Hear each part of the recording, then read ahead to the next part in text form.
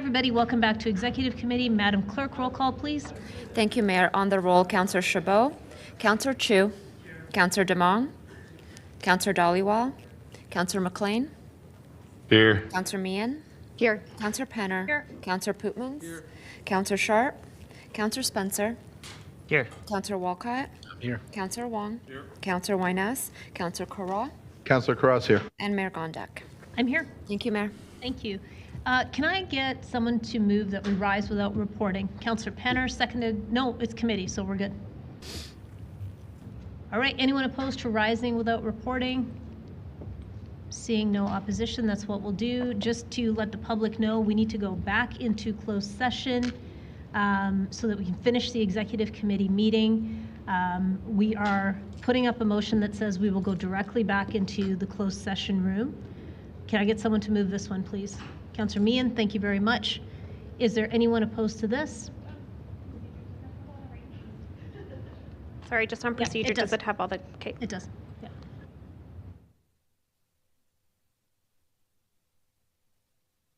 He's on the admin team.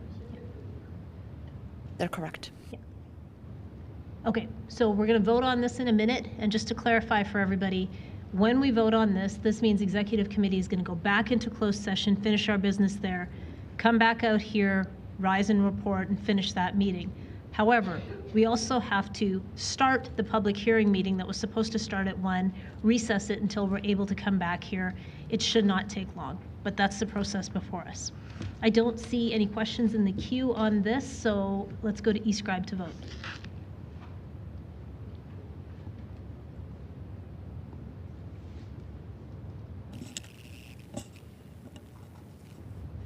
Councillor Chu, your vote, please. Yes. Thank you. Councillor McLean, your vote, Yes. please. Thank you. Councillor Pootmans, your vote, please. Yes. Thank you. Councillor Wong, your vote, please. Thank you. Mayor Gondek, all the votes are in. Thank you. Could you display the results, please? That is carried unanimously. So I will recess this executive committee meeting until we're able to return.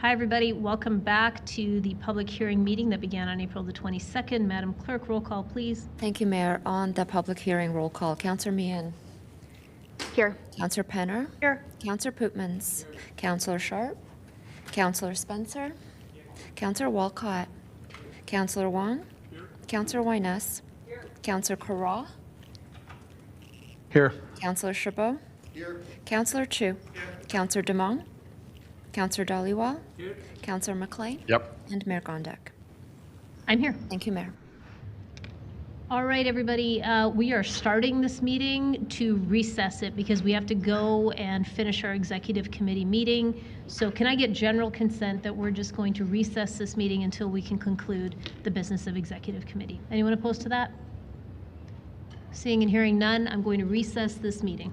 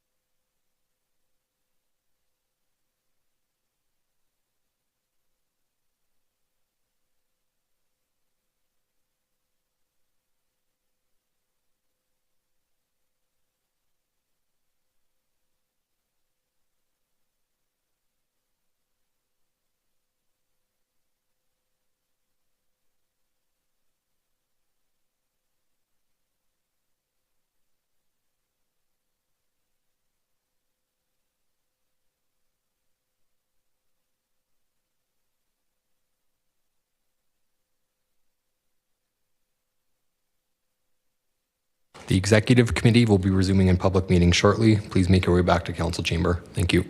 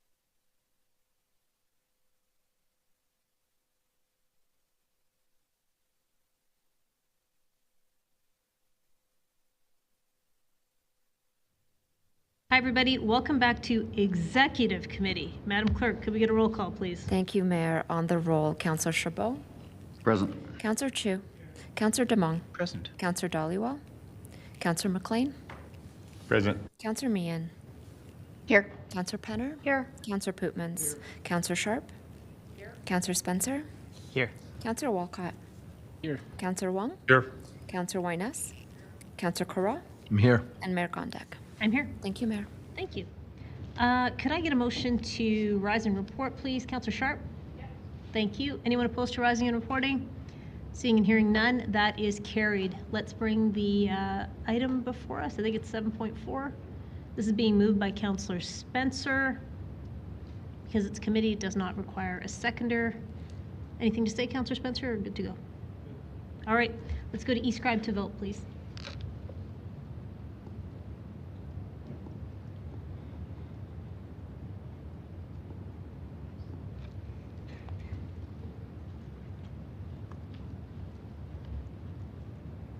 Counselor Penner, your vote, please. Thank you. Counselor Chabot, your vote, please. Yes. Thank you. Counselor Chu, your vote, please. Thank you. Counselor Pootmans, your vote, please. Yes. Thank you. Mayor Gondek, all the votes are in. Thank you. Could you display the results, please? That is carried unanimously. All right, with that, do we have anything else on the exec agenda, Madam Clerk? That concludes it, Mayor. All right, can I get someone to adjourn the meeting, please? Counselor Demong, thank you. You still can, can't you? Madam Clerk, yes, he can. All right, anyone opposed to adjourning? Seeing and hearing none, we have adjourned Executive Committee.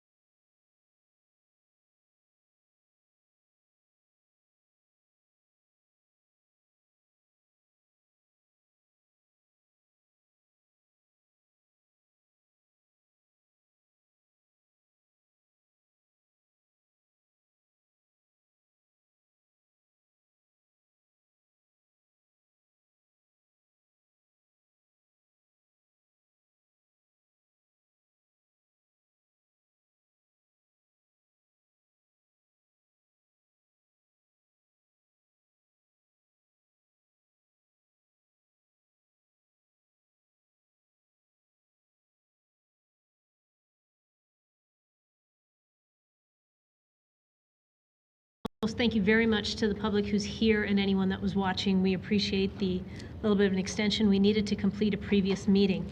We're going to pick up where we left off where we left off yesterday. So yesterday when we concluded, the main motion had been moved by Councillor Meehan. It had been seconded by Councillor Walcott. We had gone through referrals and we had gotten into amendments. The amendment that we're on now, for anyone that's following along on council, is from Councillor Sharp. It is the third one in a row that's coming from her. It is on the screen. I'll go to you, Councillor Sharp. Thanks, Mayor. So, yes, this is going to be in regards to parking. When we approved the parking requirements for RCG, we did so with the understanding at the time that council would have a role in determining where RCG districts were going. We were not discussing blanket rezoning or applying this new district to areas of the city without a chance for this council to consider the context. The fact is, there are some neighborhoods in the city where it's much easier today to get around without a car, and other parts of the city where it would be more of a significant challenge. While we should, of course, work on improving transit services to all parts of the city, that's not a change we can make overnight, unfortunately. Until then, it's still going to be necessary for some households, and maybe most households in many parts of the city, to have a car. People need to park in those cars somewhere. People need to park those cars somewhere. It's going to be a long day. There isn't enough street parking in all neighborhoods to accommodate those vehicles, especially if 1 out of every 2 units in RCG development has to park their car on the street, assuming there's only 1 car per home.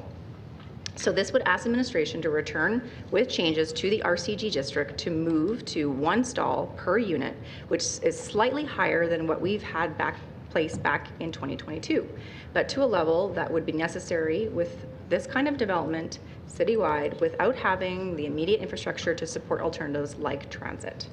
Perhaps as part of the city building program, we'll want to look at changing that for certain portions of the city with a modifier. But as long as this is a blanket decision, we should be setting a minimum parking requirement at the level that we know works. Thank you. Let's go to Councillor Chabot to second. Anything to add? Well, it's something that we've debated in the past. I've always advocated for one-to-one parking, so happy to support it. Thank you. Let's go to Councillor Walcott, please. Kick it off right at the beginning. There's a couple kind of key things to consider.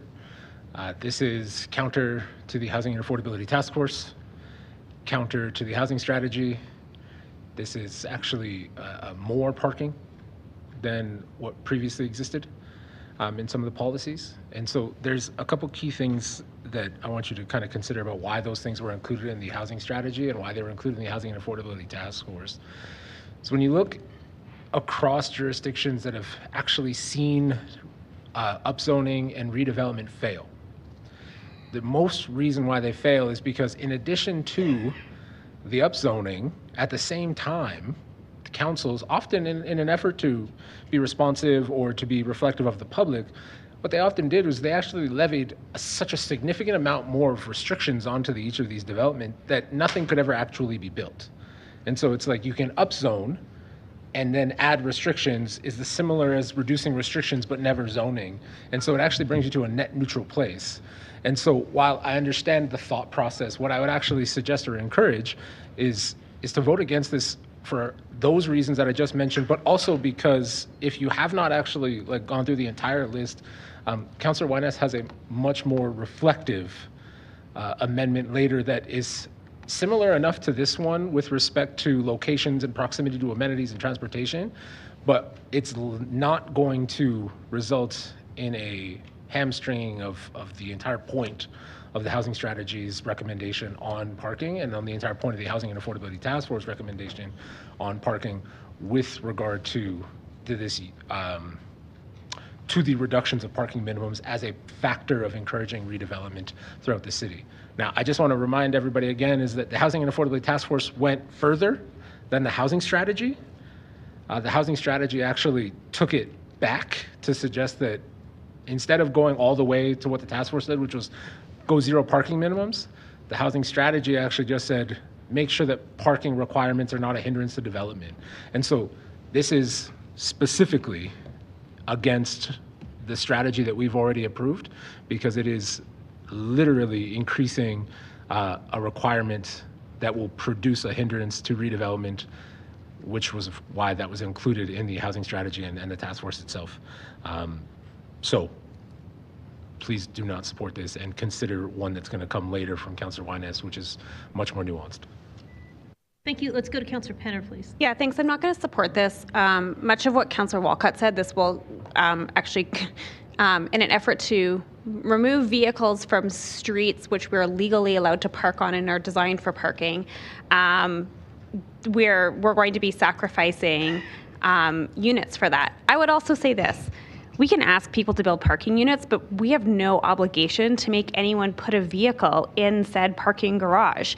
You could have a large truck that you can't fit into a garage. You could have a household with 2 parents and 4 teenagers and they got all own vehicles, and you're going to have street parking. I live next to a neighbor who had 2-car garage and 4 vehicles to himself. And so not all of those things fit on the garage. In fact, he only used one side. So to say that off-street parking is the solution to on-street parking, it's just a fallacy in so many ways. And it actually, and it does, it detracts from the availability of land that we can put living units. So I can't support it because, again, our objective is to provide housing for people, not housing for vehicles. Thank you. Let's go to Councillor Wong. Thank you, Mayor. We've heard loud and clear from over 700 people that parking is a consideration, largely because we are a winter city, largely because we are a city that's regionally spread out.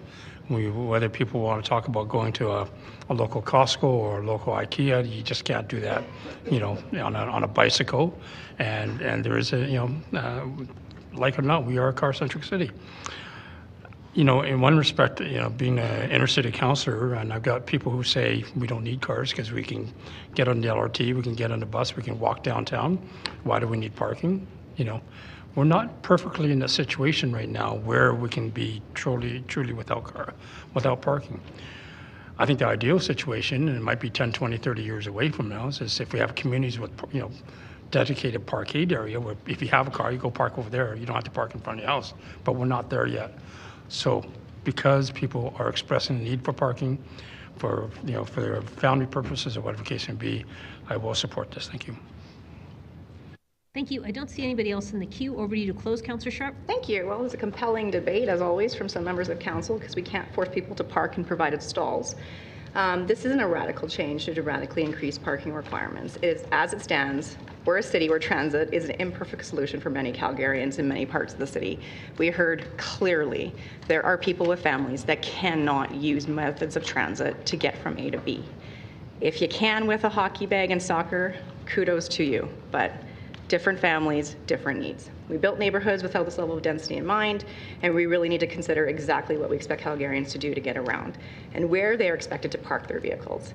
We don't have a level of density that needs to support alternatives for really high level across the city anytime soon. So I think you need to reflect on that before you vote. Thanks. Thank you. E-scribe to vote, please.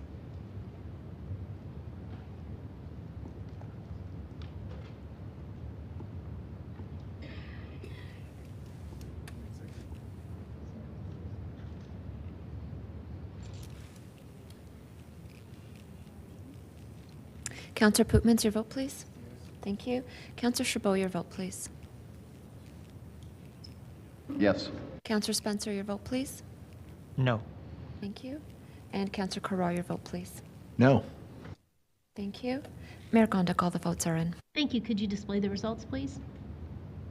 That is defeated 7-8 with Councillor Walcott, Spencer, Henner, Wyness, Dhaliwal, Carraw, Meehan, and myself voting against.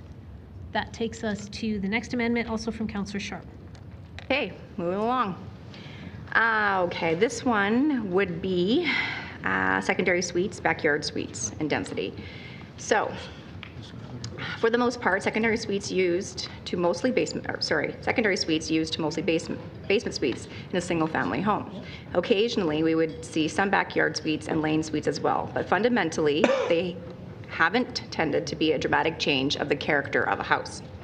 But in a lot of these new RCG developments, secondary suites are basically indistinguishable. They are not the primary suites, except if they aren't at grade. When we're talking about 4 units each with secondary suites, that's really double the density we're claiming, and it can be twice as many people living there too.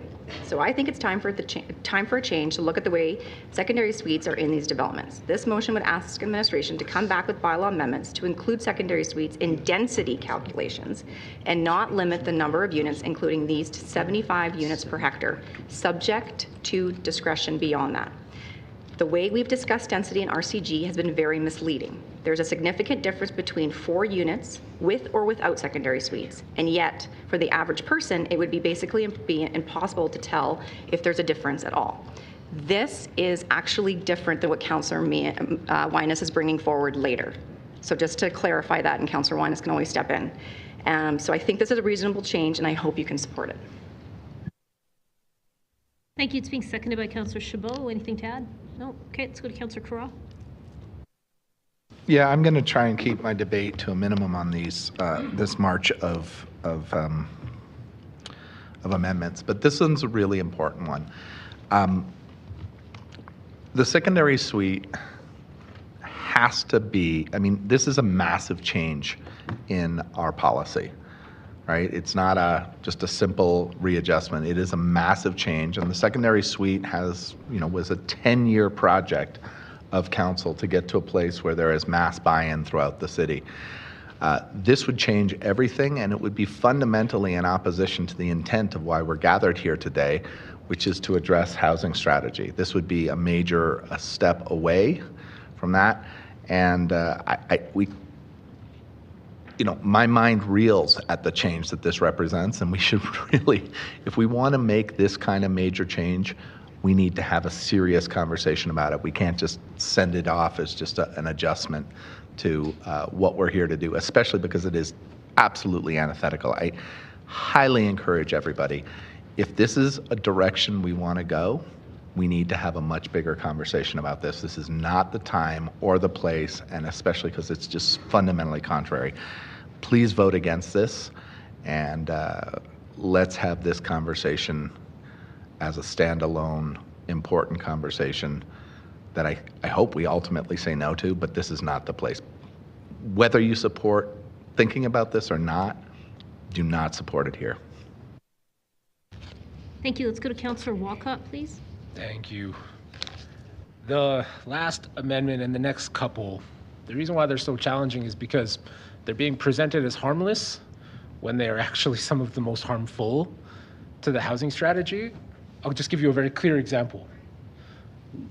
This right here alone eliminates CMHC funding from almost every single row house application, because CMHC and the City of Calgary do something different, right? And this is why, again, to circle back to Councillor Wyness's future one on this one is completely appropriate given the work that the land use bylaw is doing anyway. Because CMHC, the federal government, on their financing rules, count suites as units, when they apply for a row house and they do say 4 units and a backyard suite, 4 units and basement suites, that gets them financing, which has a requirement of affordable housing. Because it has a requirement of affordable housing through financing, you are getting below market units in these developments, but the minimum is the unit count is 5. At 75 units per hectare on a standard lot, that number is 4. You do 75 hectares, you get duplexes with suites, you get row houses with no suites, and I understand that there's always been an urge to push toward RCGX, but you're actively eliminating one of the fastest and most effective ways of getting affordable rental onto the market through one of the most effective streams of funding, simply just by adding those 3 words without increasing the density. Again, if you want to count suites and primary units, that's actually completely normal in some of the work that I know the land use bylaw is doing. I've always personally pushed against it because I don't really ever care where people live. They're still counted in the census, right? So people living in your basement still get counted, right? So the infrastructure still get counted. Population still is what matters to transit infrastructure. Population is what matters to mobility infrastructure. Population is what matters to actual usage of waste management and waste and recycling. Population has always been the thing that is most important, because you can have 45 units, but if they're empty, it doesn't matter. It only ever really matters about people. And so I just want to be very, very clear, is that this is very harmful to our partnerships with the federal government's financing programs with the development industry to actually get affordable housing built. This is very, very harmful in our communities. And again, there is a recommendation coming later that addresses this concern, because the community is represented that they want these calculations so that they have a better understanding of a unit count, that does not hinder our ability to create affordable housing. And as everyone has stated, affordable housing is the answer, affordable housing is the solution. And I'm telling you right now, this is actually going to work against it. Thank you. Let's go to Councillor Wong. Thank you, Mayor. Just a question for administration. Councillor Walcott made reference to CMHC funding, Housing Accelerator Fund funding there. Recently, I was in Vancouver and Victoria, where the province of BC has accepted a rezoning across the province. My question to you, and I don't know if you have the answer, does BC count the secondary suite and as a unit? Do you have it? To be honest, I'm not 100% sure. I believe they do, but I believe they have the densities that actually allow them to get the CMHC funding. Okay, because again, particularly when I was in Victoria, and I saw a lot of secondary suites and different sort of suites, and the people I talked to, have family in there, and it was again at the end of March, people I talked to said, we took advantage as best we can to be able to put people in places, whether it be, counting or not counting secondary suites, we just fill the spots, period. So that was it. Thank you. Thank you. Let's go to Councillor Chabot, please.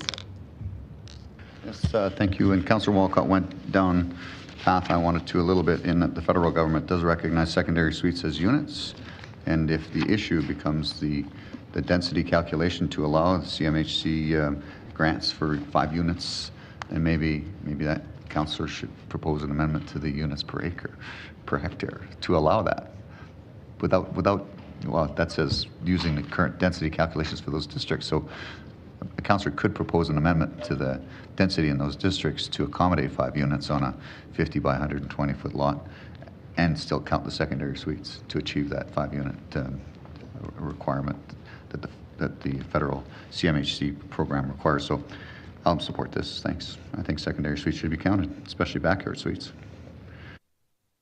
Thank you. Let's go to Councillor Penner, please. Thanks. I actually have a question for administration. I know very much what we're focused on is established area growth. How does this affect greenfield growth and density calculations in the greenfield? And how does that potentially create less homes in the greenfield? And from some of those density targets that we've been looking at? Yeah, actually, this amendment could have really big impacts on the greenfield. I think that's probably where we're going to see this impact more so than in developed areas. I think part of what it really does is it takes our density calculations and it almost reduces them by half. So right now, from our density projections, sorry, I'll move my computer. So right now, the density projections, we don't include secondary suites in that. So if we all of a sudden started to, we'd have to really rethink how we require that through ASPs. It's not a small amount of work to do that work. We'd have to think about how pretty much all of our city services respond to density and how we calculate our needs. And this could seriously change that. And it would require a lot of time to do that. Okay, so that's a big deal, because we're really talking about the whole city and the entire city on creating less homes across the entire city, not just in established areas with this. So for example, Councillor Penner, like RG doesn't even have a density calculation. This would be introducing a new density calculation into all of our developing community districts, and thereby creating an additional rule where we'd have to double check if everything works together. Right now, density is essentially based on 150 square meters per unit, not not a density calculation. And that's because Greenfield, the way we develop in Greenfield is very different than how we develop in the developed areas. So we don't look at that unit per hectare basis. So we'd be going backwards. Interesting. Okay. So there's a lot of reasons to not support this, but I think the biggest thing is that again, our goal is more housing, and while we are very much talking about established areas, we are recognizing that we need growth across the entire city. And so when we bring things forward that limit growth across the entire city, and how we grow and all the relationships and the and the work that has to get redone, I can't support it.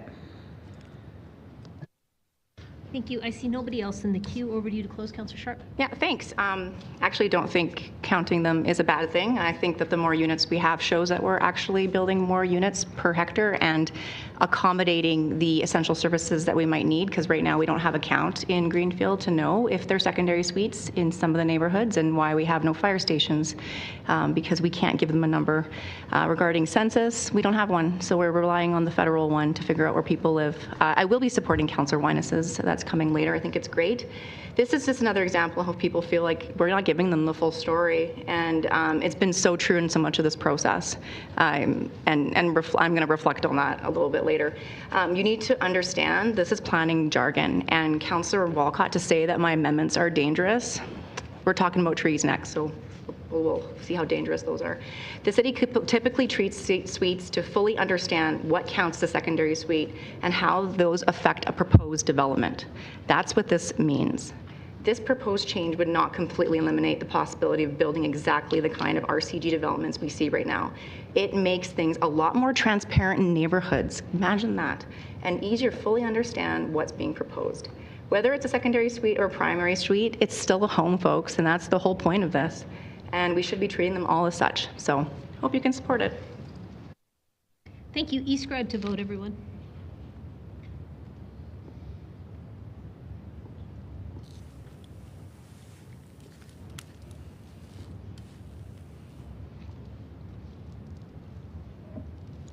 Councillor Spencer, your vote, please. Thank you. Councillor Corral, your vote, please. No. Thank you. Mayor Gondik, all the votes are in. Thank you. Could you display the results, please? That is defeated 7-8 with Councillors Walcott, Spencer, Penner, Dhaliwal, Putmans, Carra, Meehan, and myself voting against. Councillor Sharp, over to you. Okay, this one's about trees. We're really lucky to have the tree canopy in Calgary that we actually do. It's part that forms city-owned trees, but a significant portion from the trees is actually on private property. We can't plant those trees if there's nowhere to put them.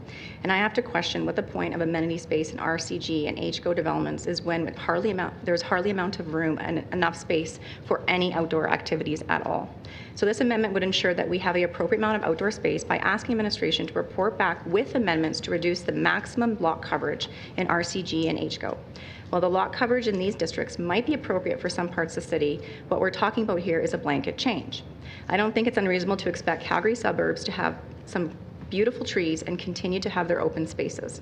So if we're taking the blanket approach, this is obviously something we need to consider. And we have heard that from both sides. People that support blanket and people that don't, that want to support the tree canopy and don't want to lose their existing trees. So hope you can support this. Thank you. Councillor Chabot to second. Yes, I'm happy to second this motion. There's also provision in this amendment to ensure that there's 20 square meters of amenity space per unit, although it's not specifically referenced in this amendment. That amenity space could be provided in a number of different methods, not necessarily all at grade. So I do think there's the ability to actually provide that. There's other municipalities that ensure that there's a minimum amount of amenity space per unit. I think this is a reasonable request and happy to support it. Thank you. Let's go to Councillor Penner, please. Thanks. So questions for administration. An appropriate number of trees are provided. Can you just give us a quick recap on what the tree rules are already for RCG and HGO? Absolutely. So right now in RCG, we actually have one of the best landscaping tree requirements of what I'd say is all of our districts. Right now on a 50 by 120 foot lot, you essentially need 5 trees and 15 shrubs. That is more than any RC1 or RC2. And in fact, what you have on the screen would go beyond an RC1 and RC2, what they're even allowed to have, so, or required to have. The 55% lot coverage would really worry me, just because, as I said yesterday, our rules really work at that 60% lot coverage. We're getting the 5 trees and 15 shrubs, so we're getting way more trees than we would on every single or semi-detached, and we're getting the built form. So we already kind of do this with the 60%. In terms of amenity space, RCG does have an amenity space requirement. It's just considered through a different terminology. It's essentially a courtyard dimension between units, and it's actually more than that 20 square meters already. Thanks. So I'm not going to support this, and here's why. So one, I think when you reduce lot coverage in order to get more amenity space, and trees is what I see as the goal here, you're essentially trading indoor living space for outdoor space that you may or may not choose to use. And so when we think about individuals or families who are choosing a product like RCG or HGO, they may be choosing that from a lifestyle perspective. They may not want to maintain a yard, and they may prefer more space for their bedroom or for storage.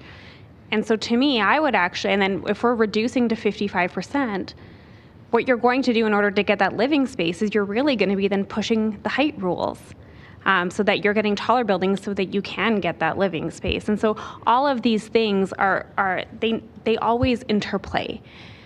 And so I can say that, family members who live in an RCG type product, as someone who lived in an RCG product herself, and actually sometimes things she would love to go back for one, because I don't always want to be doing yard work. We for those people who value outdoor amenity space, they are going to seek a property with outdoor amenity space for them to use. For people who are not interested in that, a smaller yard may be totally appealing. And so by mandating yards for the sake of aesthetics, I don't actually think it's good policy. So I can't support this. Let's go to Councillor Carra, please.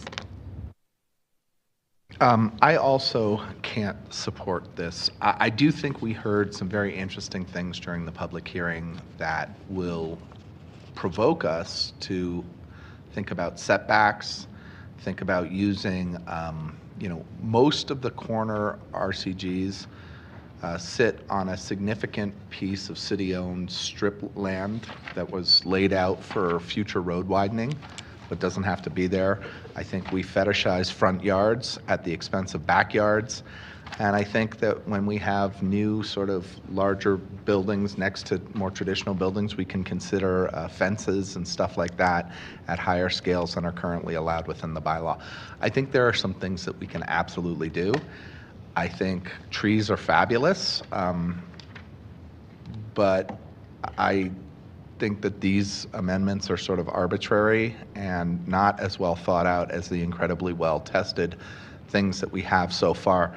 So I hope what we plan to do is refine what we have and not significantly alter what we have at the expense of why we're gathered here today, which is to find a way to get the market to build more housing, and this does not do that. So I look forward to actually solving the problems and refining what we have, and not supporting this, which claws backwards in the wrong direction. Please don't support this. Thank you. Let's go to Councillor Meehan, please. Yeah, I also can't support this, and on their face they sound good until you know what the existing rules are. And I think having even higher levels for RCG than you have for RC1 and RC2 is just putting like an unfair level of burden here. I agree with Councillor Carra. Like there's ways that we can get at better amenity and green space, and I think it has a lot to do with setbacks. And that will come through the land use bylaw. So I think that there's a way of getting there. I also heard some comments like, oh, well, we're trying to dictate how people live. Like, actually, no, like minimums dictate how people live. And that's why they can be very challenging from a planning perspective, because they prescribe a certain type of outcome. And so I absolutely cannot support this, and likely won't be able to support several of the other ones. So thanks for bringing it, but I won't be able to support. Thank you. Let's go to Councillor Walcott, please. Why break my streak now? For the most part, again, a lot of times this seems like harmless on the surface because it's being presented as a response to something that was said. The challenge that I always have is this perspective that administration is also not listening and is also not responding. And I've always wanted to be very clear about that, is that the amount of times, even in the last 2 years, that administration has listened, responded, it's just not identifiable in the same meetings per se. For example, when we changed the rules for RCG and HCO, it was done in response to so much of the public concern that has been expressed throughout the public hearings, throughout land use and so on. And so to sort of come forward with kind of a untested solution that it's not really based in anything but just presenting a concept that we think might appease people, it actually takes away from the ability for administration to go ahead and do this work, which is, again, why, circling back to the notice of motion that already is on the table from Councillor Wong about tree protection and the amount of work that's going into there. There's so many unintended consequences just from C alone that isn't reflected in A and B. So for A and B, it sounds normal, it sounds fine, because you're like, who doesn't want an appropriate number of trees? Who doesn't want more amenity space, right? But then we just found out that that's not more amenity space, and the unintended consequences of a reduction in maximums without clear purpose. It's something that needs to be worked out through the land use bylaw and not on the fly like this. If this was something that even said do this in the land use bylaw, worth a discussion, but not on the fly like this. Let's go to Councillor Thaliwal, please. Thank you, Mayor. I just want to get an opinion on this from our director. She's at the back, from climate strategy perspective. Sorry. Carolyn Bowen. Yeah. Sorry, Ms. Bowen.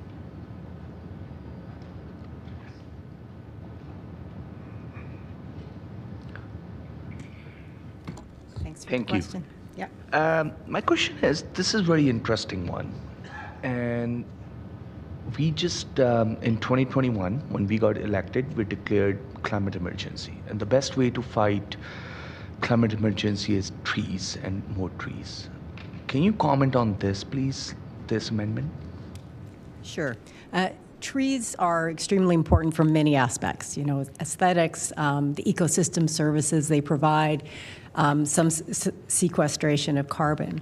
And we always encourage tree protection where we can. And when we can't, I know certainly urban forestry team looks to replace private tree loss on public land where possible. When you actually look at the carbon sequestration from the trees, from say private trees in yards, we get more climate impact by protecting larger tracts of land, native land on the outskirts of the city versus the smaller trees. Again, protecting trees are important, but where we can protect grasslands, wetlands, and trees on the outskirts of the city, larger tracts of land, is more impactful for climate adaptation. Okay, sequestration. Great. No, thank you. I want you to focus on C. What does that mean? Right now it's proposed 60% of the lot coverage. What difference does it make from 60 to 55? I would defer to our land use folks, maybe Lisa. I think Ms. Khan can. Yeah, I was going to go there, but I just wanted to understand from climate strategy, does that make any difference? I honestly, I can't really comment on that. That's okay. I would That's defer to our experts. Okay. Sorry about that. From what perspective are you talking, Councillor Dhaliwal? I'm just talking about all the perspectives, climate change, affordability, housing, everything. Personally, I think the 55% has the biggest impact on actually getting usable square footage for floor area. When you're looking at a row house on a typical 50 by 120 foot lot, and you're looking at 4 of those row houses, you're looking at about 600 to 700 square foot floor plate. And that is probably the floor plate where you can get about 2 to 3 bedrooms, you can get a usable space. When you start going smaller than that, you're starting to get really small floor plates that don't create space that's really great for a family to live in. So that is my argument on the 60%. In order to keep 60%, if we're still keeping parking and we're still keeping that in the lot coverage percentage, and we still want livable, usable homes for people, it's really hard to go below 60%. In fact, in our new areas, we allow 70%. So there's already a discrepancy between incentivizing development of row houses in Greenfield versus developed areas. Okay. My next question is HCO. HCO does not have maximum density. HCO is FAR 1.5. Whereas RCG is maximum density 75 units per hectare. So I'm struggling with C. How can we, like you just talked about it, I just want to understand, how do we achieve those units? Can't we make our RCG more like HCO with the FAR rather than a maximum density? We could absolutely look at something like FAR, but what I'd say is that in both of these districts, parking is the determining factor in terms of how many units you can get on a parcel. That is what's going to limit it. Even at the 0.5 requirement, when you have that requirement, there's only so many spots you can do, like along a lane or along a frontage. And so for me, it's less about, like, yes, FAR density is an important tool to regulate number of units, but right now we're beholden to parking. Okay. All right. Thank you so much. That's it, Mayor. Thank you. Let's go to Councillor Wong, please. Thank you, Mayor. Ms. Bowen, please. Councillor Dhaliwal went part of the way. I'm going to finish that question, and that is that on a 50 by 120 lot, 6,000 square feet, going from 55 to 60%, right? It's effectively only about 300 square feet. That 300 square feet relative to whether it be, trees or, retaining water, particularly in a drought situation, does that 300 square feet make a difference? Sorry. I think wherever we can, any place on yards, et cetera, where there is space, we try to look at options for, whether it's stormwater or xeriscaping or trees. In terms of how much difference it makes, again, I would defer to our experts in land use. Okay, I was just thinking from an environment and climate perspective as opposed to land use. So from 300 square feet, you made a statement earlier that you get greater benefit in wetlands and the outer greenfields and that sort of things, right? Yeah, from a carbon sequestration, biodiversity adaptation perspective, where you've got the large tracts of land, that makes significant difference. Okay. I can chime in as well if you'd like, Carolyn. I was just going to say we have somebody on the line, Ms. Rajavali. Go ahead. Thank you, Councillor Wong, for your question, Rehan Rajbali. What I wanted to add to this is, or maybe elaborate a little bit on, is that if we look at the climate strategy overall, I think there's two components to think about. What Director Bowen alluded to was the idea that in preserving the landscapes at the fringes of the city, in many cases, these are also intact areas. It's not a matter of it being someone's yard or someone's, driveway that or someone's own backyard that might be Kentucky bluegrass, which is quite water thirsty and which doesn't necessarily have that full suite of biodiversity and climate adaptation ecosystem services that intact natural features at the periphery of the city or in the developing areas might still have. I think the other component to think about when we talk about the overall impact of point C to the climate strategy is the consideration that having the density, having the format, the housing format that Ms. Khan alluded to for row houses helps us get to the density targets, which in turn support the climate mitigation components of the climate strategy in terms of reducing the transportation emissions as well. Okay, thank you. Ms. Khan, so back to this, at 6,000 square feet, your 60% lot coverage, I believe you said that gives you 4 units above, 4 below? On a typical 50-foot lot, yes. If there's other restrictions on that lot, maybe not. Right, so if we go to 55% on a typical lot, that gets you to 3 and 3, is that right? Sorry, could you say that again? If you go to a 55% on a typical lot, is that 3 units above, 3 below? You can put 4? What that would do is reduce the floor plates of each of the units or require it to go to 3. It really depends on how a developer decides to do that. Okay. The economics of going to a 3 and 3 in today's marketplace, would you see people doing 3 and 3s? No, in fact, RCG tried that for a long time before we made the amendments in 2022. One of the biggest reasons is because when you hit 3 or more units, it's actually up to the developer to include stormwater management on site, and that actually requires quite a bit of money to put into it. So using that 4th unit is really needed to get that market. Okay, thank you.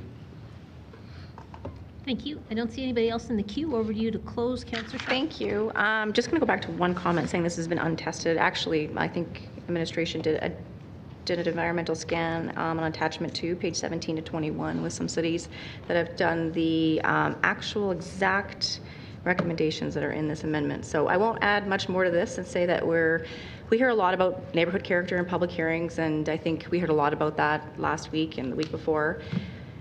And I think everyone defines that completely different. I think it's an important part in most pleasant neighborhoods, regardless of density, that they have common open space, greenery, and impressive trees. And we need space to do that, and that includes private land. And that, I am closed. Thank you. E-scribe to vote, everyone.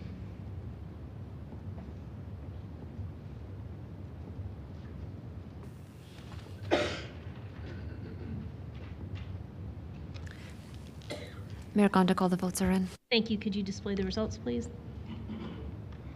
That is defeated 6-9 with Councillors Walcott, Spencer, Henner, Wong, Thaliwal, Putmans, Kara, Meehan, and myself voting against. Councillor Sharp, we're on to your next one. So this one's about privacy. One of the most consistent sources of opposition to blanket rezoning we heard about is the actual built form, buildings that are allowed in proposed districts. These are large concerns related to privacy and shadowing. People are concerned that neighbors will be looking out of their windows into backyards and are mostly private right now, or even looking directly from higher windows right into someone's bungalow bedroom. Now, with what we understand about the process, that these are factors administration considers during the development permit process. Also, council doesn't have apparently a need to direct a role in this, which is understood.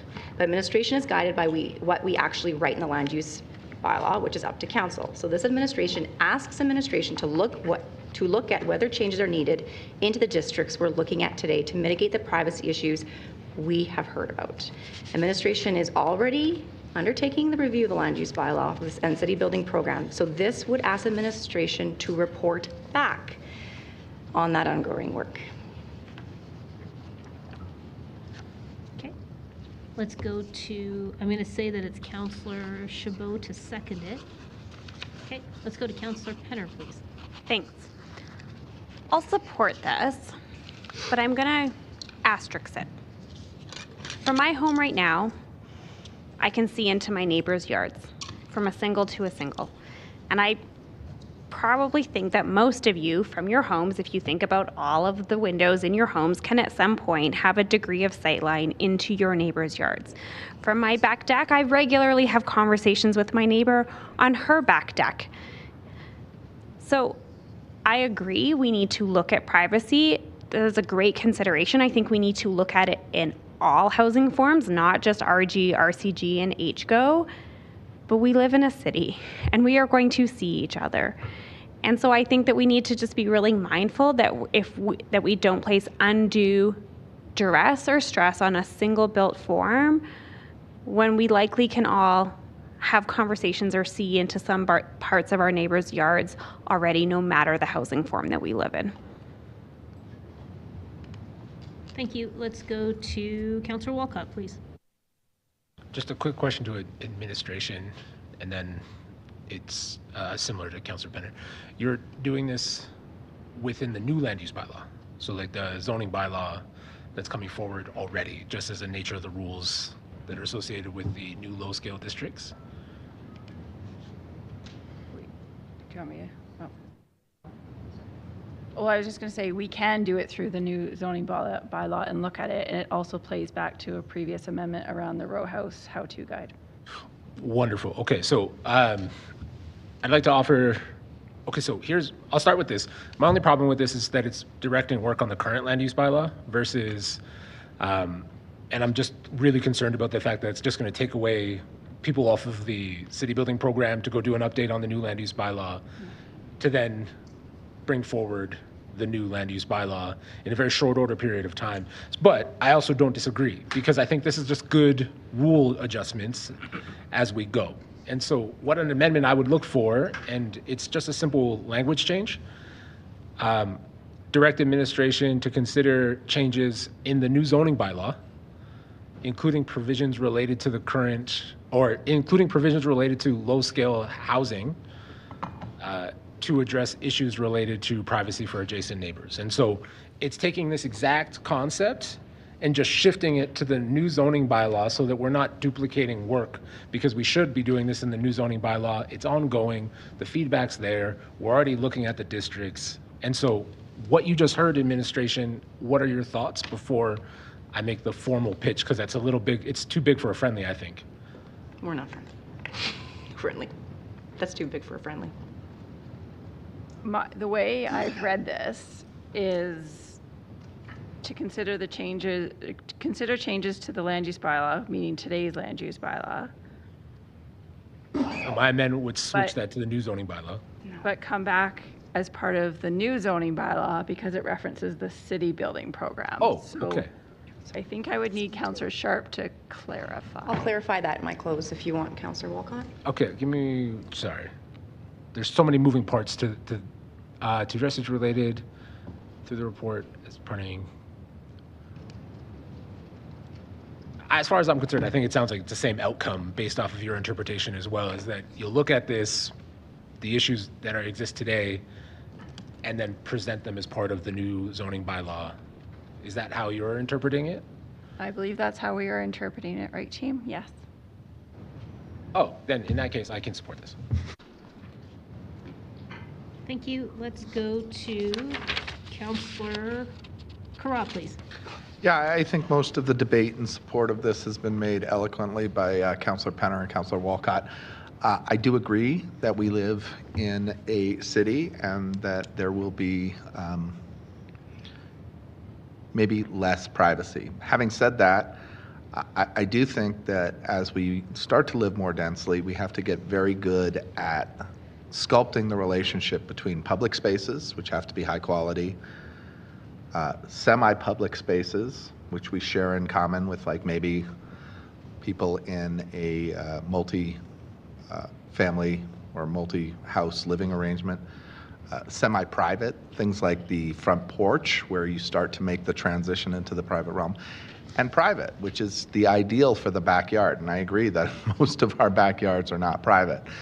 But I absolutely think that as we start to create more density and start living closer together, and with the tool of the land use bylaw, we can start to get very thoughtful about that and drive better outcomes for everyone. So I'm happy to support this because I think this sends a strong message from council that we should head in that direction. Thank you. Let's go to Councillor Spencer, please. Thank you, Mayor. I live in a house I mentioned in another comment where I look right into my my neighbor's house through the windows, and they often have the blinds closed. I won that battle. I do believe in terms of neighborliness that we need to do what we can within the rules that we have available to us to try and create opportunity for the flourishing of great neighbor-to-neighbor relationships. So I'm all for a great, robust conversation on this. I'm actually personally don't love 8-foot, 10-foot fences because of what it does to the interactions between neighbors. And when it comes right down to it, depending on the type of family that you are, the type of individual that you are, and the kind of relationship that you have with the person next door to you, there's a very fluid conversation. So I like the idea of having some discrepancy in terms of how you mitigate this. But I mean, getting line of sight as you're building a home or redeveloping on where the windows are going to line up and things of this nature. I don't know if that's too onerous, but I think it's a great opportunity for a good conversation, so I will be supporting this. Thank you. Let's go to Councillor Meehan, please. Yeah, I'll support this as well because I think privacy is an important conversation and is evolving conversation, and through the land use bylaw is an important place for it to happen.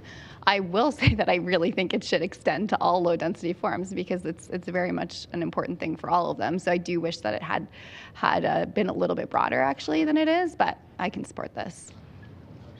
Thank you. Councillor Dhaliwal, please. Thank you, Mayor. My question is direct administration to consider changes to the land use bylaw to address issues related to privacy for adjacent neighbors.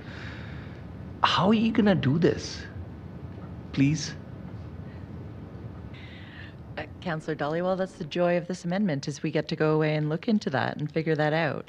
I would say there's a number of ways that we can do that through design and through good implementation, but we do have to do the work to figure that out. Isn't that going to be part of your DP process then? It definitely could be through the DP process that's looked at, but that would mean it would be a rule in the land use bylaw, some sort of rule or policy that would guide So the rule is going to be someone that we don't allow people to stand in their window and look at people's backyard? No, but it could be something as like I don't want to preclude what it could be, but one of the options that we have right now is where we have frosted windows where there's overlooking. Okay. So there could be some more things like that could absolutely be rules in the land use bylaw. Yeah, before I support this or not support this, I would want to understand what mechanism we have in place. For what? To make sure this happens, that people's privacy is protected in the backyard.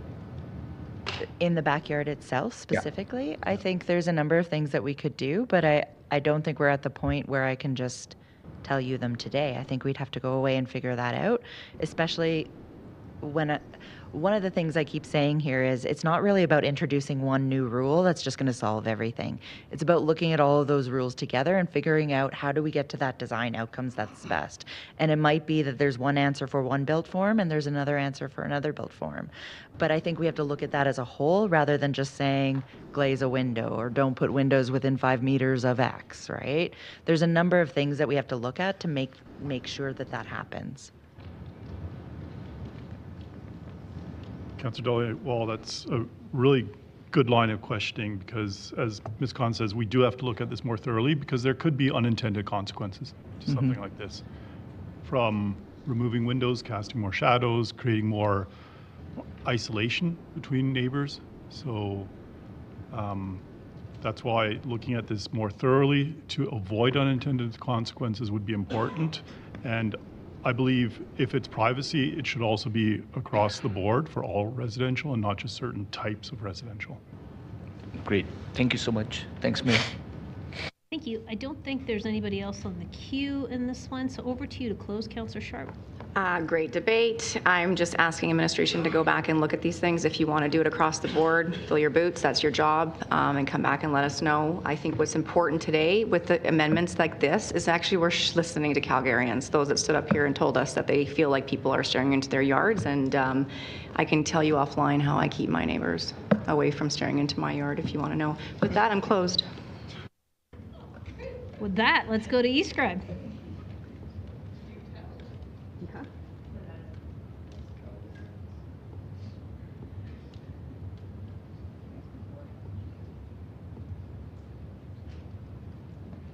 Mayor Gondik, all the votes are in. Thank you. Could you display the results, please? That is carried unanimously. Let's go to your next one, Councillor Sharp. Okay, this one I believe is, sorry, this one is with the LAPs. Okay, yes. Okay. So clearly a lot of Canadians, myself included, are wondering what point of the local area planning process is supposed to be when we simply sidestep it and make changes like this but are being proposed. Local area planning is supposed to be the opportunity for city planners to engage with communities in depth and figure out exactly how development should unfold in coming years. It's a process that recognizes Calgary is not uniform. We have unique neighborhoods and we don't expect them all to grow the same way. The city has now completed 3 of these plans, North Hill, Westbrook, and Heritage. Several more are on the way. Blanket rezoning was not something that was anticipated in these LAPs, and I think we have heard that a lot of people who participated actively in these processes felt blindsided by the proposal for blanket rezoning and wondered why they could have not done this differently if they knew this was coming. So this amendment directs administration to go back and engage with those communities and determine whether anything needs to change in them as a result of blanket rezoning. Maybe nothing does, but we need to have a look.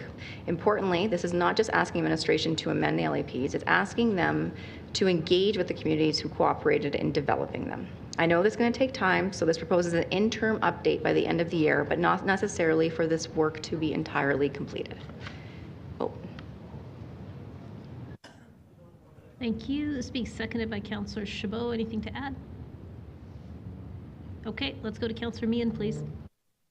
I understand like the intent of wanting to always have ongoing conversations with the community, and I think that we will always do that. And I also understand what you're saying in terms of this being an interim update, but you won't actually have heard, there won't have been anything substantially different within the timeline that you've put here. I think it'll just be a relitigation of LAPs as they are basically approved right now. And there's always going to be some level of resistance.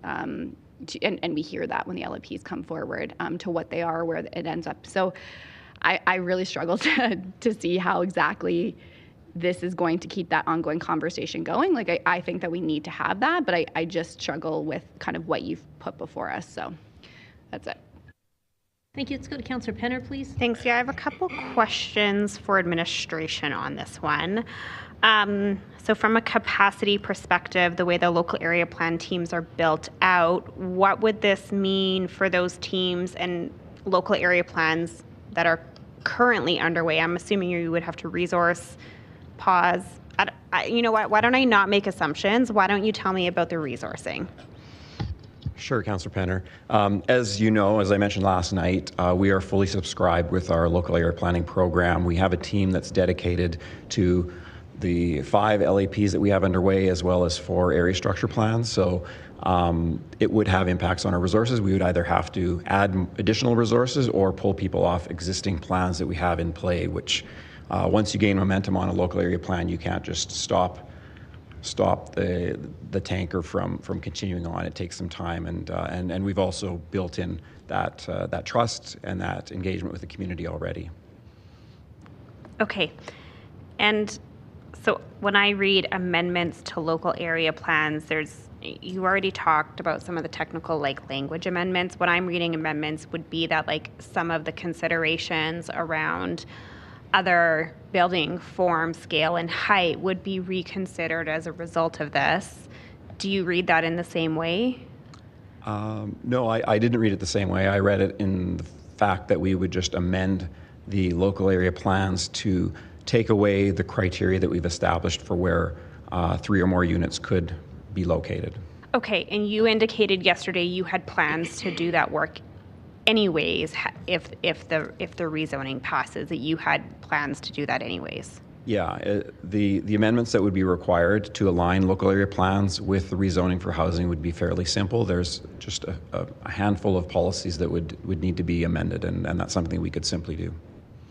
Okay, so I think I'm going to need clarification from the mover on what exactly she means, because there's a big difference between going back and talking with community about making those amendments and making sure that there's clarity and understanding on that, and a whole other thing about reopening local area plans around larger revisions around form, scale, and height on other potential areas of the plan. And so to me, those are 2 very, very different things.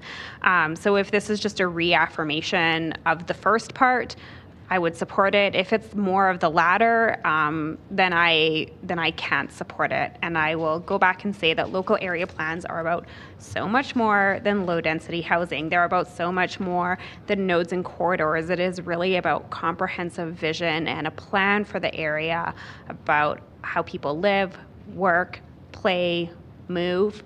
And when we simplify it down to sort of one single aspect, we do a disservice to the program as a whole. So I need Councillor Sharp to please be very, very clear on her intent so I can vote accordingly.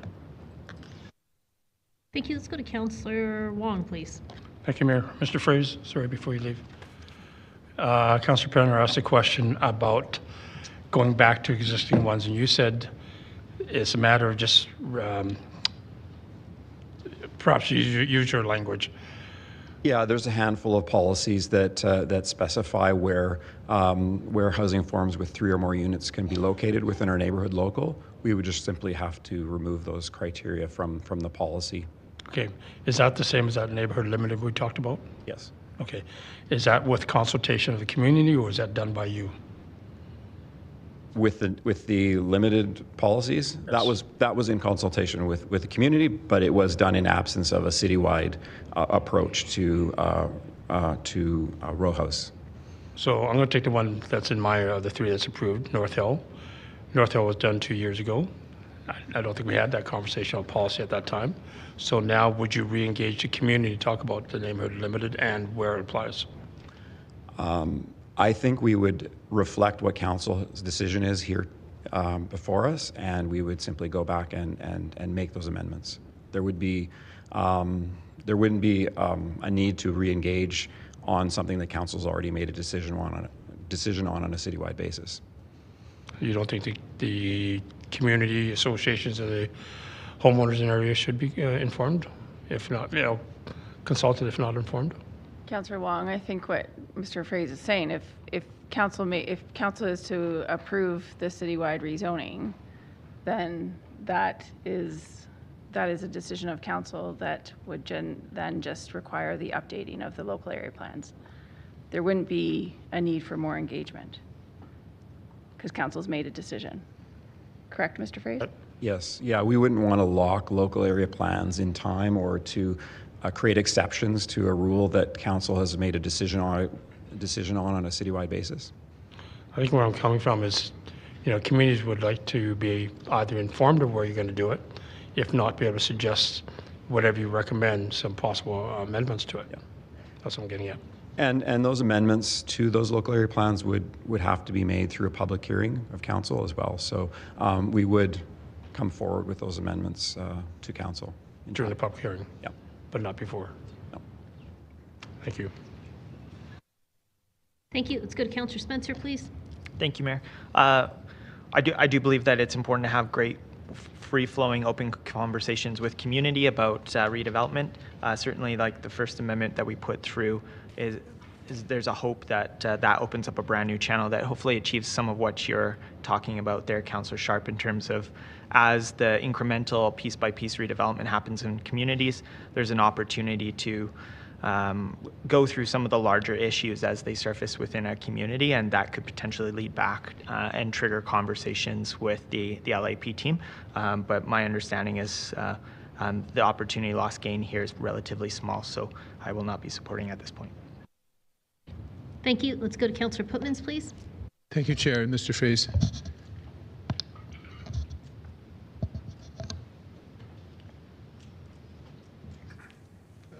All the thoughts I had have been covered off by many of my colleagues. The one that hasn't been touched upon, what kind of resources would this imply for the planning department to engage? Is this a 1 or 2 person assignment for 6 months? Or yeah, I don't have a good sense of what resources would be required. But one thing I would also mention is the issue of engagement fatigue. We've spent a lot of time with the communities that we've been engaging with so far on the 3 local area plans, and there's a lot of things going on in the city. There's a lot of engagement going on. Certainly the folks that are involved in our local area plans, at the end of the process, they've had a lot of input. They've had a lot of meetings. They've had a lot of time spent with us and on not only local area planning but other projects in the city. And so I think engagement fatigue is a real issue that we need to factor into whether we want to go back and re-engage on things like this. But I think that's what I would say there. Thank you. What strikes me, I recall fairly frequently during public hearing that a lot of neighborhoods, communities, particularly those that had recently worked on LAPs, offered those as a mechanism, a framework to work with planning going forward, where the obvious spots might be. They felt that so much of the groundwork had been done in identifying areas for density, for example. And so it strikes me this has some inherent value. I'm wondering if it can be done on the road, in the field with a fairly junior person who can just sort of get a feel for what it's like, and then if necessary, perhaps put that LAP back into the cycle for opportunities in the future, perhaps. Not so thrilled. Yeah, no, sorry, I'm not, I don't know if I'd want to subject a more junior planner to going out and having those conversations. I think that's something that would require some thought and some skill to finesse. So I feel like, as mentioned earlier, the council decision that's before us is one that is citywide, and I think that would be something that we would look to apply across the board in the local area plans that are already approved, and the ones that are in flight now, that we would make adjustments to those as well. Great, thank you. Thanks. Thank you. Let's go to Councillor Carra, please. Yeah, I was sort of on Councillor Penner's track with this, but I think Councillor Spencer sort of has sort of pushed me over to a no. And I guess what I want to add to this debate is that what we heard from the public hearing is that people like their LAPs. And I think one of the big stumbling blocks of the LAP process was to upzone to RCG or not. And nobody wanted to go first, and no one went. And so I think our LAPs are designed in the low density area to be flexible. And if we make the decision to upzone or substantially upzone to RCG today, that change can just be incorporated into the policy in a pretty minimal way. I think anything that requires a significant policy adjustment will be flagged by administration, and they will do the work necessary. But I think where we want to put most of our resources with regard to LAP is getting them out to the people, because we heard loud and clear that's what people want. So I think that this would be a unfortunate and unnecessary dilution of the resources that we have. So I will not be supporting it. Thank you. Let's go to Councillor Chabot, please. Yeah, we obviously heard from a lot of people here in this public hearing in the last couple of weeks, and there was one particular proponent that came forward, and I think she came from the school of Councillor Carra, because she was talking about local neighborhood shops, like a local coffee shop or a potential local grocery store that could be facilitated through redevelopment of our city, including going to a blanket RCG type zoning. And I think that increased intensity of use that this could facilitate could actually incentivize more of those kind of amenities. And so the idea of revisiting the LAPs to look more broadly at what ultimately the community could look like at full build out, I think would be a worthwhile endeavor to undertake, and also to bring the community in on what this is actually going to do, trying to demonstrate to them or help them walk the walk, if you will, with the city on how this will benefit their community. So I think it's a good amendment. Happy to support it. Thank you. Let's go to Councillor Walcott, please. Thank you. The engagement fatigue is a big one that was brought up, but mostly it's actually just that,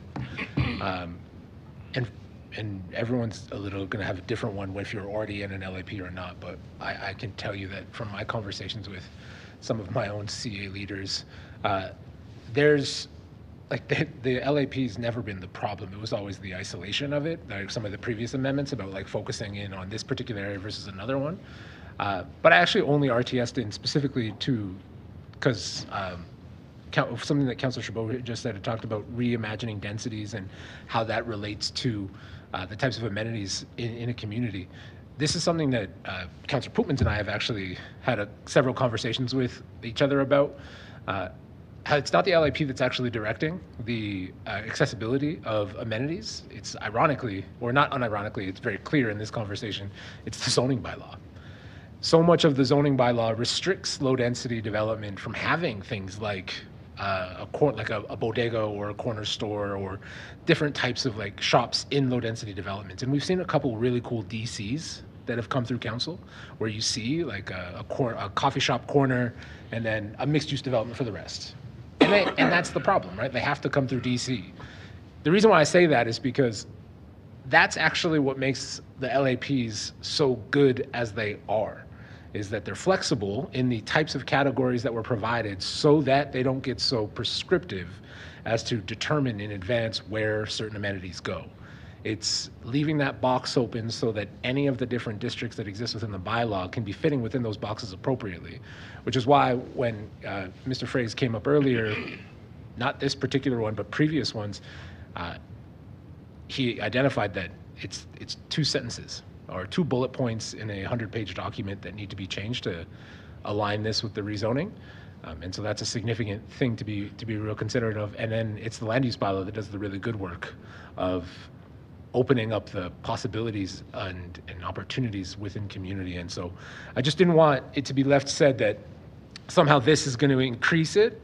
It's actually, it's spend your energy getting the LMPs done and spend your energy on the land use bylaw, because those have been the barriers to actually seeing some of these really cool things done within our community that everybody's really excited for. Thank you. Councillor, or have we gone through? Yeah, I think we're done. Okay, we're at the end. Okay. All right, so thank you. So engagement, so Councillor Penner, engagement with the communities is in there, and it's not just amending the plans to match. So this is what's important. If these are supposed to be holistic documents, changing one element can change others. It certainly could change the feedback people would have given if they'd known 3 or more units would have been allowed in places where they currently can't be. Now, when we talk about engagement fatigue, we have to be very mindful that there's 2 sides to every story. Engagement fatigue may be on certain things, but we heard time and time again in the last 3 weeks that engagement during these LEPs, understanding this was coming, would have been a positive thing. I know the city recognizes that, and that's why engagement is built into process. I've shared my concern that we're taking away the opportunity people have their say on individual developments in front of council. On top of that, I think it sends a terrible signal to people who invest in many dozens of hours of their lives actively engaging in local area planning process, only to make a major change to it and ignores it. So let's go back and have those conversations. I think they would really welcome that. People are losing trust in us, and if we want to rebuild that trust, it means we really need to listen. Revisiting these local area plans would be a great place to start. Hope you can support. Thank you. Let's go to eScribe to vote.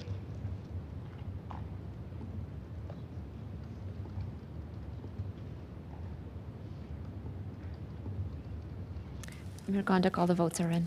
Thank you. Could you display the results, please? That is carried 9-6 with Councillors Walcott, Spencer, Penner, Karami, and myself voting against. Let's go to your next one, Councillor Sharp. So this one's about quarterly briefings. Okay, so this one, this one, I will make sure I have this one right. I think it's the next one we changed. This amendment would ask administration to report back to the Infrastructure Planning Committee each quarter beginning in 2025 on the effect that blanket zoning is having. We have told Calgarians we're carrying out blanket rezoning to help resolve the housing crisis. If that's the case, we owe it to Calgarians to be able to show them we're actually making a difference, that the city claimed it would. And if it isn't making a difference, we need to understand why. If it's making a difference, they need to deserve that as well.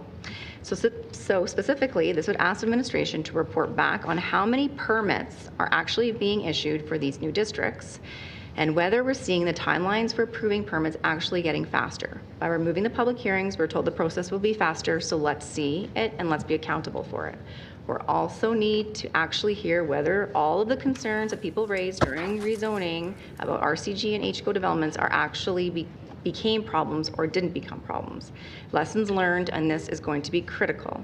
So this would ask administration to collect feedback received from the public on those issues and summarize that for a report. This is different than the next amendment because that one goes to CDC. I just want to be very clear, these are very different from each other if you're reading ahead. So that is my open. Thank you. It's seconded by Councillor Chabot. Are you weighing in?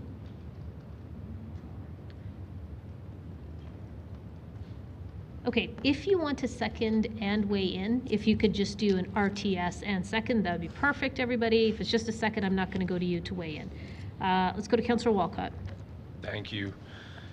This one is actually, my request is nothing more than just a reminder about actually the amount of effort that we already went into this very subject in September 14th, or in the week of September 14th, because the notice of motion that started this all 2 years ago identified the significant requirement for a reporting cycle in the original notice of motion that came through in the housing strategy. And I want to emphasize that it came through in two different ways. One is it is the reporting that's going to come from the housing strategy that includes everything that's on this list, because it's a part of the housing strategy. Again, to isolate one of the recommendations and send it to a separate committee from the rest of the housing strategy, it neglects to talk about the fact that they have to all work together. And so to evaluate the success of one program in isolation, you can't do it. You have to actually evaluate it within the concept of the entire strategy, especially because there are so many variables, which is why there are 98 recommendations. The second is that that's supposed to go to CDC, and already planned to go to CDC, with one of the first updates actually coming in a week. So the first housing strategy is coming, update is coming in a week. The second part about it that's really challenging, of course, is the location. Sending it to a different committee becomes, again, very problematic. And so there already is a reporting structure. I even understand. People might even be looking at this and say, hey, this is a simple idea. We want to have accountability built into this. And I agree to the point in which that I believe that the amendment was actually fought over in September to determine where the accountability will be built in.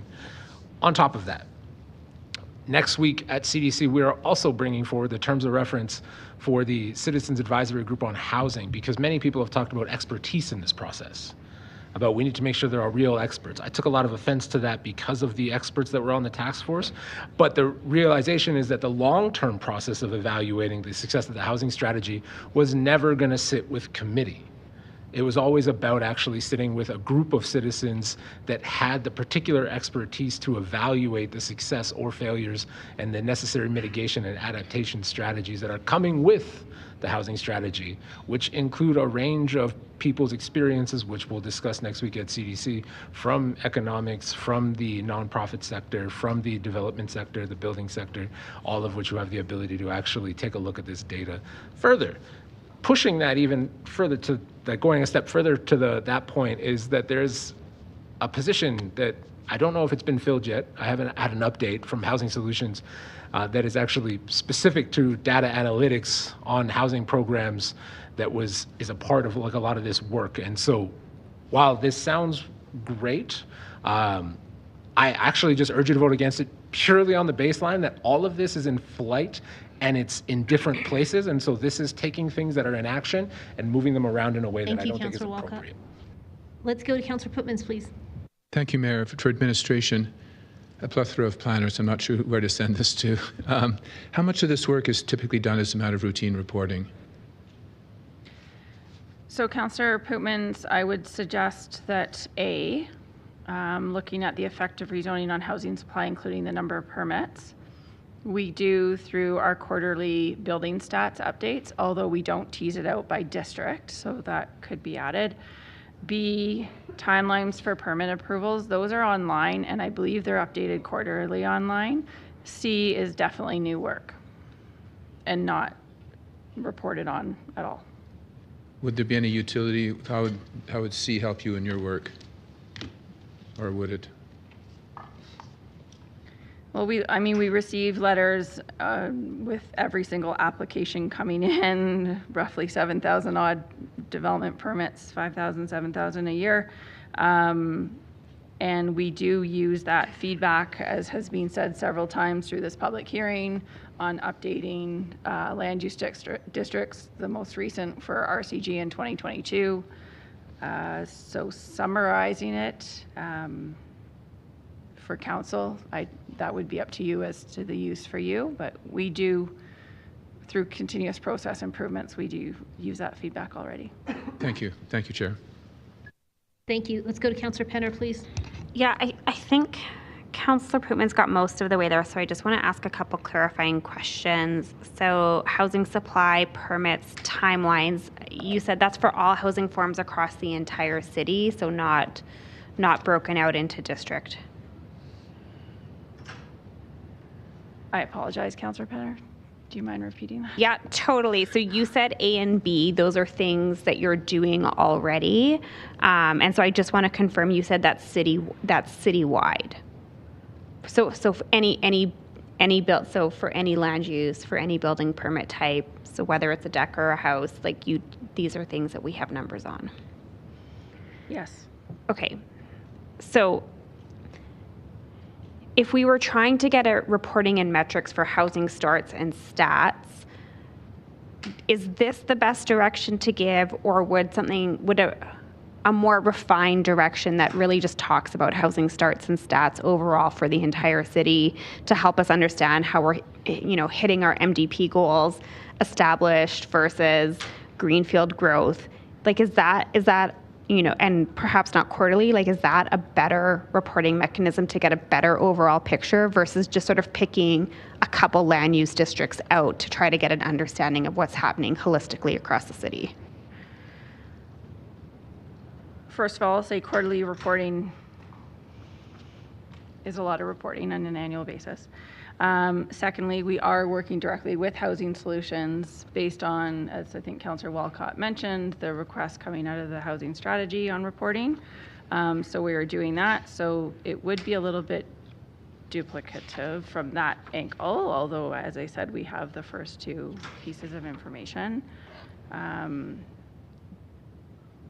Looking more holistically, I believe we're doing that through the housing strategy.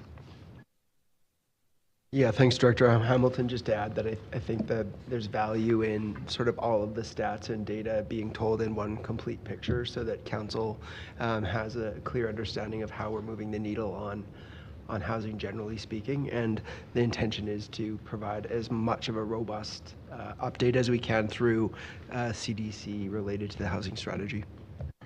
Okay, thanks.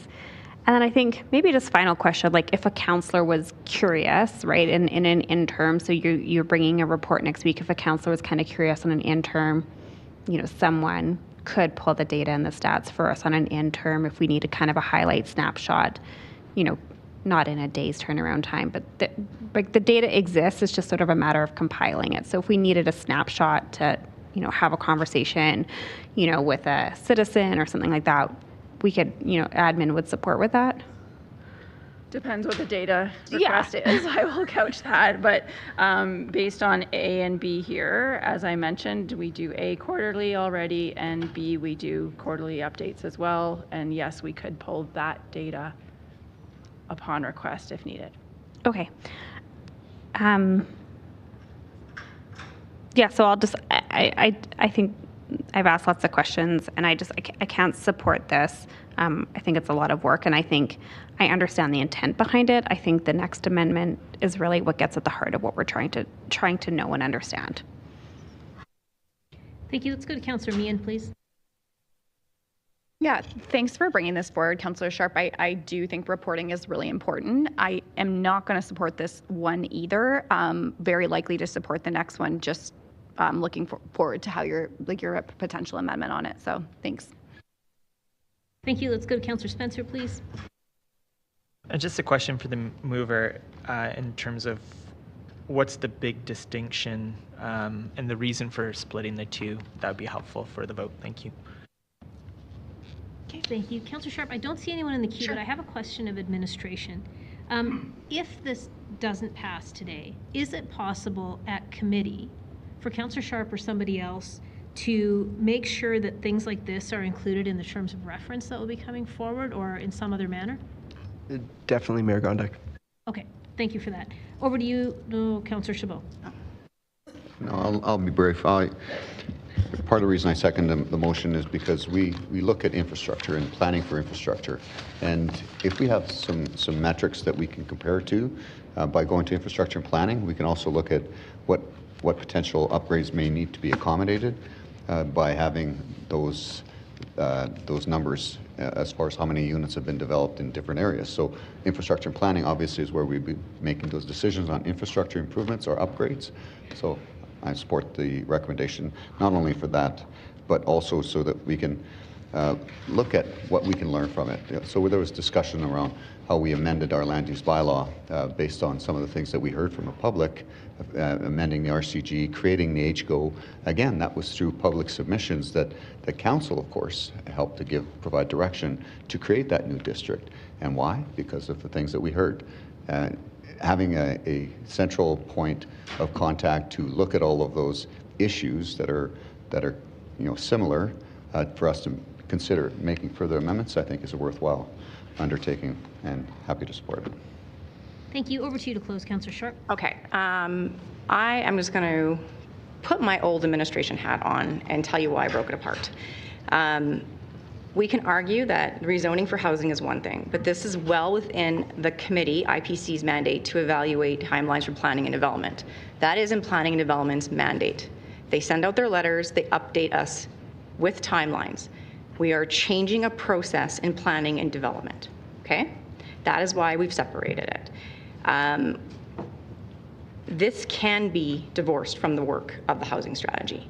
In future, we need to know that things are reported on frequently and timely, and we need to make sure that administration is coming to us so that we're transparent with the decision we made.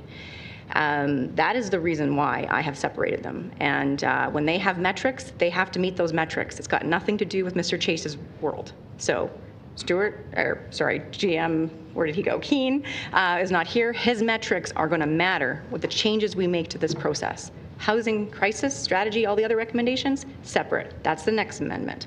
And so that is why I broke those out. What this amendment does for us, it clears out the goals and transparency that are essential for why we are making the decision on blanket rezoning. We claim that the new policy will have a certain effect. We need to demonstrate that. That is through planning. This is also for us to produce results that we want if this passes, and we need to know how quickly that's actually happening. And we need to make sure if this works in this process and we're cutting out time, maybe we use this process for something else. But these numbers are generally coming through planning and development. And that is why this one's separate from the next one, which Councillor Penner referenced going to CDC. So that's the divorce. That is why timelines belong in planning and development. Director Chase, it's got the housing strategy. Yes, they're working together, but from my experience, we have to make sure that we're delineating two standing policy committees, and that's why we have them. So I will leave it with that and let you guys decide how you want to vote. Thank you. E-scribe to vote, please.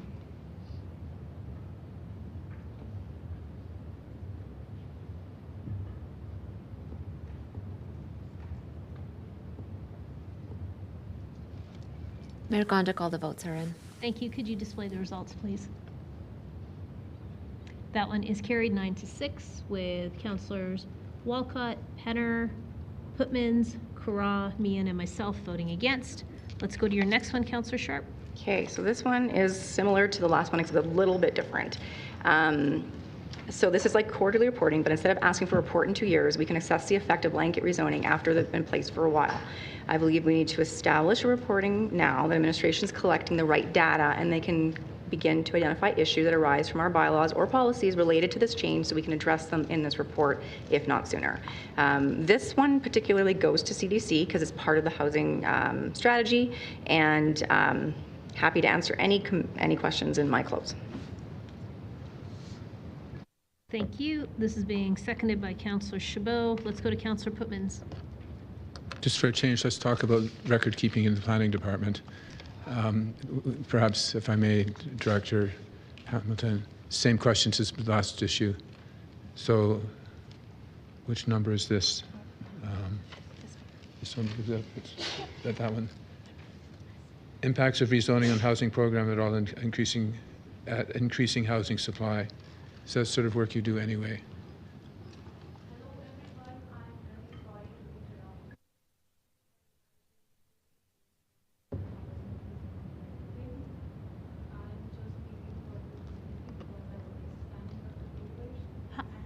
Hi there. If you can just give us a minute, I'm going to get someone to come out and chat with you. The public hearing part is over, but we're going to get somebody from clerks to come and chat with you, okay? You can't interrupt us though. If you could just let us carry on with the meeting, and someone's going to talk to you right now, like in 10 seconds, someone's coming over there. Is that okay? Thank you. Thank you very much. Okay, please go ahead. Were you perhaps anticipating doing this sort of work in any event, or how much this would be new for you?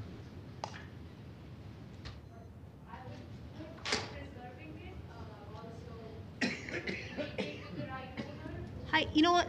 They'll give you a hand. Yeah, you're in very good hands. Thank you. Councillor Pootmans, are you asking me if what? What are you asking me, please? Were you thinking of doing this in any event? I believe some of it. I believe Director Chase can answer that. Thank you very much for the question, Councillor Pootmans. This is helpful additional content that we can be sure to include in an annual progress update. This includes additional information than has been requested previously, so that's helpful as we give council the best picture we can related to all of the things in this amendment. So it's not incongruent with the work we're doing, but it's in addition to, and it would be helpful. Thank you. Thank you. Thank you, Mayor. Thank you. I don't see anybody else in the queue, so back over to you to close. Okay, I'll keep it simple. I think 2 years is more than a reasonable amount of time. Thanks, administration and Councillor Penner, for just changing where this should be going, and hopefully you can support this. E-scribe to vote, please.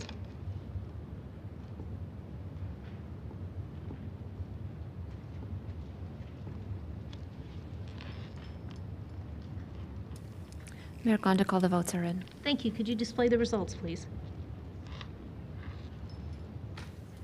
That's carried unanimously. Councillor Sharp, is that it for you? For now. Okay. Let's go to Councillor Spencer, please.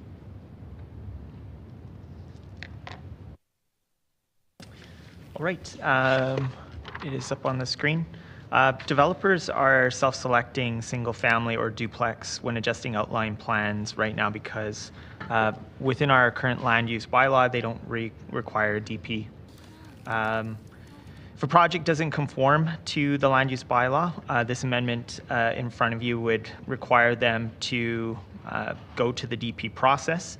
Ultimately, as this was socialized with administration, they came down on the fact that they use the DP process for some important pieces of their approvals timeline. This has come forward simply to say that we believe or I believe that that could potentially live somewhere else, similar to the way in which it does with single-family homes. So admin would prefer this be embedded in the land use bylaw refresh, but given the fact that timelines on all of these things can be quite fluid, and this is an opportunity for us to give multifamily a 6-month break and also incentivize more of it in our greenfield construction here in Calgary. I believe it needed to at least see the floor and a robust debate. I look forward to the conversation, and I will try and address anything in the close. Thank you. Can I get a seconder on this one, please? Councillor Walcott, thank you. Before I go to the queue, I'm just going to say we will take a break at 4 o'clock, everyone. We'll take a 30-minute break at 4 o'clock. And then we'll gauge what we're going to do at that point when we come back at 4:30. If we need to go longer than 6:30, then we might entertain a break for half an hour at that point as well. Okay, so let's go to Councillor Walcott. I seconded it just so that we could have the conversation because I have a question. So how I'm reading this is essentially that a certain type of kind of ownership in the freehold fee simple process is essentially going to move to permitted in those areas identified. Is that, sorry, is this in Greenfield or is this everywhere? In Greenfield? Okay. Yeah, developing Greenfield communities. So this is just in developing Greenfield communities. This suggests to me that it's permitted, and so it could go straight to a building permit if it meets the rules. Is my interpretation correct? My understanding, Councillor Walcott, is that, because I believe they are already permitted, my understanding from industry is that they would like to go straight to building permit. I mean, the mover could could perhaps sure. clarify. Thank you. I don't see anybody else in the queue. Over to you to close, Councillor Spencer. Okay, well, I was hoping for a little bit more of a conversation on this one. Okay, so single family or duplex builds, they tend to be most common form of grade-oriented housing built in newly developing greenfield communities. So a reason for this is because they don't require DP and they move straight to a building permit. So when the way this works just on the ground, when developers are amending an outline plan, trying to be responsive to the market, at times it does push them in the direction of preferentially moving in the single family or duplex path because it saves them 5 to 6 months of delay. So this is intended to adjust our land use bylaw ahead of the full refresh, directing administration to come back with a land use change to our current land use bylaw to try and expedite that and try and get more multifamily in our greenfield in a product type that doesn't necessarily need, or the concerns that have been raised by administration do ultimately end up getting mitigated by the fact that they end up more often than not being a cookie cutter style of product. Ultimately, some of the concerns that were raised, we embedded into this amendment that if it doesn't conform, it immediately kicks to the DP. So for example, the example that was just raised just the other day in public hearing where we were looking at a multifamily in Wyness's ward that had a whole bunch of other external factors related to it, this would kick that to a DP. So there'd be additional due diligence for DPs of this type and for projects that need it. It's the way that this amendment is written. So I hope you can support it. I believe it is ultimately a great opportunity for us to move multifamily quicker in Greenfield. Closed. Thank you. E-scribe to vote, please.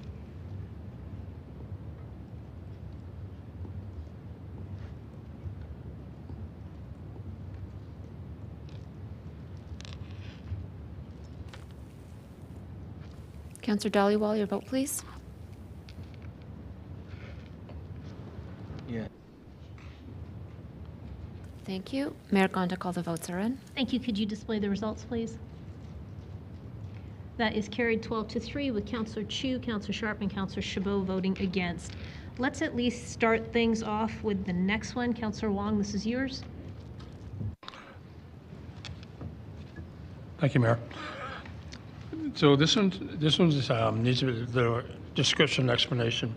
In the current HCO land use district right now, there are two criterions as to where HCOs go. If you have a local area plan, HCOs districts are applied in neighborhood flex and neighborhood connector areas. Whereas if you don't have a local area plan, they're applied within 200, 400, 600 meter, whether it be an activity center, LRT station, or a transit station. So therein lies a bit of a conflict. We have different approaches to applying HCO, whether again you have an LAP or not. Last week we dealt in public hearing in Greater Forest Lawn where we approved 2, if not 3 HCOs in, again, not directly on transit corridors and that. And yet at the same time when the Greater Forest Lawn LAP gets approved, again, those will never get approved. So what this is doing is reconciling the difference as to where HCOs get applied consistently, whether you have an LAP or not. Thank you. Thank you. Can I get a seconder for this, please? Second. Councillor Chabot. Let's go to Councillor Meehan, please. Yeah, I cannot support this. I remember when we brought HCO forward, I made a pretty strong debate that was absolutely the district to have 0 parking minimums in, and was very close to winning that debate, but lost on an 8-7. To now change the locational criteria to be even lower, when we know, like, we have very aggressive targets in our MDP in terms of proximity to transit that we expect things to be, like, more aggressive than most other major cities, actually. And so to constrain HCO development to like this low is not actually something I can support for a variety of reasons, but that's it. Thank you. Let's go to Councillor Walcott, please. Thank you. I just also wanted to just add quickly that this is actually extremely restrictive in comparison to even where HCOs can get built in LAPs. In LAPs, they're way more flexible based off of the different locations, but also a very simple reminder is that when you're hearing about density in nodes and corridors and transit stations and stuff, this is where we're actually looking at building higher density And that's the whole purpose of the 600-meter distance and the original thing, is that it's not too spread out without an LAP, but it's also, by limiting it to here, you're also putting it in the locations that we should already be going bigger. And that is something that has been recognized repeatedly throughout this conversation, repeatedly throughout this public hearing. So at baseline, this is actually counter to even what the public wants, because they want higher density near transit and scale density in those particular corridors that the opportunity arises in the current district. Like I said, the land, like in an LAP, I've got different areas that are like throughout, say for example, like Killarney, like 29th Street through Killarney. There's no LRT stations, there's no major transit in that location, but it's a collector street, it's a main road essentially, and so that's where the HGO is appropriate. So this is so restrictive that it goes against the basic principles of even some of the rules that we have in the LAP, and it shrinks redevelopment, or at least it sets redevelopment into areas that we're actually looking for a higher density than HGO. Thank you. I don't see anybody else in the queue. Over to you to close, Councillor Wong. Thank you, Mayor. You know, again, when we take a look at the HGO based on the LAP area, it's very defined as to where the neighborhood flex and neighborhood connected corridors are. I don't see how this is anything inconsistent with doing that. So again, for consistency's sake, I'd like to get your support. Having said that, though, Councillor Walcott, when you made reference to that we need it in a broader area, then maybe we need to take a look at HGO in the LAP. Thank you. I'm assuming you're closed. Let's go to eScribe to vote.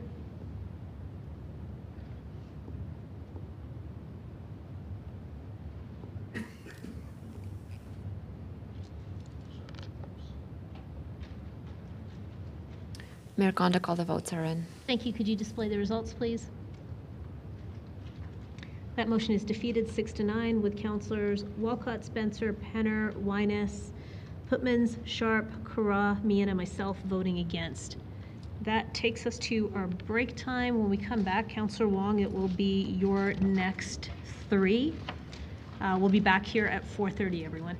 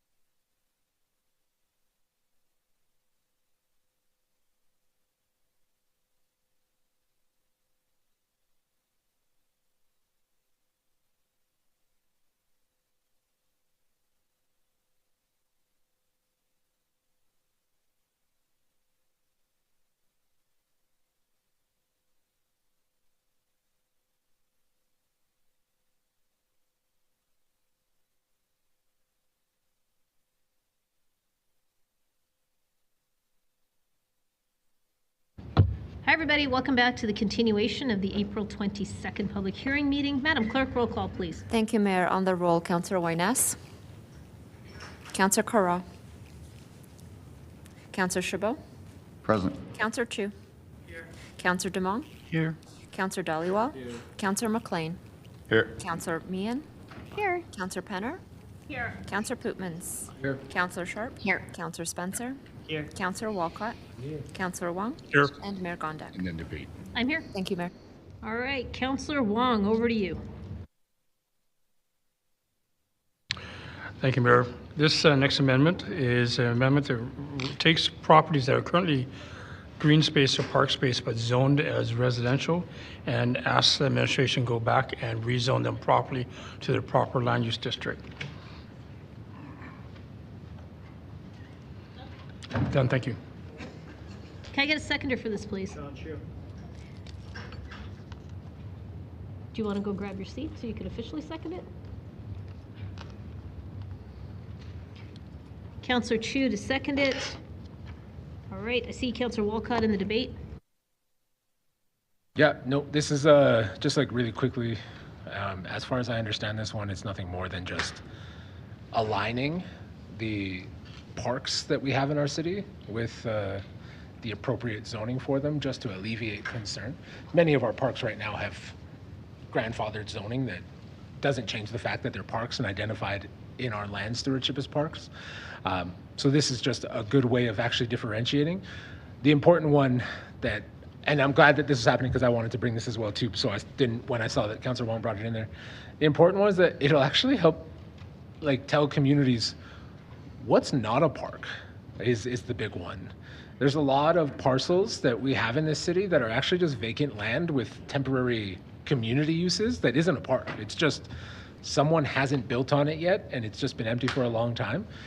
We've had conflicts with those pieces of land before because communities have like fought over them and said this is a park, but really it's just been an undeveloped piece of land for 30 years. And on the flip side, we actually have city parks that are parks and are also zoned for housing because park is an allowable use in the housing districts that we have. So this is just a good way of cleaning that up so that if you're in a community and you still see what you consider to be a park with in what you would consider to be incorrect zoning, it'll actually let you know that that was never a park in the first place. And so that type of clarity, I think, will help and avoid conflicts in the future. Thank you. Let's go to Councillor Spencer, please. Thank you, Mayor. Councillor Walcott said it all really well. Just really excited to be able to alleviate some of the concern that the park zoning added into this whole conversation. Happy to support. Thank you. Let's go to Councillor Craw, please. Sorry, I texted RTS, but I just meant to say I'm here. Okay, good. There is no one else in the queue. Over to you to close, Councillor Wong. Thank you, Mayor. Thank you, Councillor Walcott and Councillor Spencer for doing a great statement and my close. Thank you. All right, describe to vote, everyone.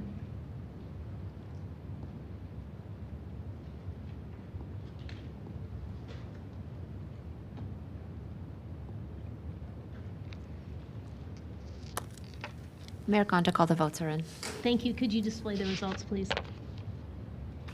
That's carried unanimously. Let's go to your next one, Councillor Wong. Thank you, Mayor. We've heard several times through the course of the last 3 weeks where understanding what our communities look like from a quantified perspective, meaning census information, census data is very important to them, but it's also been regarded as a cornerstone of the way in which we do municipal planning and infrastructure planning. So what this amendment basically asks us is that we're asking administration to go away and come back by the 2025 mid-cycle budget adjustment process with the recommendations, which includes budgets and organization accountability, to resurrect the municipal census program and with the intention of completing a biannual census by 2027 or thereafter. Thank you. Thank you. That is being seconded by Councillor Penner. Oh, and an RTS. Please go ahead. Yeah, for sure. I feel like we've been trying for years now to bring this back and been having the conversation through various budget discussions and knowing, you know, that the lift to get it going is really high to start, but then sort of the program maintains. it is not just for planning that needs this. When we look at the number of groups who are asking about this, the CBE would love this data to help with school projections and populations. Our social serving agencies would love to have this data on hand. I think communities are curious about this. This is one of those things where, you know, to save $1 million a few years ago, we're now saying, oh yeah, that probably had more value than we ever realized. So I really hope that council can commit to getting this going again. So happy to second this and support it. And maybe, I think this is the third time we've asked for it. Maybe third time's a charm. Thank you, Councillor Spencer, please. Another really great debate. I won't add to it. Happy for all the reasons that were just stated to support this. Thank you. Councillor Sharp, please. Thanks, Councillor Wong. I actually won't support this here because it's not that I don't think we need one. I think it's a much larger conversation and it's not directly connected to the matter before us. We've talked about having a census in so many different conversations. I would really encourage you to bring this back as a notice of motion so we can have a bigger discussion about what the implications are of it and maybe work with administration to get some preliminary estimates on cost to support that debate. So with that, I would be willing to support you if you want to withdraw this amendment so we don't have to give it a reconsideration if it loses at a different date. Okay, let's go to Councillor Walcott, please. I'll just say that I'll support it, but also I also supported the last two attempts to get it up. So like this is a significant one, and to draw it down to why it matters for this conversation in particular. The housing needs assessment was based off of the 2021 federal census. And so the housing solutions referenced some of the data, but I just want to reiterate it here because it's flawed, right? And so 84,000 households are in core housing need. That means that households that are making $65,000 and paying more than 30% of their household income on housing. So that's 84,000 in core housing need. Then it went on to identify that about 114,000 are spending more than 30% on their household income. And then it went on to run a scenario that said, what happens if we take out COVID supports? When they ran that scenario, working with the federal government, that number came out at 141,000 households that are spending more than 30% of their income on housing in this city. And those are estimates that are immediately out of date within 6 months of when we got that information to us, because everything that happened in 2021 was fascinating. But 2022 and 2023 is when the most immense changes to the cost of housing actually happen with extreme rent increases. My point of saying this is we cannot always rely on other orders of government to provide us with the appropriate data. This is actually one of the reasons why we don't have the current census, is because the province stopped doing it. And we said, oh, we'll wait till they figure it out. And then they haven't figured it out. And in that time, we've been desperate for it, desperate to get the right information. And so because this is simply a come back to mid-cycle, let's talk about it, that is where I think we should get the more fulsome conversation. But I also think that it is deeply connected to some of the issues that many people have suggested they have with some of the data that is available. I'll always just say that we have good data to tell us why we need this. This is actually just going to probably illuminate the fact that everything that we think is happening right now is probably much worse. Yeah, let's go to Councillor Chabot, please. Thank you. Ms. Martin, do you have an estimate on how much it would cost to do a census? Thanks for the question, Councillor Chabot. The last time that an assessment was undertaken to estimate the costs was 2022. So the numbers that I have are, just want to caveat that the numbers are going to be dated now. At the time, we had estimated the capital budget around $4 million. That's strictly for capital, and the operating budget at that time was estimated at approximately 600 base operating, and at a biannual delivery, we had estimated a 2.5 million one-time event budget. So altogether, that would be just over 7 million. And then the subsequent one would be a little bit less because you wouldn't have to make those capital expenditures. The capital would be certainly much, much lower, and we would have the base operating budget already approved, so it would be lower the second time, yeah. Okay, I'm not going to support this, and the main reason I'm not going to support this is because we just recently heard from our provincial counterparts that they plan on introducing through Bill 20 a requirement for us to have a voters list. And so once we know exactly what they want or what they plan on contributing to all of this, hopefully we can roll that into our own program and maybe lessen our costs. But right now, I don't think that that's been finalized, and I would prefer that we wait to do anything with that until such time as we know exactly what the province is going to do and how they're going to step up to the plate to help us to fund this. And any time that they're willing to require us to do something, it provides us an opportunity to say to them, if you're going to require us to do it, provide us with some funding to accommodate it.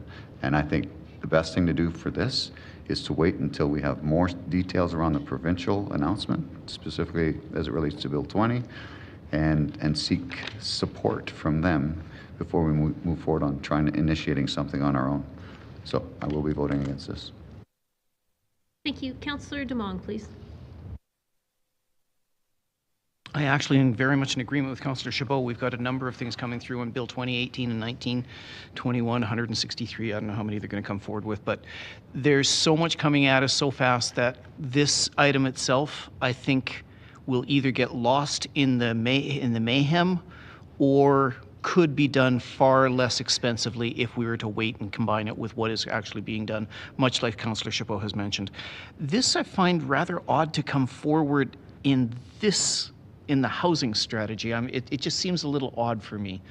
But having said that, I would very much, I want to have municipal censuses. I think we miss them, and I think it's an important information we should have. I just don't think that this is the right time or place to be bringing it forward. So I also will not be supporting it. Thank you. Councillor Carra, please. Yeah, I'm torn between the argument that this may or may not be the right time, because I think the right time to have a civic census is like 20 years ago, and the second best time is right now, and we absolutely need one. But and so there's that. But then the argument that this isn't the right place, like from a governance perspective, this is a very tenuous connection between what we have, and I agree with Councillor Sharp that this is a notice of motion. This is a notice of motion that I would be happy to sign on. I just don't think it's, from a governance perspective, good to sort of pack a bunch of pork into a very weighty decision that we're about to make right now on something that is only slightly tangentially connected to this. So I will also ask the mover to withdraw this amendment, because I don't think it's well put, and I think that we do have to do a municipal census, and it'd be good to do that. So let's do it through a notice of motion, please. Go to Councillor Meehan, please.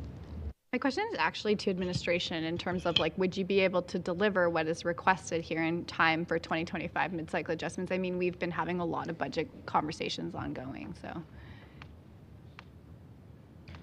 Councillor Meehan, I believe we are working on something similar internally. So your question is whether or not we would have the information to come forward with mid-cycle adjustments? Yeah. I believe we do, based on the information that City Clerk shared with us. It would have to be updated. Okay, thank you. I am very conflicted on this because I, like Councillor Walcott, I'm trying to be there for any attempt to revive the civic census, and it comes in odd ways, and I think it's coming here for very good reasons, even though Councillor Carra believes them to be tangential. Like, I completely understand why Councillor Wong is bringing it now, because every time we have redevelopment conversations, like, we're talking about population, we're talking about all the things that go in the civic census. But I also agree with Councillor Sharp that there's a lot more to this than just what is here, and there's, you know, considerable cost pressures. I think if I'd learned anything, it's like some really good things that we ended up really needing got cut through the SAVE program. So I actually don't know how I'm going to vote on this, but I'll listen to the movers close. Thank you. Let's go to Councillor McLean, please. Thank you, Mayor. I think we've heard quite a few reasons why we shouldn't support this, but I'm going to drill down. on what Councillor Chabot brought up, the money, $7 million, that's still a substantial amount of money. We had a lot of outrage, a lot of discussion over not having enough money to maybe subsidize our low-income transit pass, which was less than this. We've got a lot of things we'd be spending our money on right now, and a lot of things balls in the air, so I can't support this right now. Thank you. Councillor Wong, you would be the closer on this. Yeah. So if, yeah. So, can I just weigh in? oh yeah, please, I'm sorry. That's okay, don't worry. I think this is interesting, Council, because so much of what we talked about during these hearings had to do with size of community and demographics of community and age of people in our city, and there was a direct link between the statistics we would have been collecting over time and the decisions that we were making. And so I think it is all right for this to be positioned here, and because it's research and return, and it's not saying make sure that you put it into the budget, it's thoughtful. And so I'm going to support it. Over to you to close, Councillor Wong. Thank you, Mayor. It's just been brought to my attention that the word biannual doesn't necessarily mean every 2 years. So there needs to be a replacement of the word biannual to every second year.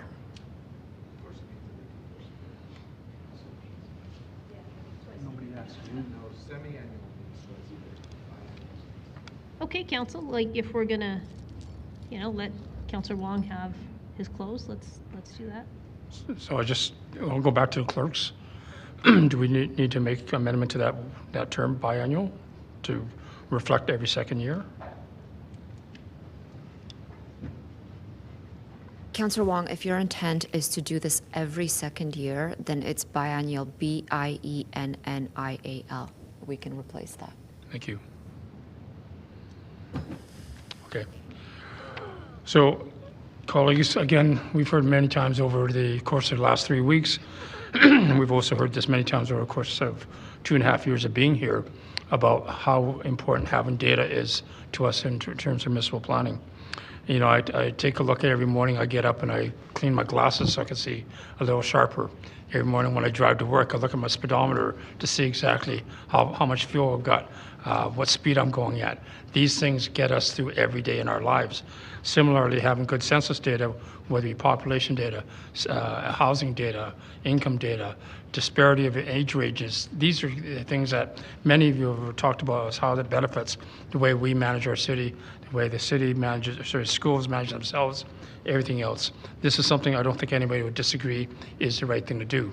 The fundamental question, though, that was posed by a number of colleagues here is whether or not this should be done as a notice of motion, given some other thought, whether it be Bill 20 or given other thoughts as to the appropriateness of this. But as the mayor said, and the mayor and I have consulted on each other on this, this is just asking us to do the research and bringing back in November the recommendation, yes, no, costing, what would it take to do that? And there's certainly, when Bill 20 comes forward and anything else comes forward, I'm sure that would be considered by administration when you bring forward the recommendation. So therefore, I do ask you to support it. Thank you. E-scribe to vote, everyone.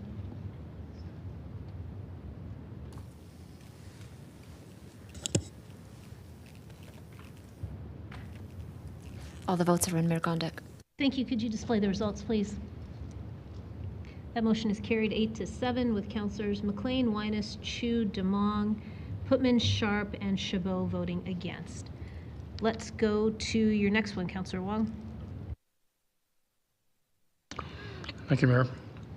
So we spent quite a bit of time talking about how public engagement through land use is important to them, but we also spent equal amount, if not more time, talking about development permit.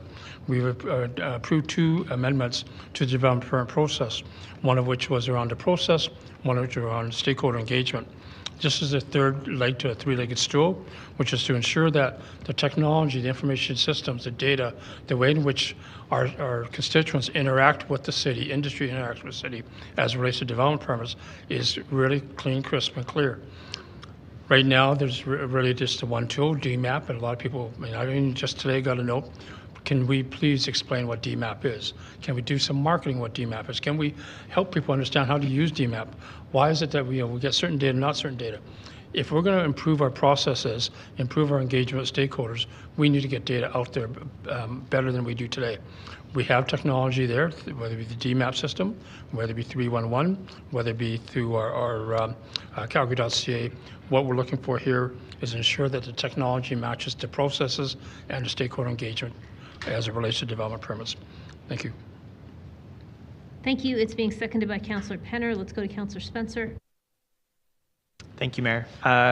Similar to other, I would say, leading technology tools that we've had and employed here, say 311, we find that things move fast. So in the spirit of continuous improvement, I believe this is an important conversation. I think there are things that we can explore, conversations about geofencing, getting automatic notifications, particularly as we get a great community conversation set up and hopefully move that work forward expeditiously, to be able to bring community members out, making sure they don't feel surprised, that they have lots of time to get themselves wrapped around the change that's happening in their neighborhood, and an invitation to a community conversation to have their concerns looked at. This is an important ancillary piece of that whole ecosystem, so happy to support. Thank you. Let's go to Councillor Meehan, please. So I believe that there is already some ongoing work related to this. Is that correct, GM Hamilton? That is correct. Okay. I think this is really important work. I agree with Councillor Spencer. I have some residents in particular who are, begging for improvements on DMAP, and so that's why I know that some of this work is ongoing, and some of the things that Councillor Spencer brought up, the ability to subscribe. I think that this is an ongoing continuous improvement thing as well, and I would love to learn more about that work. Are the timelines in this reasonable for administration? Yes, Councillor, and especially it does say investigate and report back on, so. Yeah. Perfect. That's it for me. Thank you. Let's go to Councillor Sharp, please. Thanks, Councillor May, and ask some of my questions. The only thing I wanted to ask on top of the timelines, is there a budget implication to this work? Councillor Sharp, as Councillor Meehan said, we are doing ongoing continuous improvement with DMAP, so I think it would depend on what options we are looking at as to whether or not there would be additional budget considerations. And would that come back in a report then to us, or? If we needed budget, if we didn't already have it available, then yes, likely we would need to come back. Okay, thank you. Thank you. Let's go to Councillor Putmans, please. Thank you, Mayor. Budget and timing is what I wanted to ask about. We've got it. Thank you. All right, no one else in the queue. Over to you to close. Councillor Wong. Thank you, Mayor. Thank you, colleagues, for listening.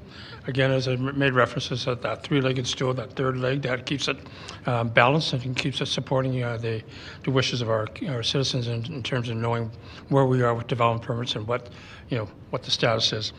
With this, again, we're talking about bringing it back to Q4 2025, gives, again, administration time to do the research, not only on the processes, not only on stakeholder engagement, but also taking a look at industry, if there's a tool out there that we could purchase as opposed to build. And buying systems are actually a lot faster and cheaper than actually doing the other way. This also brings it back in Q4 2025, which is the new council can figure out if this is something you want to budget as the next 4-year business plan and budget. Thank you. All right, e-scribe to vote, everyone.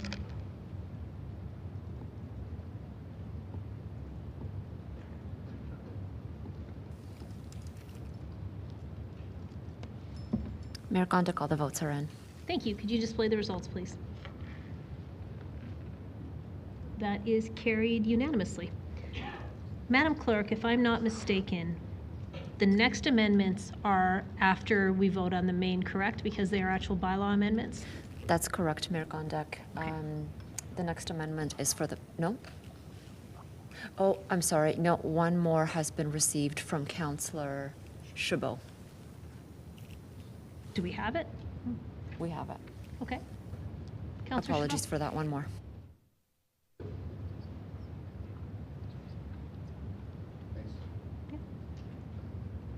Put my mic on. So this amendment is to look at some of the things that we heard from the public, in that typically they're supportive of R1, R2 with secondary suites, which allows 4 units on site. What we heard from a lot of folks is that where they have an issue with is when it becomes 5 6, 7, or 8 units. And when you start counting secondary suites, then it can create more units than what they would consider to be sensitive intensification. We've heard of some approvals that were turned down because of context, that they weren't contextually sensitive to the surrounding area, weren't appropriate for certain locations. So when we talk about row houses, moving them to a discretionary use, this is in essence a similar sort of undertaking, but for RCG. So take into consideration 75 units per hectare with a limit of 4 units, whether that be 4 primary units or 2 units with 2 secondary suites, still achieves the 75 units per hectare. Anything beyond that, 5, 6, 7, or 8, those additional units to be considered as discretionary.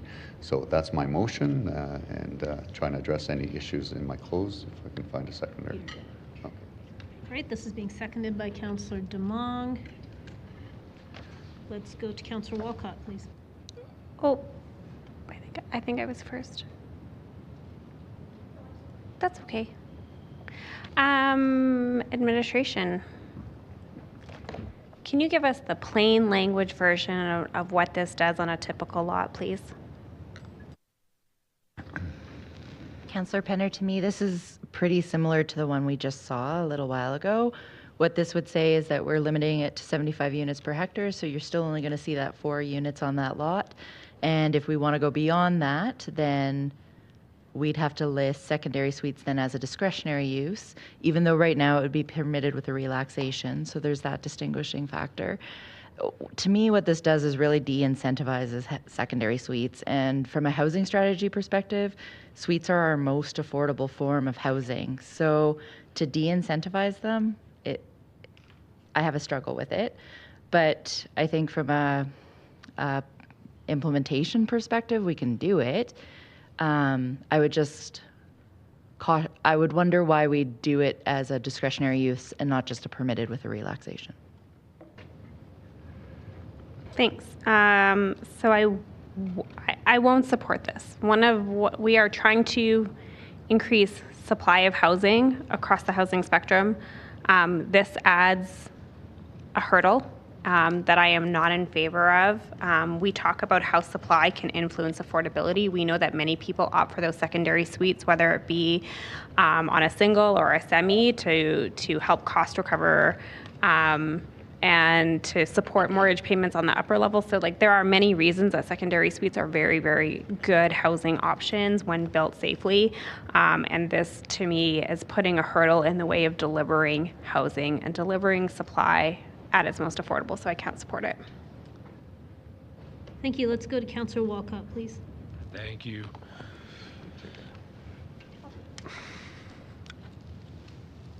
Many of us talked over the last couple of weeks about one particular story, and it was obviously Miss Popowich and Bowness, and about how just like that conversation about what was the issue in the system. The issue in the system with that particular example was that RCG is treated as permitted on corner lots, right? And so the moment you do that, right, by the moment you move RCG into permitted, you're actually throwing out all of administration's feedback that they've received over a year of engagements, right? Because that engagement was long before this happened, right? We're talking like from 2022 land use bylaw updates all the way up to the last 4 months with regards to this particular strategy of moving it into discretionary as a whole. The moment you do this, you're right. Yeah, you absolutely make secondary suites discretionary, but now the development permit, you lose the ability to talk about height. You lose the ability to talk about those different aspects that Ms. Popowich said I would just want to comment on. I just want to talk about the individual relationships, the context between my property and this property. I want to talk about that because the built form, I want to be very clear, is the exact same. The addition of suites or no suites, it's irrelevant to the built form because if you take out suites, you just get basements. You don't get a smaller building, you just get a bigger property that's more expensive, right? And so it's not about actually the built form. Now it's a conversation about making sure suites are are discretionary, which just reminds me of the fact that it took you 6 years to make suites permitted, right? 7 years, if not more, to get them to that permitted place. This, while it's an interesting thing to say, like, oh, this is a good mitigation for the CMHC stuff, what it actually does is it takes away one of the most important parts of this, which is that row houses and townhouses, and it took me a long time to get there, admittedly, there's value in them being discretionary, while there's a lot of work that's happening with the infill guidelines and all the things that we've talked about so far. So again, like, please just don't vote for this, because there's so much better work that's going to go on to mitigate these issues, and it doesn't cost us housing. Thank you. Let's go to Councillor Meehan, please. Thanks, Mayor. Yeah, I also won't be supporting this. I think we had a very long and arduous path to legalizing secondary suites across the city, and I think including them in the density calculations. Actually, I think the best way to get this information and to do it is actually to support the civic census, because we want more information about people and where people are. And I think to write this into the bylaw, like, this is not going to get us where we want to go. I also think a big part of the housing strategy was actually like incentivizing people to put in suites, because it's like the gentlest form of density. So I do see this as a step back, and I will not be supporting it. Thank you. I don't see anybody else in the queue. Over to you to close, Councillor Chabot. Yes, thank you. What we heard a lot from folks during the debate and the public presentations is that, and from administration, they said, listen, if folks have an issue with the development, they can challenge specifics at development permit stage. And while that is true to a certain degree, whilst RCG is granted by right to have up to 8 units as long as you've got a 50 by 120 foot lot. So the challenge, of course, is that unless you've got some very specific relaxations that are incorporated into it, there's no ability to appeal the decision. And so if you incorporate a discretionary component into it, and it is egregious, and it does have some major negative impact on the surrounding community, it does provide that additional tool to then appeal your decision at SDAB, if nothing else. So this is intended to provide that additional ability for the community to get engaged on instances where the development is in fact very egregious, and we've had a few. You guys have turned down some of them, and mostly because they weren't supported through land use policy. So there may be other instances like that, and that's why I'm proposing this, that will hopefully mitigate some of the concerns of the residents, to allow them to challenge it on the basis of it being discretionary and potentially appeal it at SDAB. Closed. E-scribe to vote, please.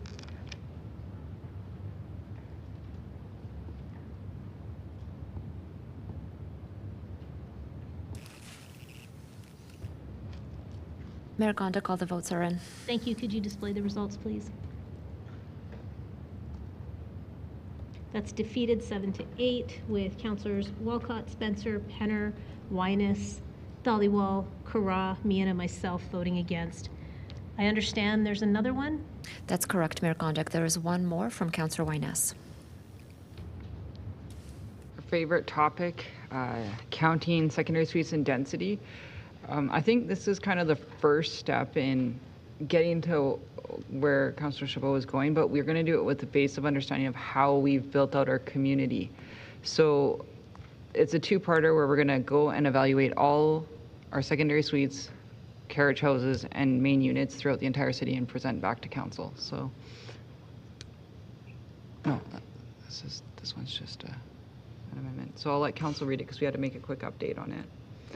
And the second one, the part B, is so that we can get a report back on all the other departments outside of planning that are using unit calculations to charge fees and structures. Because right now we're talking about counting a unit, but not the ramifications throughout our entire organization.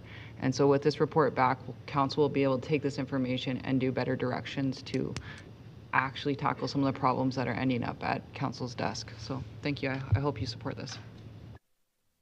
Okay, before I go to the seconder, who I think is Councillor Sharp, Madam Clerk, can you just keep bringing amendments that are essentially the same as ones that have gone before? This is very similar to the one we just heard, and then 11 amendments ago we had the same thing. A motion that has lost cannot come back without a reconsideration. So whether that's an amendment or a main motion, the same rules apply. But I would look to my colleagues in administration to confirm if this is the same matter. I would suggest, Council, that unlike the other ones that are presupposing a specific unit or units per hectare count, that this one is actually asking us to do some analysis to include the suites, which is similar, but then do analysis as well as look at the implications corporate-wide and do this through the new zoning bylaw, which is different than the other ones. Okay, thank you. So Councillor Sharp is seconding this one.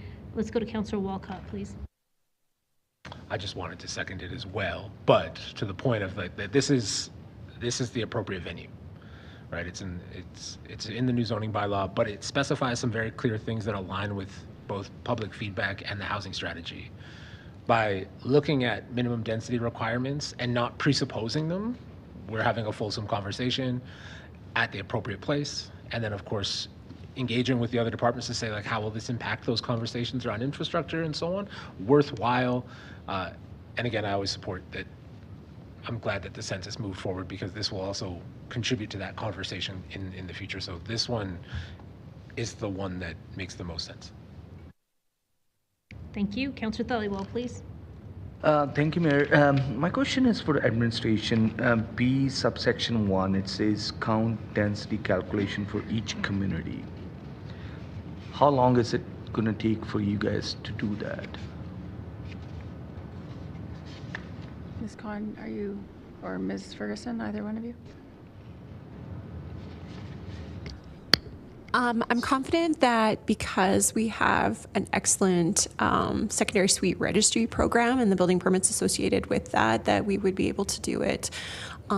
Definitely would be able to do that for the Q1 2025 timeline. Okay, that's very interesting because in my ward, there's 20% of the legal secondary suites are in my ward, but then there's other suites that are illegal.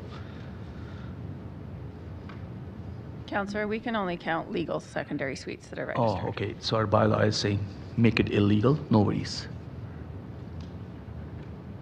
No, our bylaw is not saying make it illegal. To do You it, just said you can only count legal. I said we can only count legal secondary suites. Did I say illegal accidentally? No, you said legal, so that means if it's illegal, no problem. We're only aware of the legal secondary suites, Councillor Dollywall, so for us to, administration, to try and count illegal secondary suites, that will be impossible. Okay. Thank you. Go to Councillor Sharp, please. Thanks. Thought I had to sneeze for a second. I won't debate too much on detail on this, but say that I support this for the same reasons I supported, including secondary suites and density calculations as I did earlier. Secondary suites have taken on a very different meaning in our bylaw and policies from what we first intended, and there's a difference between a basement suite or backyard suite. That's clearly a secondary dwelling connected to a primary dwelling unit, and that's what we're seeing today. So there's often no practical difference between what's primary unit or secondary unit, especially in a row house or townhouse developments. But I think it's appropriate for our bylaws to reflect that. So thanks, Councillor Winus, for bringing it. Thank you. Let's go to Councillor Penner, please. Okay, Councillor Meehan, please. Yeah, I jumped in. Sorry, I was having to process this. I hadn't seen this one. And I think I agree with Councillor Walcott. This is probably the right place to do it because then we can have a more fulsome conversation. It's a little bit different than what Councillor Chabot brought forward, which was to have a max of 75 units per hectare. So I think that this is well put, and I think I can support it. Thank you. I don't see anybody else in the queue. Over to you, Councillor Winus, to close. Closed. You scribe to vote, everyone.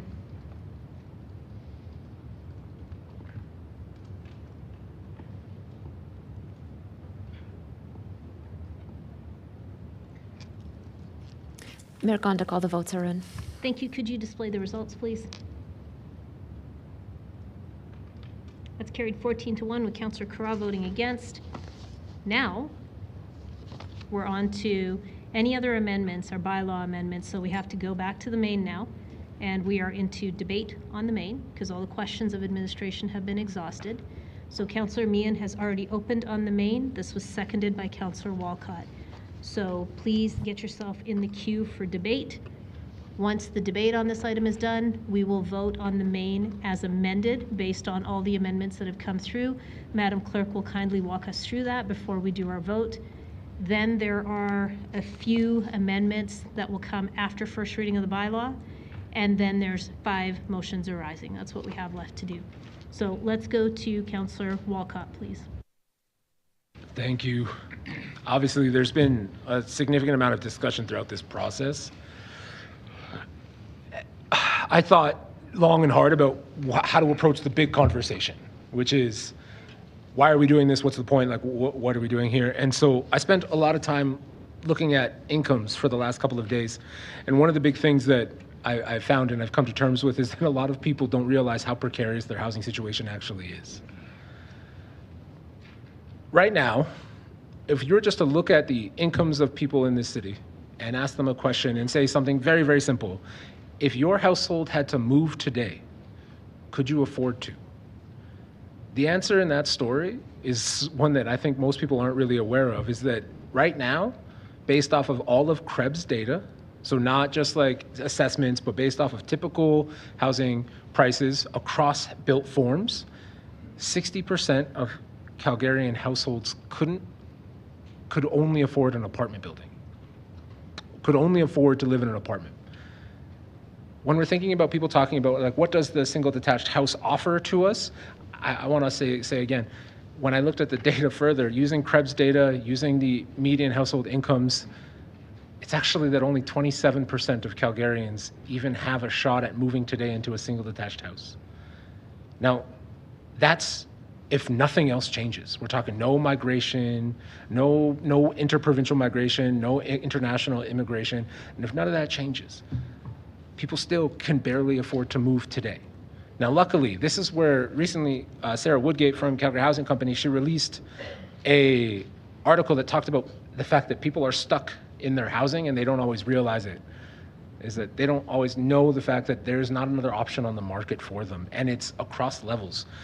People who are in affordable housing have never, like, the amount of turnover is the lowest it's ever been. People are stuck in affordable housing. In apartments, the ability for people to move from apartments to different types of housing, people are stuck. And the availability of those other options is just not there. Nowadays, because of the price escalations we're seeing, people who are in single detached homes, they're struggling to actually even consider how to downsize. And that's just for rezoning. When you're thinking about how this connects in with the entire housing strategy, I'll put it this way. Many people have talked about, the three-legged stool. So I'll go a step further and say, a stool is not very effective when you cut off half of one leg. Sure, it's not the whole leg because it's one of 98 actions, but if you were to do that, if you were to pull the rug out of the housing strategy, what you're effectively doing is you're making the other solutions less effective because you're reducing people's mobility. This is one part of 98 parts. For the community, I've talked about this so often, especially in one-on-ones, there's so much fear about what's going to happen. Some of my colleagues have talked about it and referred to it as grief, right? It's like it's a loss of something else, and I think that's a significant understanding, is that this is such a natural thing to feel, that so much change is going to happen, and it's going to happen so fast, and we have to go to the worst case scenario. But the worst case scenario isn't going to come to pass because it can't come to pass. I want to be very clear about that. It cannot come to pass because of all the things that administration has done to limit the worst case scenario. So when we're in this conversation on land use and we're talking about where is this appropriate, I really want to anchor home to the simple idea that low-scale housing has always been appropriate everywhere. We've just kind of never really been willing to embrace it with purpose. And the purpose is here now. The evidence is so clear, and I will debate absolutely anyone 100 times to take a look at all of the different examples across the world about how upzoning works with and only with the additional work that is going on in the other parts of the strategy, and how those locations that have failed because it was their political leadership that tried to saddle that decision with things that are way outside of scope and have destroyed the ability to build housing for people. This has always been about people. It's never been about what your neighborhood looks like, because it's been about people. And when we start to prioritize tangible structures over the human beings that need to live in them, I always am reminded by this simple thing is we live in a city, we build a city for the people that live in it, and we need to make sure more people can, because so many people can't right now. So with that, I'm happy to support. Thank you. Let's go to Councillor Spencer, please. Thank you, Mayor. The rezoning proposal that's before us removes bureaucracy. It is a step to bringing housing to market and stabilize prices over time. This is an opportunity to bring greater certainty to the inevitable change that we need to undertake that includes housing in this city. We need to stop artificially restricting what is gentle density.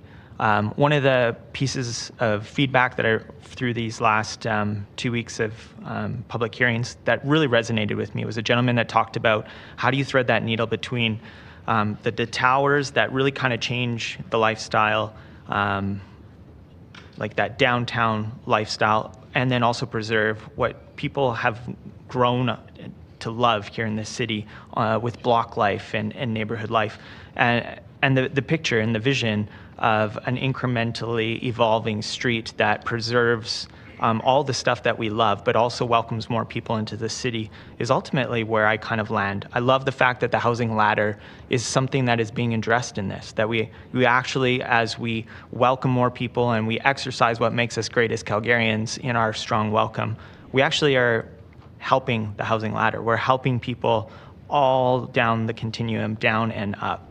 The rezoning unlocks the creativity of Calgarians as we respond to our housing challenges.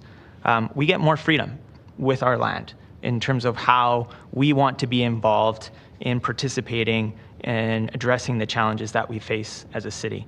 This is the removal of a significant barrier. This is an expensive process. This is a long process. It is a process that is, as we've seen, fraught with community feedback and opposition because change is hard. We've heard that consistently throughout this whole process. What I love about this is Calgarians are invited to invest in housing. I think it's gotten lost in this, but some of the presentations that really resonated with me were around the invisible density, the backyard suites, the basement suites, the secondary suites. I think ultimately this is where my heart lives in terms of thinking about a long-term future in this city that includes my family and the pressures that are me facing my own children. I love the fact that Calgarians already want to be involved. I think of the conversations that we've had over the last little while. There's a willingness to participate in the solution and a willingness to participate at the block level with what is in our hands, the gifts, the resources that we have in our hands.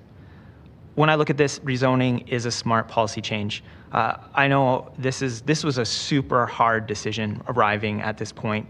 As I went out to my community and asked for their feedback, it was an outpouring of concern and frustration and an awful lot to sift through in terms of what people thought would actually happen. And it was a wide delta between what people thought what was probable and what was possible and what was probable, to steal a line from Councillor Penner. Ultimately, this makes us a more adaptable city.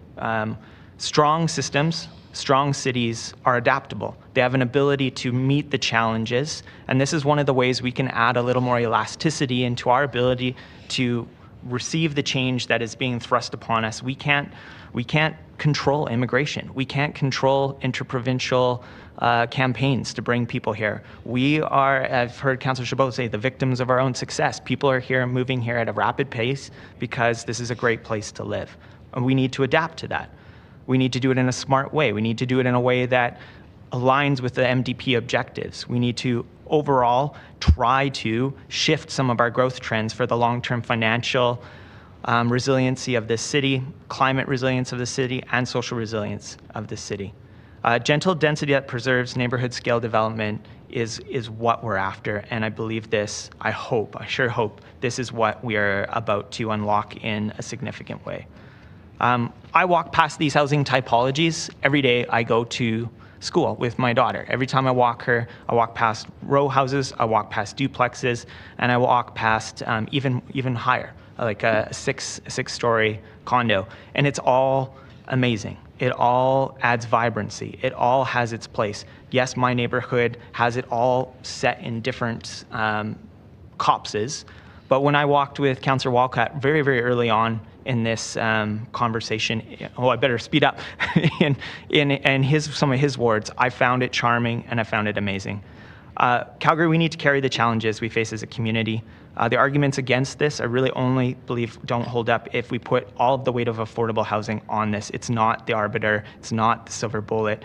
It doesn't negate the fact that this is a strong policy choice that makes a long view. Councillor Spencer. I'm done.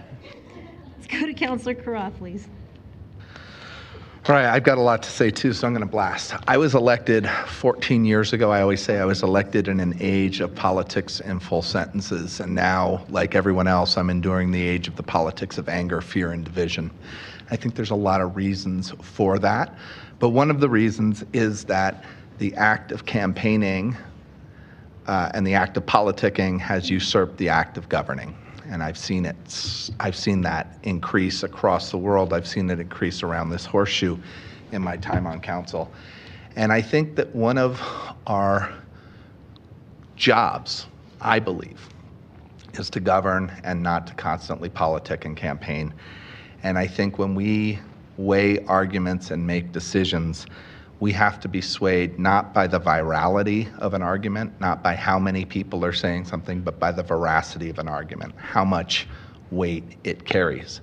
Now, I have been accused of not being amenable to persuasion, and to be fair, I have been on the bleeding edge of this conversation. For 24 years of my life, I have been a believer in mixed density neighborhoods and advocated for them and designed them and studied them.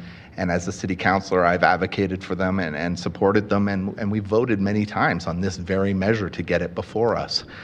But I do believe very strongly in the public hearing process, and I am always willing to be persuaded.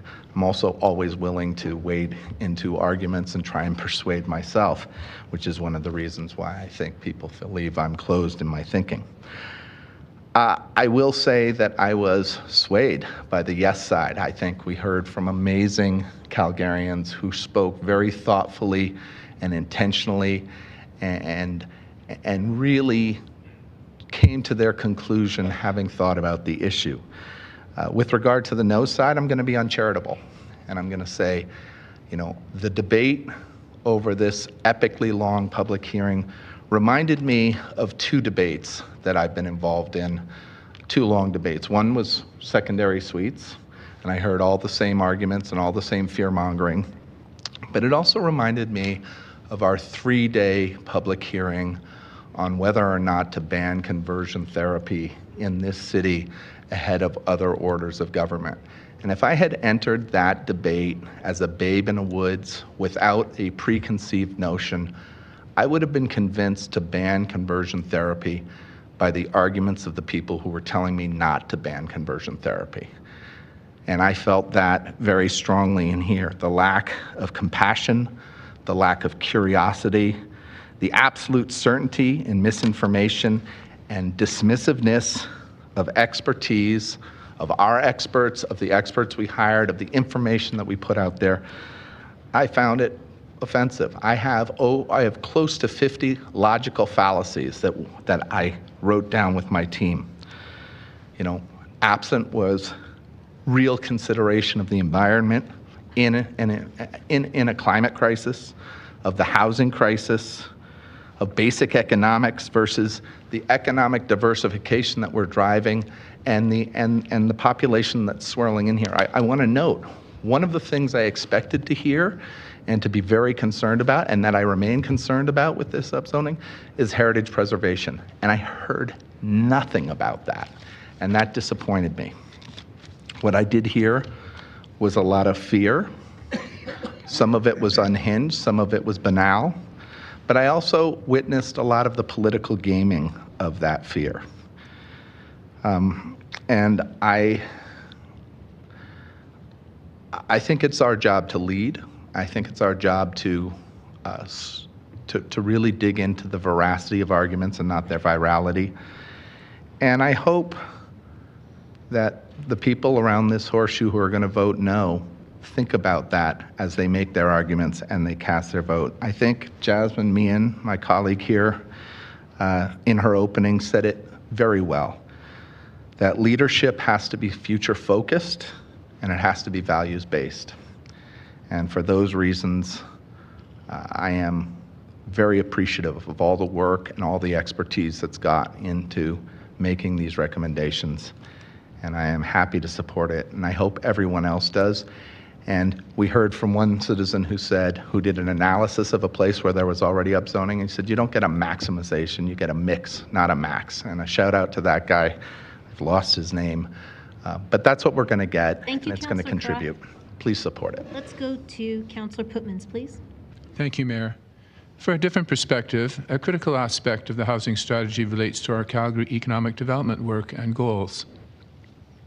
For context, we compete with over 1,000 jurisdictions on the planet for the talent that drives our economy. An important part of our success in attracting talent is the quality of our housing that we offer, both the variety and the price, which are equally important. The strategy will enable our continued growth without driving housing costs to the level of our competitors, a terrific advantage. We will also have an advantage when corporate operations from outside Calgary consider Calgary for their operations. I've had the experience of doing that multiple times for large corporations, international conglomerates coming to town looking for opportunities. Again, the variety and cost of housing will remain competitive. This strategy will ensure we remain a resilient and desirable choice to locate. Thank you.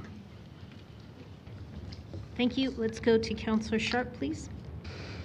Thank you, Mayor. First of all, thank you to thousands of Calgarians who took part in this process, either by submitting their thoughts in writing or speaking at council directly during the public hearing. Your participation is critical to local decision-making, and all your thoughts and input were deeply appreciated. Thank you, administration, for this marathon public hearing. A well-deserved night's rest will come right after this vote, and to clerks as well. I will not support these recommendations for two reasons. First, it's blanket. Colleagues, we know for certain that not every single site in Calgary's established communities is appropriate for this, and it's fact. And we should not be passing bylaws that we know on the face of them will cause negative consequences. We should be looking for better solutions than that. We ourselves have turned this change down in the past 3 years, 6%. Yes, it's not a huge number, but the consequences can be profound. Council is the best decision maker when it comes to contexts and communities, and we should not be downloading that responsibility onto administration. That's our job, not theirs. It doesn't matter how many belts and braces we try to put on this. If we pass this off to administration, we are going to be hearing more stories like Ms. Popowich's experience, and I want no part of that. Secondly, at its most basic level, this amendment aims to cut 4 months off the time it takes for RCG approvals in established communities. I fully support expediting application process, but the problem is this cuts out the wrong 4 months. It cuts out the public's 4 months of engagement and input, not administration's 4 months of process. Nothing in this requires administration to innovate, improve, do jobs faster. The people, what I just heard, the people, some of you referenced in your debate, are not the red tape. Now, I know I'm not supposed to say this, that this is a public hearing to end public hearings. City Solicitor will disagree with me. But the fact is, if this passes today, a public hearing will no longer be required if you want to build a row house or townhouse virtually anywhere in the city. By eliminating this process, we risk alienating our constituents, the people, and failing to represent their interests in a meaningful way. I want no part in removing citizens' right to speak to the council directly if they have concerns about redevelopment in their communities. Thanks. Thank you. Let's go to Councillor Chabot, please. Thank you. I also won't be supporting the recommendations. What I've heard from administration through their presentations insofar as the criteria associated with where this is most likely to occur, and I look at my communities and I see that my communities are going to be highly targeted in regards to this proposed development. And so the idea that this is going to be spread out throughout the city, I think the criteria would suggest otherwise. The MDP specifically looks at sensitive intensification, looking at high density areas in close proximity to major activity centers where there's many amenities, public transit, and slowly transitioning into a lower density type form into the adjacent communities. Low density development, while many folks in administration consider this to be a very sensitive and low density type development, I don't think that the general public necessarily agrees with that sentiment. They don't see this as sensitive intensification. We heard a lot of folks talk about community character and how some members of council say community character is not in the built form, but rather in the people that are within it. In my life, I've lived in so many different communities during the course of my life, depending on where I was in the evolution of my life, when I had small children, when I was really poor, just starting out, living in basement suites, probably mostly illegal basement suites, and then transitioning into multifamily when I had small children. It was really good to have a whole bunch of other children to play with, and then ultimately seeking a very specific type of community to retire in, where I could enjoy a more quiet, a less intense neighborhood. I specifically picked the exact lot that I did, not only just because of the house and the surrounding areas, but the likelihood that I could actually have a garden for long term, that my neighbors wouldn't encroach on my sunlight, et cetera, et cetera. This would certainly significantly impact my quality of life if this is a development of this nature was allowed to happen next door to me.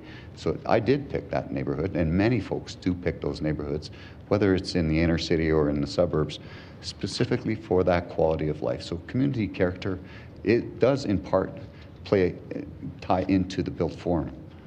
I picked single-family bungalow neighborhoods for that very reason, for that sunlight, for that, that quality that is afforded to me by that more quiet neighborhood. The biggest issue for me is one thing that Councillor Sharp mentioned, is that this takes away the ability for citizens to weigh in on potentially really negative developments occurring for close proximity to them. But more important than anything, above all else, this has been the most divisive conversation that I've ever taken part in ever since I've been on council. The idea that somehow this is just going to all blow over and it's all going to be nice, we're all going to hold hands and sing Kumbaya, I disagree. This has created so much division in our city, and the idea that somehow the silent majority didn't get a chance to speak up, I would argue that that is actually correct. There was 5,100 letters in opposition, and as Ralph Klein used to say, for every letter that you receive, you can consider that to be 100 citizens, because most people don't want to get engaged in this process. So the 5,100 letters, consider that to be 51,000 people who are opposed to this idea. So for me, there's just too many things wrong with it. It would have been much better to try and do it in a very sensitive, planned, structured approach, and slowly transition out into the lower density type neighborhoods, and maybe eventually transition some of those neighborhoods into something that's of a higher density. But doing this blanket, broad brush approach throughout the entire community and all those neighborhoods where those folks specifically chose those areas to move because of what it offered to them from a peace of mind perspective, for me, that's why this is wrong and why I will be voting against it. Thank you. My apologies, Councillor McLean. When you went out of the queue and back in, I put you in the wrong slot. Please go ahead. Okay, thank you, Mayor. So here we are after 3 weeks of public hearings, months of discussions and community meetings. But the question is, after all of this, has council listened? As you know, I wanted to go to a plebiscite to give Calgarians a direct voice to the future of their property and their community, but council said no. Many on council said a public hearing was a much better way to engage and to listen to people. So we had 3 weeks of public hearings, received thousands of public submissions. I've said this before, we listened to 736 speakers, 70% were opposed to blanket upzoning. We had 4,347 people submit public submissions, 90% of those were opposed. We've heard from a lot of experts who told us we need this blanket rezoning to deal with housing affordability. We've heard if this blanket rezoning passes, housing prices will come down, everybody will get affordable home, rents will be cheaper, but we know that's not true. In fact, the opposite may occur. Housing prices may increase due to the upzoning lift. Now, will blanket upzoning increase supply? Most definitely. It'll increase the supply of duplexes, row houses. They're selling $600,000, $800,000. Definitely not affordable. We heard from experts that Minneapolis is a good example of a rezoning success story. In reality, the city of Minneapolis is just a very small part of the metro area, which is probably more of an example of a big urban sprawl, kind of against everything our plan says. We've heard about Vancouver, New Zealand, how those plans were successful, but they really haven't shown any success to date. So the question is, who are we listening to? Are we listening to the experts who have provided misleading information, in my opinion, on most facts around this? Maybe council just wanted to listen to Justin Trudeau, whose ultra-progressive policies caused this housing crisis in the first place. Maybe he wants to bribe us with our own money to implement his ideologies in our city. But every one of you can choose who you want to listen to. I'm going to listen to Calgarians who have said loud and clear they don't want this rezoning. In fact, over 3/4 of Calgarians have said no to this rezoning. The good news is, regardless of how you vote or how this council votes, all Calgarians, they will get a vote next October in 2025. This will be an election issue, and I wish good luck to all of you who choose to ignore the wishes of the vast majority of Calgarians. Please vote against this. Thank you. Let's go to Councillor Penner, please. The need for homes is not going away. On this, it seems we all agree. And to that end, a societal crisis requires our collective response. Do we need to build in the greenfield to accommodate the number of people coming to Calgary? Yes, right now. And do we need to ensure that we're releasing city-owned land for subsidized affordable housing? We are. And do we need to continue to encourage development around transit?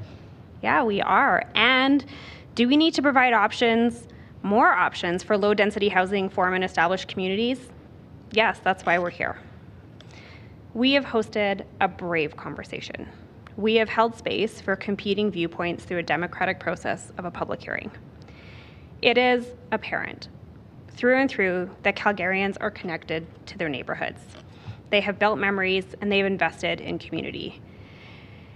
And for those who do not have that stability, they indicated they are seeking those same opportunities to move simply from housing to a place they can call home.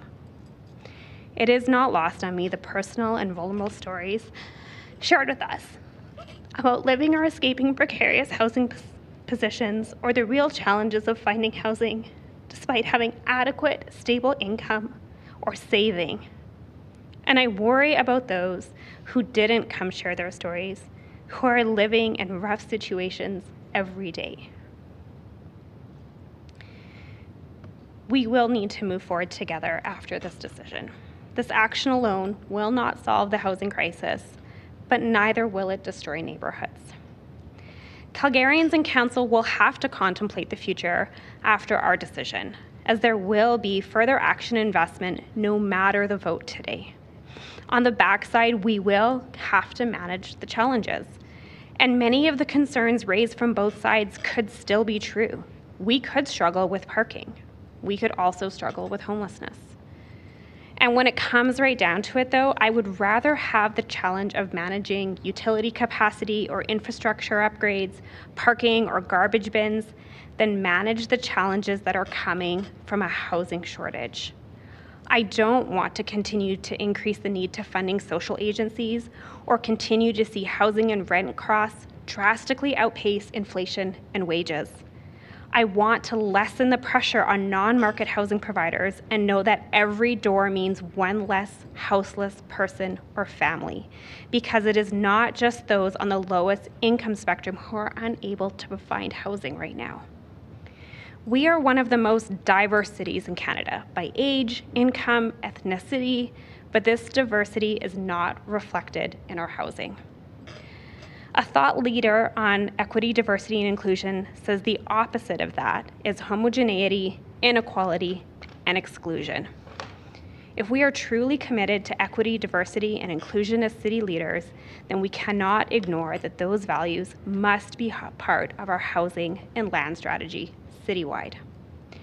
Saying yes to citywide rezoning, yes to a newish kind of housing in more places across all communities will actually be one of the most kind and generous things that we can do for our city. For others who are here now and needing housing, and those who are coming who we've yet to meet. Generosity as a principle is about setting aside our personal need for the good of others. Community is built by action, actions of hope, joy, love, sharing, and community is not a static state. The words that resonated with me throughout the hearing were the need for a future focus, sustainability, and the normalization of newish housing types. Housing needs to be our priority. Financially, this is good for everyone. Environmentally, this is good for everyone. Socially, this is incredibly good for everyone. Whether by need or by choice, we need more homes. This is not even a matter of if we build it, they will come. They are coming. They are already here. And so to borrow from Mr. Johnson, it is time to build optimism. So I am supporting rezoning. Thank you. Let's go to Councillor Wong, please. Thank you, Mayor, colleagues, administration, and the public. We all know we have a housing crisis. We all know that we need housing for people. We all know that we've got an influx of communities from afar, and they need housing as well. We've known this for a while, and we've had this conversation about housing strategy for a while. When we had the conversation when the Housing Task Force came in, we didn't say no. We said, let's do it right. Let's do it the right way. We sent it back to administration to come back with a housing strategy. We got the housing strategy in September. There was a lot of recommendations in that housing strategy, and we agreed to most of them. But once again, we disagreed to some of them. We disagreed to some of them largely because we believe on the thing that public servants are supposed to do. And that's to do the right things and do it the right way. So when it gets down to this specific housing for rezoning for housing, I was hoping that we would do it the right way. Unfortunately, we excited the population in Calgary here, where thousands of people came out because they were challenged with a binary answer, binary yes or no. It wasn't a question of nuance. It wasn't a question of, how does it affect us? How does it affect you? It was a binary yes, no. Then we went into a process of 90 days of public hearing or public information. Once again, did we get to the answer that they wanted? I asked the question, what do we learn out of this? We learned things through that. But we had a public hearing of 3 weeks. People chastised us for it. To that end, again, we got to get past all that, no doubt. We listened to a number of different amendments today. A number of different amendments shape it to be better than the binary yes/no answer. But we're still at the same time, with the binary answer, with the amended answer, we haven't taken it back to everybody yet. There are people in the gallery, people watching, but 1.4 million Calgarians are not tuning in right away because they're busy in their lives. We have other strategies, and with other strategies, we'll get to those issues where people are sleeping rough, people are sleeping in encampments. Those are the ones we need to focus on. We need to take care of the people in the shelters. We need to take care of people who are just borderline losing their houses. This doesn't necessarily help those people. When we talk about, again, blanket rezoning, most of the blanket rezoning happens in the inner city. 96% of them are approved. 30% of those in Ward 7. We've seen them. We've approved them because the land use bylaw that's written today allows us to do it. What we're looking for is a faster way to get there, and there have been suggestions for improvements through amendments, but we voted down those amendments to make it better because we wanted that blanket rezoning. What I also don't like the fact is, throughout the whole process, I felt shamed. People coming to me, whether social media-wise, through letters, around council, if you don't do this, people are going to die on the streets. If there's anybody who's compassionate about people, I believe I am. I don't like to be shamed. I hope going forward, as we vote on this, none of us get shamed for what we're voting on. But what what we'll be recognized on is doing the right things and doing the right way. However we vote, let's do it based upon that. Most recently, this past week, I didn't tell you guys, but I put a survey out there, and over the course of 1 week, 569 people responded. And the response to the survey was very predictable. In Ward 7, 1/3 said yes, 1/3 said no, 1/3 said different. And that's representative of the Ward 7 community I've got. But it's also representative of the inner city people. It's also representative of where people want to go. They're looking for that right answer in the right way. They're looking for the right process. So I'm stuck in the middle here. 14 months from now, I'm sitting there going, if I vote no, am I back? If I vote yes, am I back? And even between all that, the next 14 months, will I get the respect of people going forward? I believe I will, because I am going to vote based on do the right things and do it the right way. So whether this passes or not, what I will say to my constituents, I'll always be there to support you. If this doesn't pass, we'll get you the RCGs. We've got the process in place right now. We've had a lot of them approved. So at the end of the day, Council, we are doing the right things. We have to choose to do it the right way. And at the end of the day, we have to respect ourselves, our administration, our public. Thank you, Councillor. Choice. Thank you. Just a time. Let's go to Councillor Chu, please. Thank you, Worship. So first of all, I would like to thank all Calgarians who has attended council and or sending email or letter to us, no matter which side you are. Thank you very much for this 14 or 15 days. I don't even remember of the attending. The very fact that we just have the longest public hearing is a sign that we didn't do this properly. We failed to get the buy-in from Calgarians, as we have seen. During the months before this hearing, I have seen some of us calling any other views misleading or misinformation. However, the apparent initial selling point was affordability, like in Housing Affordability Task Force. But once the almighty machine realized that the majority of Calgarians aren't buying what the city is selling, then the machine changed to reason of supplies.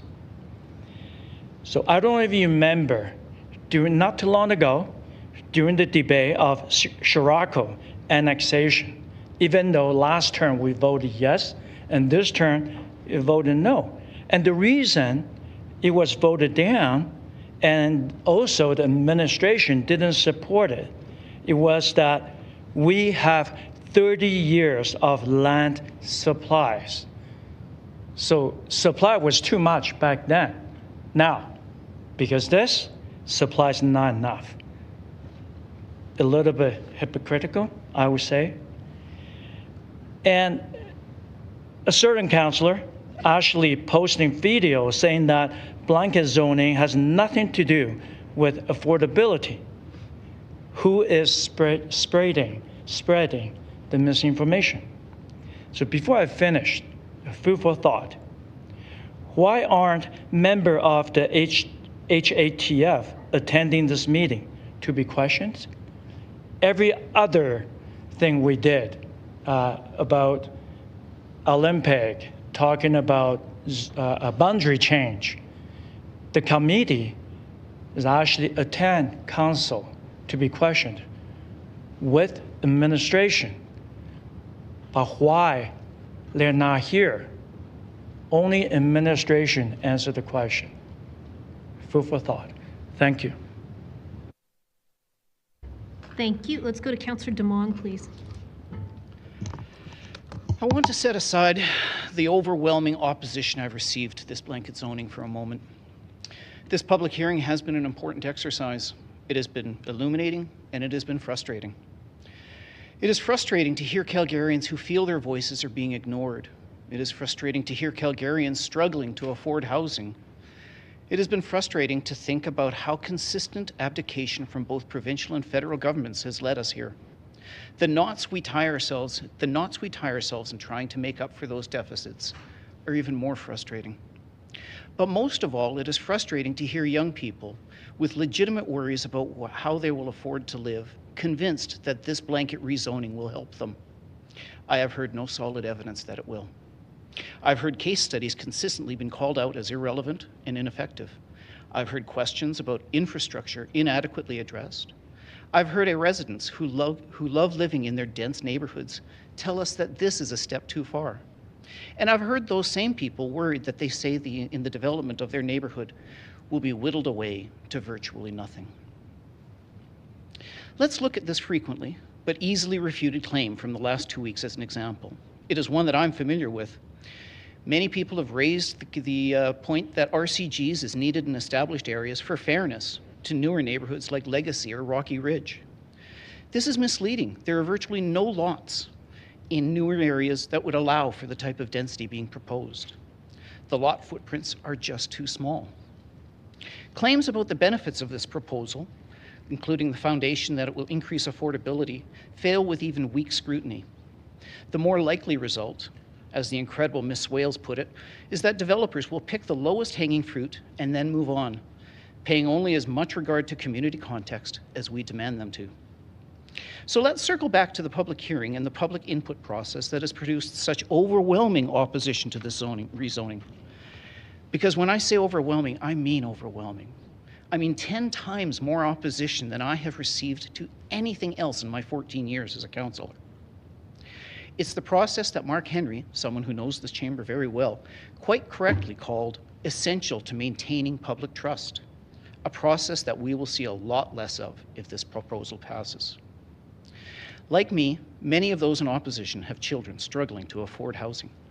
Obviously, we don't consider our children undeserving drifters, just like we shouldn't be considered selfish for questioning the validity of this proposal.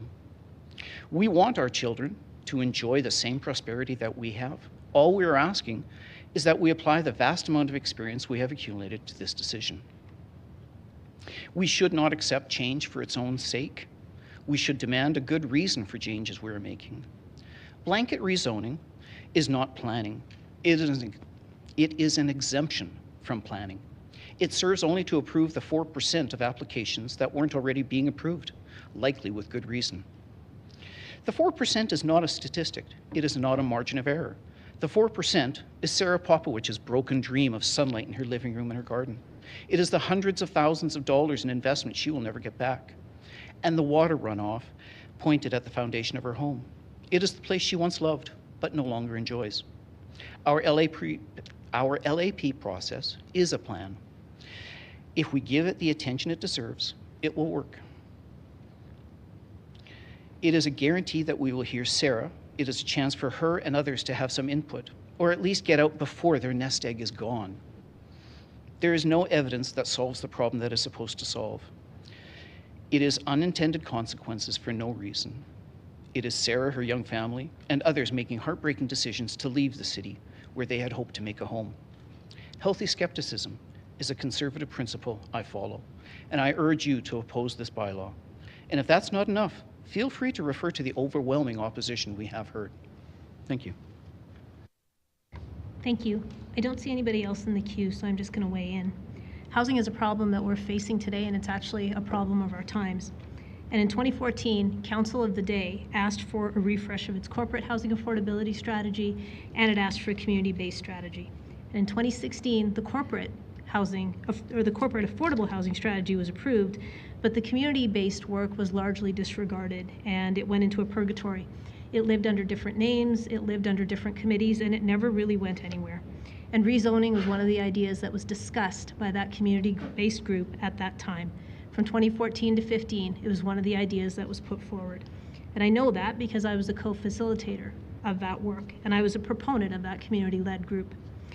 And I was crushed when the research we had done and the examples that we had given and the work that the public, private, and social service sector experts had provided was ignored at that time.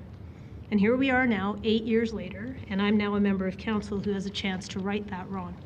And I will say this, I don't believe that our community-based group at that time ever had a chance. We weren't set up for success because we didn't have a council or administration champion. And it's not because they didn't care, but because it was just never contemplated that it was necessary. So I'm not holding a grudge against a previous council. Instead, I'm very thankful for what we have accomplished as a council. We have given housing a home. We created a housing and affordability task force. And then we asked administration to use their recommendations to create a housing strategy. And from that strategy, we have ways to create more subsidized housing in our city, as well as more market-based solutions for housing at all price points. We got it right by addressing both market and non-market housing. In that work, we are dedicating city-owned sites for subsidized housing. We are offering incentives for secondary suites. We are delivering on transit-oriented development, and we're delivering on transitional housing for families. This rezoning is but one of 98 ideas that came out of that strategy. It will allow us to create more housing and more diversity of housing across our city. And more importantly, we listened to people who spoke here for 12 full days. And we listened to their voices, and we listened to how they felt their voices hadn't been heard. We put forward an amendment that allows them to now have a say in the development permit process. They now have the ability to actually express their concerns about what will be built on their street, next door, across the street, wherever it may be. They will now have a proper engagement opportunity. They can weigh in on things like window placement, landscaping, height, and waste bins. The concerns that people have will now actually be heard at the stage they wanted to be heard. They wanted to speak to development permit and what the built form looks like. So I thank the public who came out to speak. As a city, if we had acted 8 years ago when the public, private, and social sector said that rezoning was an important tool to make sure that we had housing in our city, I don't know that we would be in quite the crisis that we're in today. But looking back is not something that'll be helpful to us. What I can say is that I'm hoping we don't make councils of the future pay for actions that we are not willing to take today. This decision is important for ensuring that Calgarians can live in our city, not only with choice, but with dignity. So thank you to all the members of the public who engaged with us. Thank you to administration for your tireless work on the housing file. Thank you to the clerk's team for your professionalism and your skills. Thank you to all of our teams in the offices of all of the councillors as well as the mayor's office. And thank you, colleagues, for understanding the significance of what we need to do together to ensure that Calgarians have access to housing. And finally, a very big thank you to Tim Ward, who was a force as a volunteer between 2014 and 2016 as part of that community-based group. His ongoing commitment and belief that our city can be a place where housing is available, accessible, and affordable makes us a better place. And with no one else in the queue, I will turn to you to close, Councillor Meehan. Thank you, Mayor. That was really lovely. I know that this decision comes with a lot of pressure for a lot of people. And I think what I can offer is that pressure is a privilege. It means you're doing big things, important things. There's been a lot of opposition around this. That's because housing is a very passionate topic for people on all sides. And there have been concerns that have been raised, like the ones that Councillor Demong brought up, sunlight, shadows, and many others. And our new zoning bylaw and your amendments and oversight will ensure that we get those things right. But they can't take precedence over rooftops over people's heads. I started this debate out by saying that leaders are at their best when they think long-term and they lead with values. We cannot know everything about what the future holds, but we do know that a more diversified, low-density offering is the most resilient way forward. This proposal simply allows the market to respond to the changing needs of Calgarians. If you're looking for a reason not to act, you can find any number of reasons, and that's always true in life. And one of my colleagues spoke about the negative consequences of action. But when you talk to Canadians and Calgarians about housing, they'll mostly talk to you about the negative consequences of inaction. We've also heard that this is only about 4 months of process. It's not. It's a values-based decision where we're saying all low-density forms, duplexes, rows, and towns are going to have equal opportunity to be part of our redevelopment story. And that is a big deal, because it means all people at all different ages and stages and economic backgrounds get to be part of our city's next chapter. That's a big deal. I'm really proud of everyone who's been involved in this process, and I know there's already been a few thank yous, but I have to do mine, which I want to thank administration. When I started as a city councilor, it didn't take long for me to just really realize there are some incredibly solid people who work for the city, who show up every day, who face relentless criticism, and I'm just continually impressed. Also want to say thanks so much to Tim. Hope you're watching, and thank the public just for the level of discourse that we had. I really think that the conversation around housing was elevated, and I appreciated the responses that you had to each other. I also want to thank the media for covering this very long and involved debate. It's not the public service that you do in communicating that is incredibly important. And I also want to thank council. No one listens like you do. I want to thank Councillor Sharp. Even though we don't always end up on the same side of votes, I respect that you come prepared and are ready to work. And I really want to, my final thing is actually to thank Councillor Putmans, because when the housing strategy failed, you were the one that stood up and said, no, I'm not going to let this fail in my city. And it taught me that success isn't final, failure isn't fatal, but it's the courage to continue that counts. So thank you for living that for me. So I hope you all support it. Thank you, Councillor Meehan. Would that close? Please go to e-scribe to vote.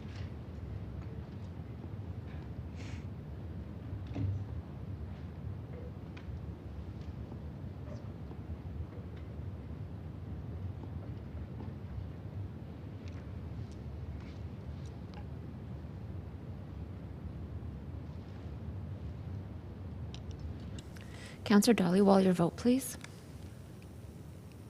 Thank you. Mayor Gondik, all the votes are in. Thank you. Could you display the results, please? That is carried 9-6 with Councillors McLean, Chu, Demong, Wong, Sharp, and Chabot voting against. I will go to the first reading of the bylaws. Bear with me, everyone. I think I've got the right sheet. Madam Clerk, is it 21P 2024? That's correct, 21P 2024. Okay. First reading of bylaw 21P 2024. Anyone opposed? Sean Chu. Councillor Chu is opposed. Councillor Demong is opposed. Councillor McLean is opposed. Councillor Wong is opposed. Councillor Sharp is opposed. And Councillor Chabot is opposed. And that is carried. We are now moving into amendments.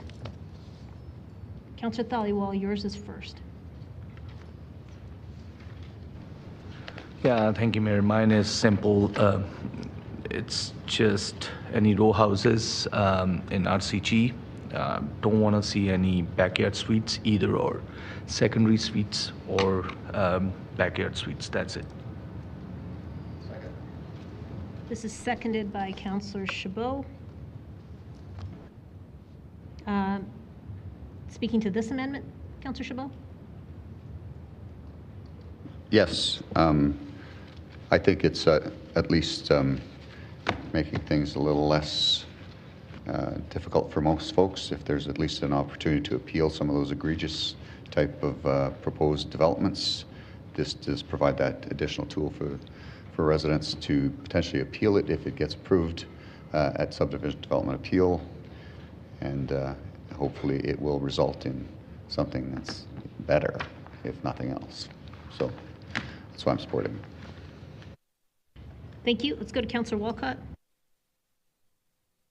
Just wanted to also, I wanted to second, but I live not fast enough. And the value of this has always been around ensuring, of course, that there's clarity in the rules, right? And if there was a possibility to bring that clarity so much earlier, we absolutely would have, but it's just by nature of the bylaw change that the clarity had to come now in this particular way. We know that the development permit, like the building code rules, would have done a lot of work to really prevent a lot of these types of doubling up that people were so concerned about when they were referencing the concept of 12 units, and we've always known that practically that was not a thing. on any standard size parcel. So this is just a really good thing to just bring that clarity, put it in the rules, call it a day so that there's no confusion left. Thank you. I don't think there's anybody else in the queue, but let me just double check here. Nope. Turning it back over to you, Councillor Thaliwal, to close. Yeah, no, based on what we heard from people who came here, this is the least we could do for them. Thank you. E-scribe to vote, please.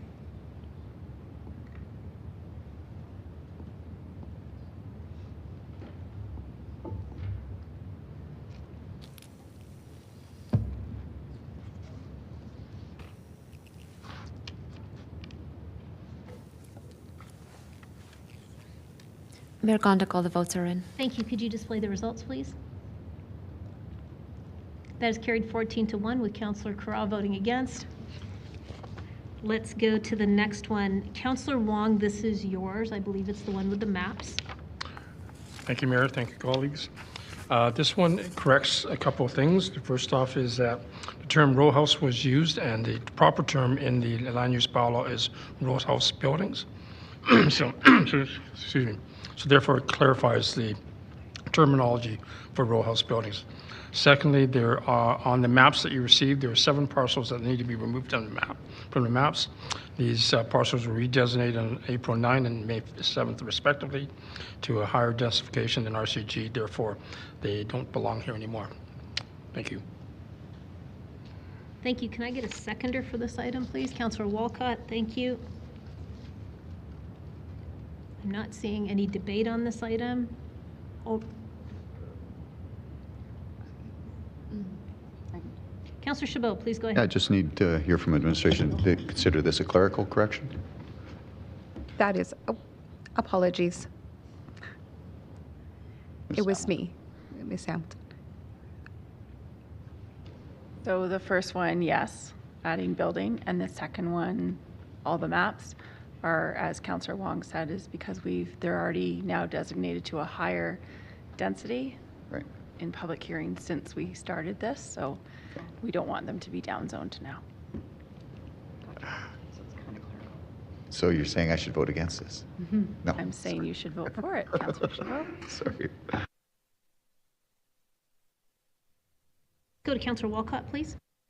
No, I was just I put myself in there as soon as I saw confusion about the housekeeping, so as long as everyone's clear, it wouldn't have been necessary had this been a normal public hearing, but it's not, and it outlasted another one, so I think it's clear now. Okay, I'm not seeing anybody else in the queue, so over to you to close, Councillor Wong. Nothing more. Close. Thank you. Thank you. E-scribe to vote, please.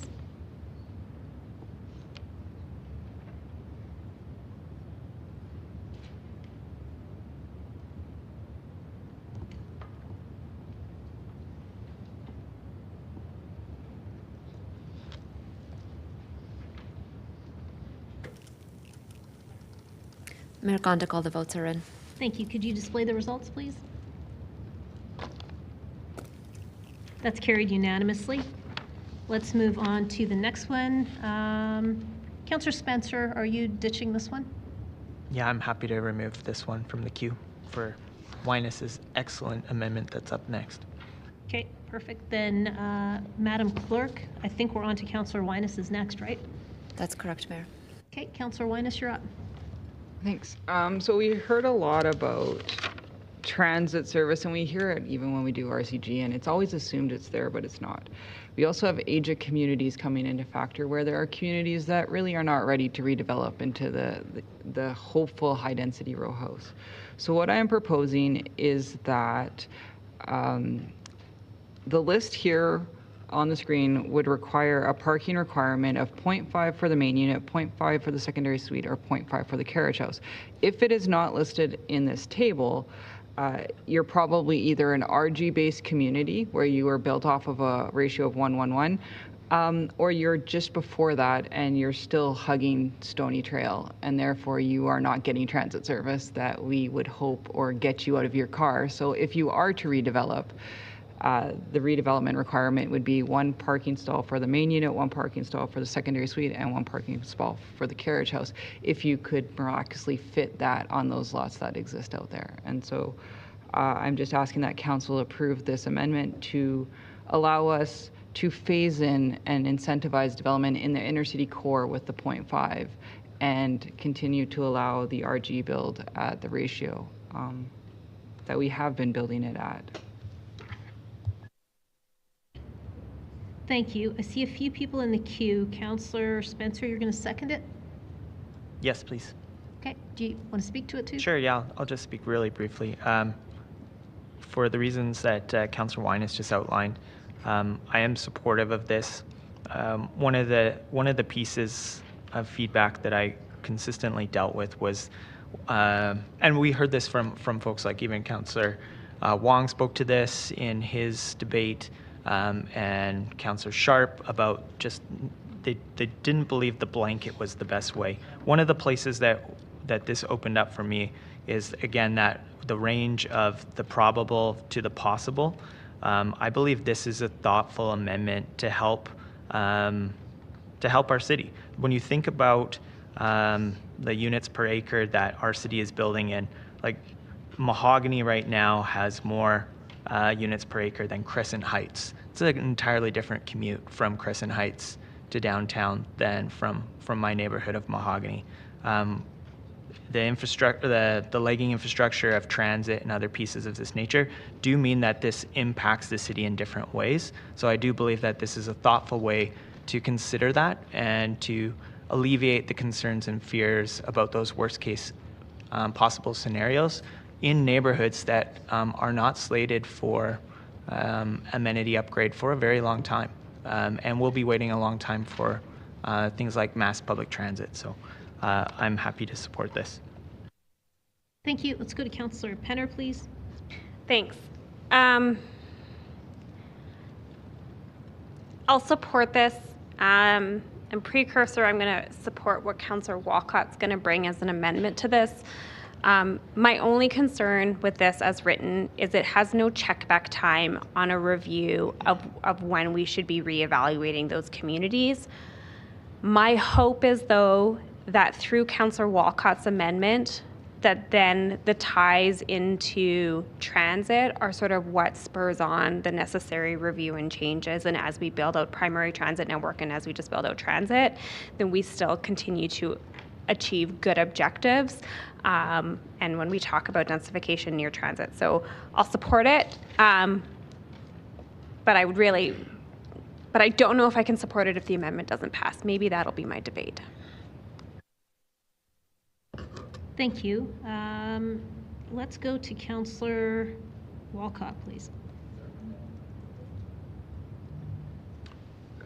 Thank you. Clerks, do you mind putting up the amendment to the amendment?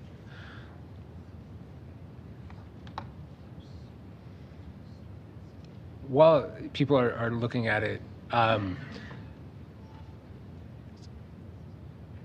apologies. This is the incorrect version. I sent the updated one, which removed the capital funding part. Yeah. Sorry, I'll go while they're putting that up. In my conversations with Councillor Weines, what I did is I looked at the table that she provided, and I just noticed one simple thing is that there are actual communities that still have access to very high quality transit that weren't on the list because of age and some just like nuances that might have been missed in throughout the process, and that's actually completely normal. So what I wanted to do is I wanted to add this, and specifically, which is just if you are within 600 meters of transit that existing LRT or a BRT, so you're in 600 meters of that primary transit station of that LRT, and you're just not on that list, that you'll get the benefit or the opportunity that comes with 0.5 parking. Further to that, and administration's clerks is gonna help us with it, I removed the language of capital funded LRT because Councillor Weines made honestly a very valid argument that sometimes parking reductions in a capitally funded project until it's there, it's just, let's be blunt, it's not there yet. And so what it does is it allows it to make sure that those locations that do have good transit are getting the reductions, and those who have future transit, they will get the reductions when that transit comes online in full. But until then, you are still subject to what she's described in our primary list. So it's really just a housekeeping measure for areas that allows us, to Councillor Penner's point, to come back to this. Because, for example, let's say that a new BRT bus stop comes online and it's fully funded, it's constructed, it's built. Any housing within 600 meters of that now falls under this rule, but they wouldn't have until that construction is complete. And so just as far, I consider it small housekeeping just to ensure we don't have any gaps in the policy.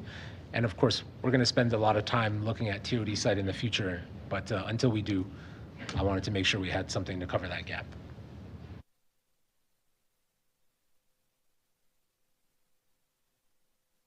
Do I have a seconder for the amendment to the amendment? Councillor Penner, thank you. That's what you meant. I thought you had a second amendment to the amendment, and I was going to say to you, you can't do that. Okay, all right. Perfect. Got it. I see people in the queue. Can I just clarify, of the folks in the queue, Councillor Chabot, do you want to speak to the amendment to the amendment? No? To be clear, I have a separate amendment. Okay. So we'll just wait on that. Okay, Councillor Carra, is it on this? Well, I'll debate both and hopefully not have to debate any other amendments that come, but reserve the right to jump in if I have to. I get this, and it's sort of sensible, and I'm not opposed to it, but I will, I'm talking about the main. I will not support the main because I just fundamentally believe that parking ratios should be determined by market forces. And I think there are circumstances what people will find themselves in where maybe it makes sense. And so I will support the amendment to this, to the main, because I think it is the most glaring and obvious situation where there are exceptions. But I could live with it. And I also think it takes place in most of the places where we're not going to see that pressure for a long time anyway, except for in unique circumstances. So, you know, if I will support the amendment to the main, I will vote against the main, but I can live with the main and it doesn't poison the project here. So that's where I'm at. And thank you to everybody for where we're going. Thank you. Councillor Demong?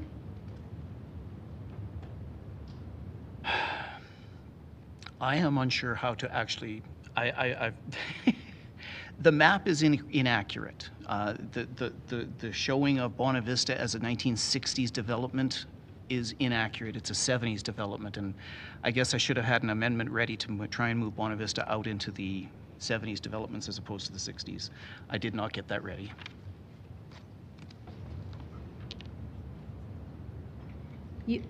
If you wish, once we're done with this amendment to the amendment, yes, you are able to try that. Okay. So let's go to Councillor Winus on this. Thanks. Yeah, go talk to them. Okay. For this one, and Councillor Walcott and I discussed, is my concern only is that, are we putting inadequate density around TOD sites? We've had discussions where, especially around the LRT, we want to do high density building. And if we are incentivizing this with an RCG, and yes, it seems big in this conversation, but in growing our city as a whole, we have to find ways to incentivize the high density growth around transit to actually make us tackle or put a dent in the affordability crisis. And so while in everything we want to solve it all with one vote, we're not going to be able to do that. And I would rather hold this off and vote no to this and bring a motion back to council where we will actually tackle the density around an LRT stop or a BRT that will put a dent in housing, because we think that a yes vote today suddenly gets the built form out there. It's years in the making, as we will talk about tomorrow at Infrastructure Planning Committee. So yeah, I just wanted to put that thought in people's minds that, do you think this is adequate density around an LRT stop? Yes or no? Thanks. Let's go to Councillor Meehan, please. So that's an interesting question, Councillor Winus, because I actually agree with you that we need to be thinking about higher level density near transit, but I don't actually agree with that as an argument to support, to not support this amendment, which is fundamentally about, reducing the parking minimum when you're in proximity to transit on RCG if RCG happens to be there. So I sort of see them as separate conversations. I also struggle with minimums just for many of the same reasons as Councillor Craw, and I'll get back in the queue to debate the main.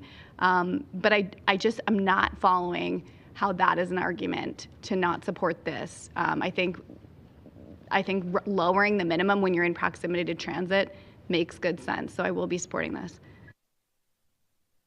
Thank you. And I don't see anybody else in this queue, so I'm going to go to Councillor Walcott to close on this amendment to the amendment. Yeah. For the most part, I think the big question is, of course, what do we do around TOD? And I'm really excited about the TOD conversations, especially after this public hearing about how many people are really anxious and wanting further to push that even further. I've just had a lot of very bad experiences with presupposing the outcomes around some of our transit stations, and especially with regards to BRT stations. And so this is nothing more than making sure that there are two opportunities on the table at all times around transit. If the market drives one thing, then we want to make sure that the market has the opportunity to drive that. And when we make our TOD decisions, which sadly are never quick and never immediate because of where our LRT stations are, they're all often in community in such a way that it becomes a very serious conversation. That when that happens, we'll also be able to make those decisions, but both will actually be able to work together. And that's an important distinction, that they work together, and it just keeps choice available in the market. E-scribe to vote, please. And remember, you are voting on what's before you on the screen. It is the amendment to Councillor Winus's original.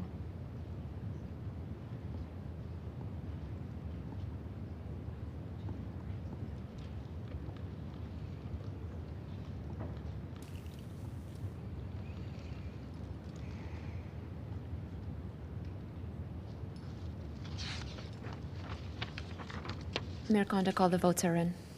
Thank you. Could you display the results, please? That is carried 8-7 with Councillors Chu, Demong, Thaliwal, Putman, Sharp, Chabot, and Kara voting against. So we are now going to see if there are any other amendments to the main amendment as amended. And I believe Councillor Chabot is first. Our amendment is strictly to the list. So that list is an amendment. So mine is an amendment to the amendment. So Councillor Chabot, yes. I'm going to clarify with Madam Clerk. We just had an amendment to this amendment. So the original amendment is an amended version of itself. So you're bringing an amendment to the amended amendment. The amended motion. So this is not an amendment to an amendment. It's an amendment to a motion that's been amended. So it's still a main motion. This is a proposed bylaw amendment is what it's technically called. Yes. And so because someone has gone before you, this is now amended. So now you're bringing an amendment to the amended amendment. To the amended motion. So each amendment gets voted on separately. You bet. So I'm proposing an amendment. That is exactly what I just said. So am I okay to put this amendment forward? Yes. Yeah, it's your turn. Okay. So the amendment that I want to propose is to take out Malin Heights, Vista Heights, Bonavista, Vista, and Varsity. Is there another? Sorry, Bonas, Varsity, and Lake Bonavista. This is not going to counter what was previously done. Malin Heights, the closest home, is 1.2 kilometers away. Vista Heights obviously is even further than that from the transit stop, so it's not going to counter what was previously done. So please support this. Do we have a seconder for this, please? Councillor Sharp? Yep. I'm just not going to reiterate what Councillor Chabot said. Worked with the mover to the main to say that I'd like these communities excluded, and she was happy to see that. So please support. I'm going to go to Councillor Meehan, please. Okay, now I wanted to support what Councillor Winus brought forward, not because I actually principally agree with it, but because I think that city building is a process and it's a dance and there's some concessions. And supporting this would be a concession for me, because one of the ways to control density, and that's why all of these amendments have been so consequential, is to dictate parking. And if you have a parcel and you say this much of this development has to be parking, you are saying that is a place for cars to sleep.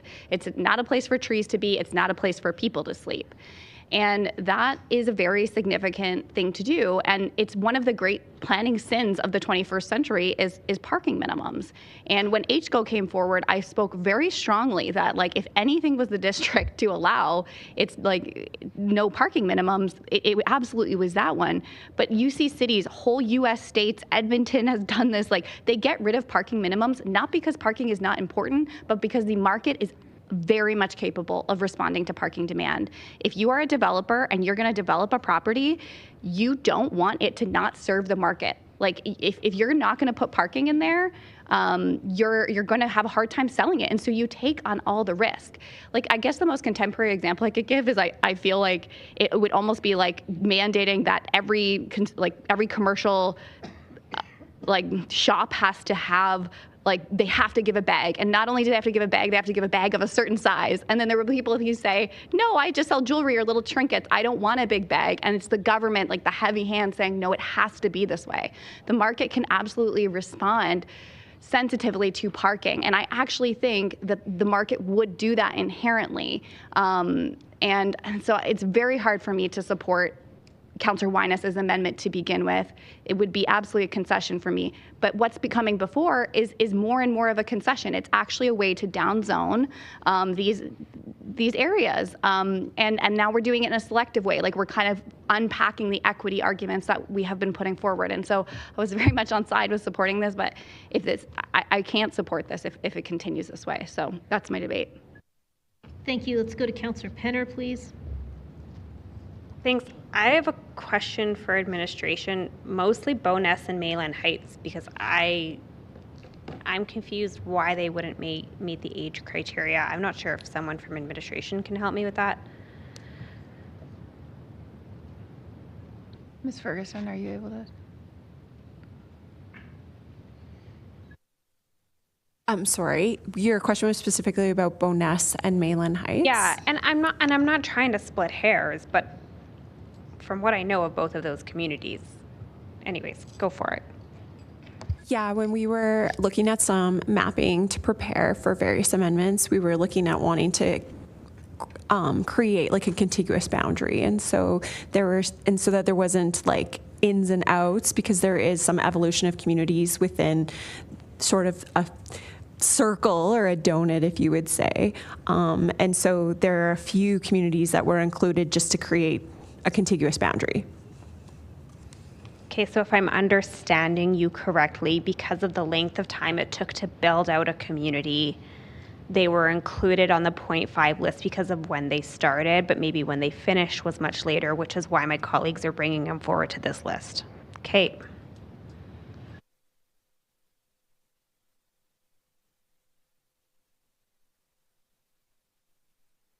Yeah, I'm just, if there's more debate, I'm going to listen. That's it. Okay, let's go to Councillor Craw, please. Yeah, I can, start talking about things that make each of these communities very suitable for full inclusion in what we've just passed today. I'll just speak about Mayland Heights. We're working hard on getting Unite the Heights funded, which is a active modes connector that connects the green line to the blue line. And part of the funding that we're looking to get for that is housing accelerator funding to actually create viable infrastructure to promote the development of housing. And this would fly right in the face of the eligibility for that, and that's something that these communities have been working on for years. The market will decide what makes sense. As per Councillor Meehan's great debate just there. Please, let's not do any more carve-outs.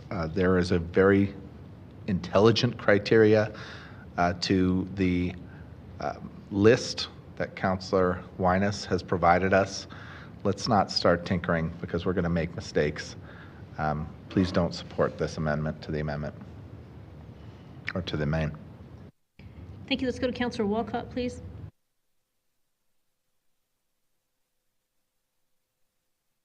This is kind of exactly where I was terrified that this might go, because all of a sudden it's, for some of these lists, it's picking and choosing.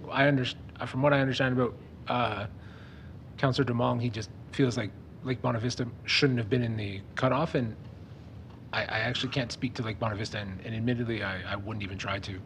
But I can tell you for a fact, Varsity is right beside U of C, and so that is a red flag for me on immediately, is because you're creating a development challenge in an area where we probably would best want to include student housing.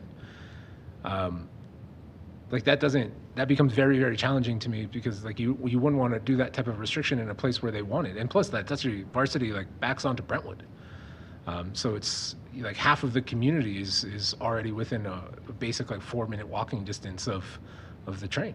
And excessive like amounts of resources. Like people have talked about like, well, how do I get, where am I going to go to get groceries? It was like Varsity is right beside a co-op, right? It's down the street from Market Mall for an employment center, right? And so it's like these are things that I was afraid of, is that we're going to start picking and choosing. I can't support this amendment. I think it waters down what Councillor Winus was trying to do by actually coming up with a baseline criteria to talk about redevelopment versus actually picking and choosing winners, which is, I think, a negative outcome here. Thank you. Let's go to Councillor Wong, please. Thank you, Mayor. I have a problem with this one simply because, again, to Councillor Walcott's comment about picking winners and losers, you know, it's not a question by community, and to part of what Councillor Cross says about, you know, let the market decide where to go. But at the same time, what I'm more sensitive about is the people who live in these houses, in these communities, and the population that's around it. In other words, we have seniors, and seniors, likely, a lot of them I know have 2 cars. We have families where mom and dad works in different locations, and they drive back and forth, and whether from Capitol Hill all the way down to Sundance. At the end of the day, we're basically hamstringing people simply because of where they work or where they live, sorry. And I just can't support this, nor can I support the main altogether. I think this is just totally wrong. Thank you. Thank you. Let's go to Councillor McLean, please. Thank you, Mayor. This might be redundant because it looks like it's going to fail, but the mover would accept a friendly. Seeing that list, I agree with Councillor Demong about Bonavista. Canyon Meadows is a community. I think a lot of us councillors, we know our communities. We sometimes know what's best, but before we vote, if it's possible, I'd like to add the community of Canyon Meadows on there as a friendly, if that's possible.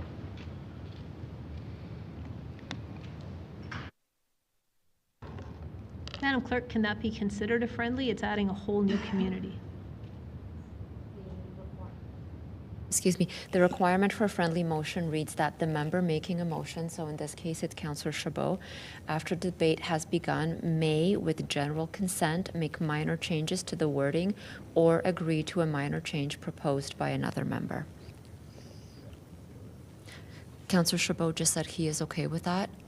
Thank you. We still do require general consent. General consent. So the general consent is going to hinge on what people refer to as minor. So do we have general consent to add that community? We don't.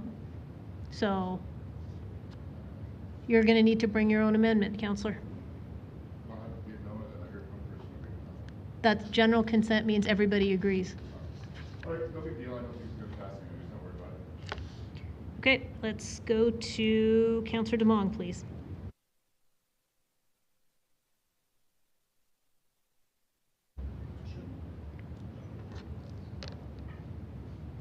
Okay, that's, I've got Demong and Craw who already went, and then I've got Spencer. So I'll just go to Spencer. Okay. I would just state what's been stated, that we need to go with the agreed upon line that administration felt made sense on this. There's a big difference between the kinds of lots you're going to find in Canyon Meadows and what is being built on the edge of the city, in terms of zero lot line product, the kinds of pressures that those neighborhoods are already facing. I heard recently from development that some of the neighborhoods that are being developed on the outer edge of our city right now, somewhere in the range of 35 to 40% of them are being built with secondary suites right out of the gate right now, which comes with added pressures. So what this amendment is attempting to do is actually address that lived reality for neighborhoods on the outer edge of our city. Adding an ever-increasing list to that is not going to help meet those particular requirements that administration was willing to kind of concede on, in terms of that it might make some sense to create a line around the newer development and the more typical established neighborhoods within our city. So I won't be voting to support this, because we're deep into the weeds of moving the line. Thank you. I don't see anyone else in the queue. Over to you to close, Councillor Chabot. Thank you. Well, each of us put forward recommendations for a very specific reason, and now that the amendment with regard to the 600 meter has been approved by council, the issue around varsity and the proximity to LRT in particular, where there's a reduced need for parking, has been taken care of by that previous amendment. The issue for me in regards to Malin Heights specifically is there's Willow Glen Park directly adjacent to it.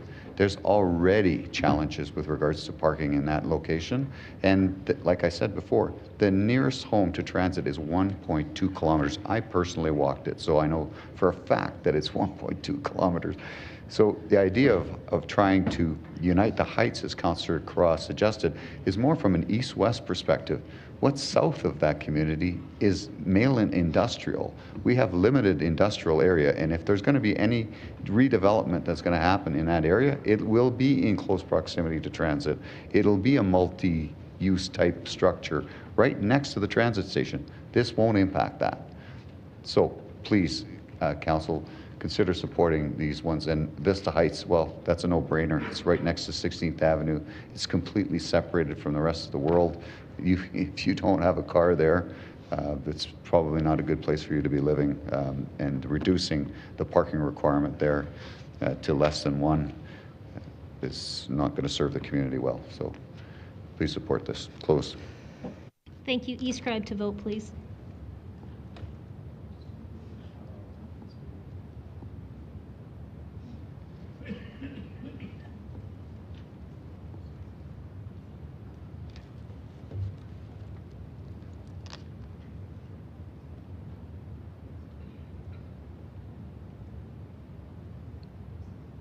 Councillor Sharp, your vote, please.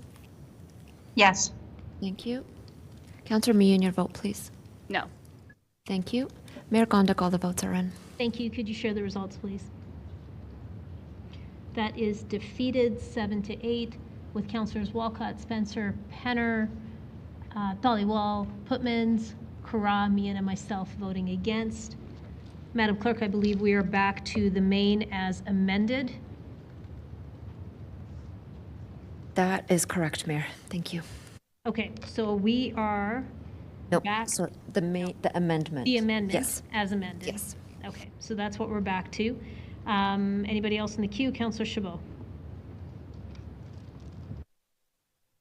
To Councillor Winus's proposal, I think it was a good suggestion. Unfortunately, some of the communities that did want to have excluded out of there were not excluded. I guess we'll have to cross that bridge when we get there in regards to some of those requirements, especially in those communities, because as I indicated, one of them in particular already has a parking restrictive zone included in there. So the rest of it, I think, is a good proposal, especially in the outlying areas where there is limited transit service, providing that one-to-one requirement and providing that relaxation in some of the inner cities obviously makes sense. It's more walkable, close proximity to services and primary transit network. So I will support this, even though it didn't get my amendment in there. Thank you. Councillor Spencer, please.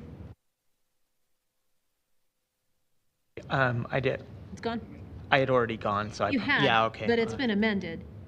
So technically, I have to let you go again. I've said everything. Okay, perfect. With no one else in the queue, over to you to close, Councillor Winus. No, aren't we closing on?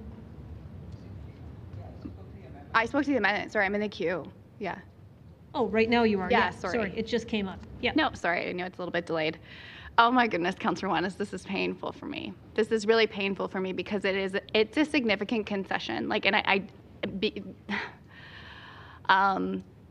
do I think it's fatal? No, I think that the vast majority of the redevelopment is focused in these areas, but in general, I really think parking minimums are a real challenge. I will say that although I have very strong principles on that and believe that, I will support you because I feel that this whole conversation, we've been able to work together, and I actually think that that's more important than always getting your way. And so I'm willing to hop on this wagon with you to take a different path down city building than I think is the right one, but I'm doing it because we're going together, and that's the only reason why. So with that, I will support you. Thank you. Councillor Thaliwell, please. Thank you, Mayor. I wish you had gone to 0.75, but it's fine, rather than 0.5. Question for administration.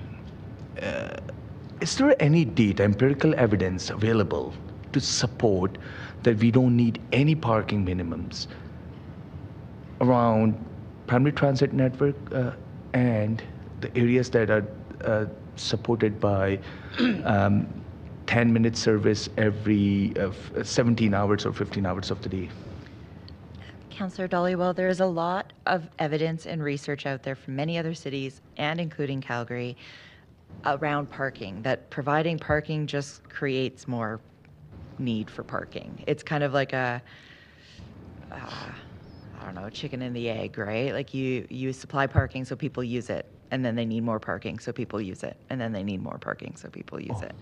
And so there's nothing specific that we've found other than through our bylaw, we have used this in our multi-residential land use districts. So we already have this rule, number 3, within those districts, and it is working with our multi-residential. And so we think it's a good rule to use with RCG as well. I don't know in terms of proof of what you would be looking for to suggest that this is the right amount or the right number.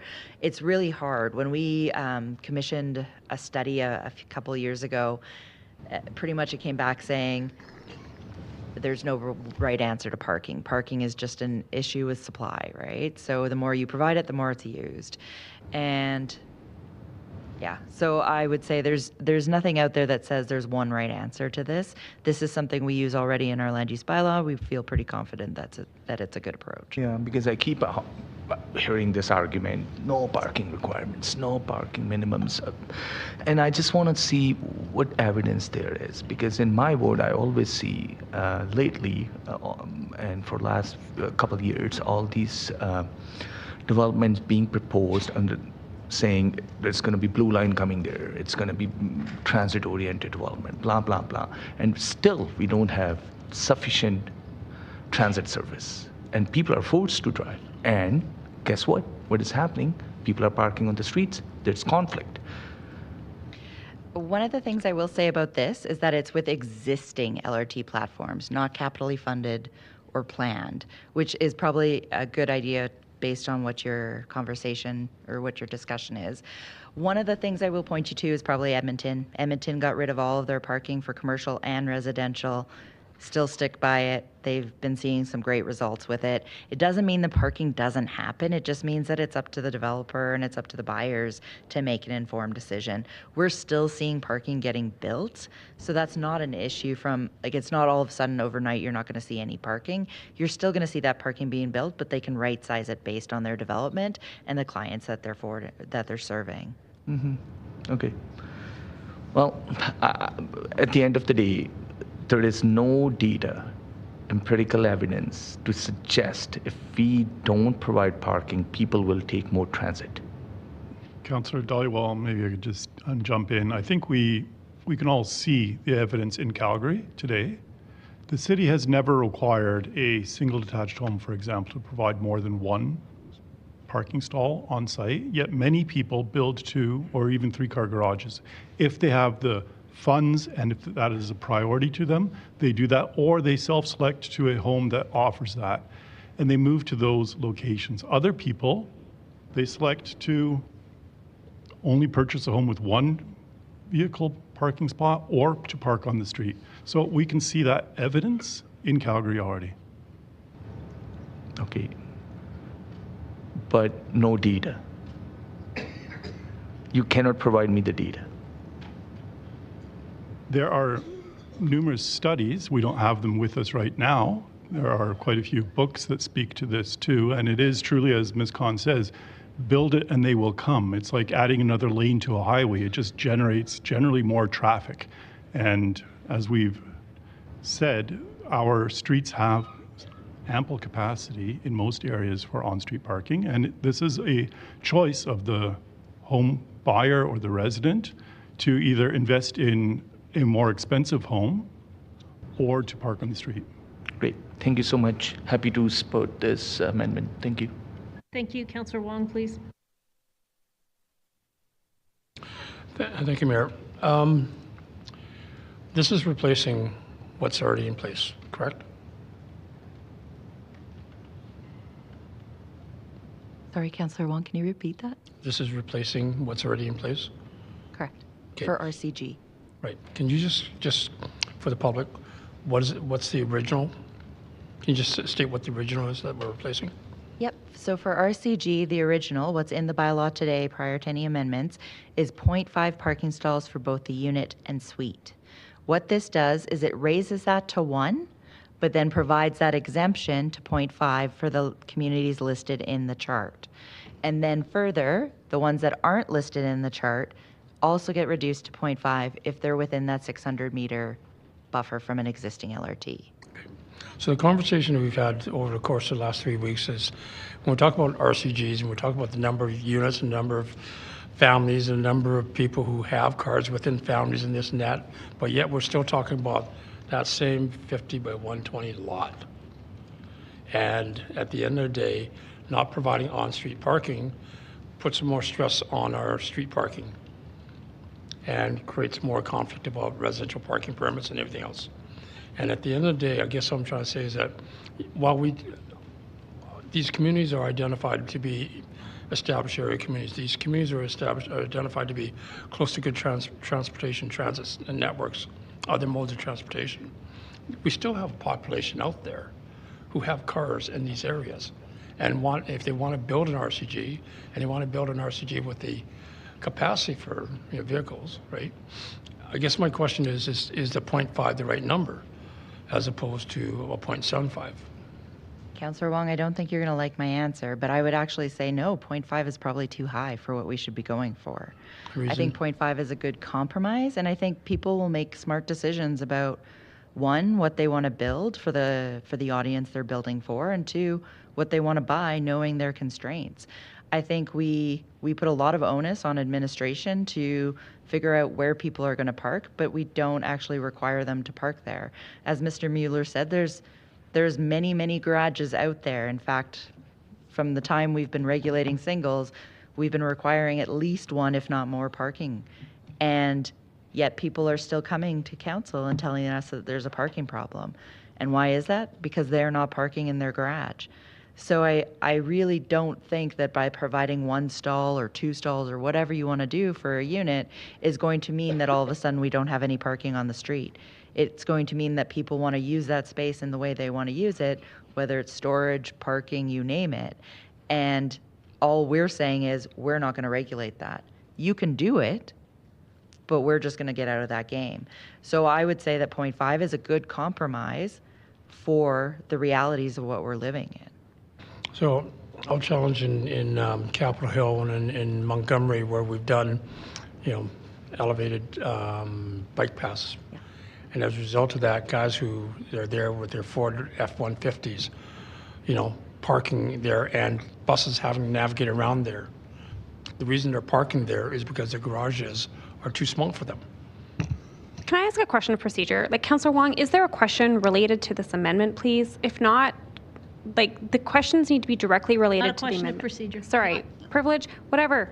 What? No, not whatever. You know whatever. It has been a long public hearing. It started on April 22nd, and we are now getting people into the queue asking questions that have been asked. We're asking them again, and then you know what we're doing? We're saying, that's not really my experience. So I'm trying to let you have latitude, but let's maybe get to the point. My point is that we arbitrarily picked a bunch of communities that, I don't think is the right way of looking at it. As simple as that. Community by community approach is just like a shotgun to say, take out Capitol Hill, as opposed to, looking more sensitively as to where situations are best placed. So with that, I'm not going to support it. Thank you. Okay, I don't see anybody else in the queue. Now I'm going to go to Councillor Winus to close on this amendment that she's brought to the bylaw. Thank you. This was a thought-out amendment, Terry. It was looking at the age and stage of a community where we are seeing redevelopment, and how are we going to make sure we're incentivizing areas that we want RCG. We've discussed and we heard during public hearing that we didn't want the shotgun approach, so that we didn't know where our infrastructure could follow. By having a one parking stall requirement, the further you are out to Stony Trail and the newer your community is, the more you will actually build a community that is not tripping over itself with cars, and where the bus service is stronger, as you've heard me talk about this with the route ahead strategy. You can have a secondary suite where your tenant might just have a bike. So it's allowing us to have the phased approach, and when you see the color map that administration has, it shows where these communities are, and I'm sure if I were to overlay transit, you would get it. So please support this. It's a nice compromise so that we are doing a phased approach. If I could have wrote an amendment that said when transit is actually servicing a community with 10-minute service times, that's when you would remove a parking requirement, but we can't make that work with how the city works. So this is the best we have, which was before us, and maybe a few years we'll be able to make changes that work. But it is a compromise for Calgarians to meet their needs and address the concerns they have brought to us. So please support it. Thank you. With that, please go to eScribe to vote on this amended amendment.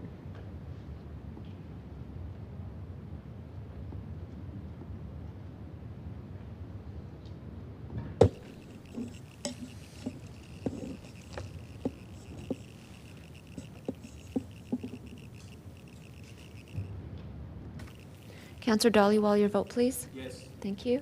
Councillor Sharp, your vote, please. Absent. Absent. Councillor Meehan, your vote, please. Yes. Thank you. Mayor Gondik, all the votes are in. Thank you. Could you display the results, please? That is carried 12-2 with Councillor Wong and Councillor Carra voting against.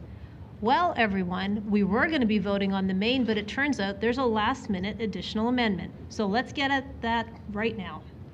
Your Worship, respectfully, you had indicated to members of council we were breaking between 6:30 and 7. My seconder is not available until after the dinner break. I would respectfully ask, not only for members of council, but for administration, that we break for 30 minutes prior to the next amendment. Councillor Chabot, had I known that you were bringing an amendment that involves 90+ maps, I probably would have calculated the time differently. Didn't have a clue. So now we're leaving the final vote hanging to accommodate you. No, we'll find out. Members of council, would you like to finish this and then take a break and do the motions arising? Would you like to just get everything done, or would you like to accommodate Councillor Chabot? I'm looking for someone to make a motion. Councillor Walcott, yes. I'll make the motion to suspend the dinner break to finish the items. Thank you. Great. Let's get that vote up there. Yep, absolutely.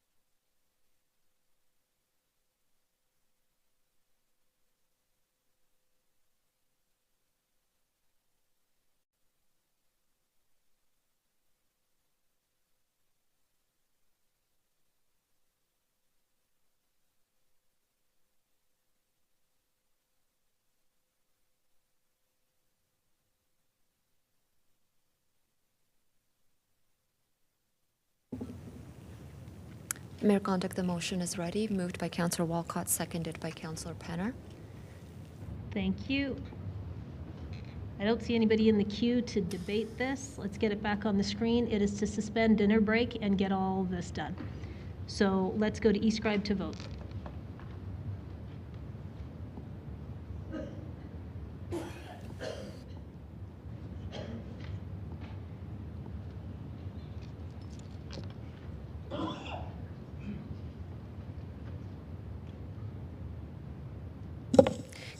Councillor Meehan, your vote, please. Yes. Thank you.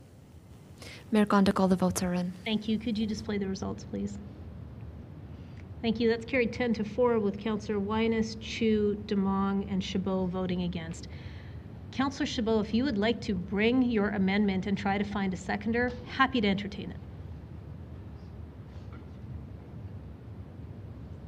Thank you, Madam Clerk. Do you have the proposed wording? Yes, we do. It's coming up.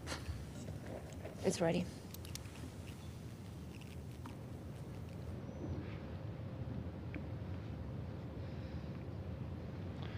Thank you. So, as I indicated in my debate, my concern with this blanket RCG zoning is that it will not actually result in a widespread, even distribution of RCG development throughout the entire city. My communities are all essentially meet all of the requirements that administration has said that the target areas will be anything built in the 60s. It's many of which are approaching end of life that have bigger lots. All of the main specific criteria that is essentially going to be the target market, if you will, for redevelopment are areas that are encompassed within the communities that I represent, specifically Ward 10. So my proposal is that while council wants to do this experiment in the entire city, through the 4 public engagements that I held in my communities, I received 2 letters in support, 2 letters in support of blanket rezoning. So not 70%, not 80%, not 88%, well in excess of 90% of the folks that I spoke to, who emailed me, who came to my open houses, my town halls, voted in opposition of the blanket rezoning. So my motion is to, you guys want to do it the rest of the city? Fine. Exclude Ward 10. And that's what this proposal is to amend the bylaw to change all of these maps. Administration has the actual maps. You can't see it because it's too big to put it on the screen, but the map has been amended to revert the all the changes from RCG back to RC1 and RC2 respectively.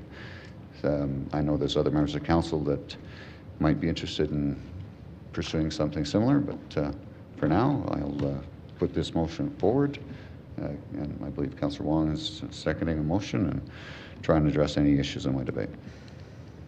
In my close. Thank you. Who would like to second it? Councillor Wong. Yes, I'm just seconding to get a debate going. Thank you. All right, let's go to Councillor Chu, please. Thank you, Worship. Is that possible we can see administration can provide map printout or whatever? A printout, no, Councillor Chu, but the maps are being uploaded into eScribe right now. Okay, and since there's quite a few maps, Your Worship, what's the chance can get allowed us 5-10 minutes to go through? I can do you one better, Councillor Chu. All the maps include all of Ward 10. So it's just like individual maps for all of Ward 10. So if we could bring up a map of the city and just show you where Ward 10 is, that's where the maps all indicate to. So the whole Ward 10? Yeah.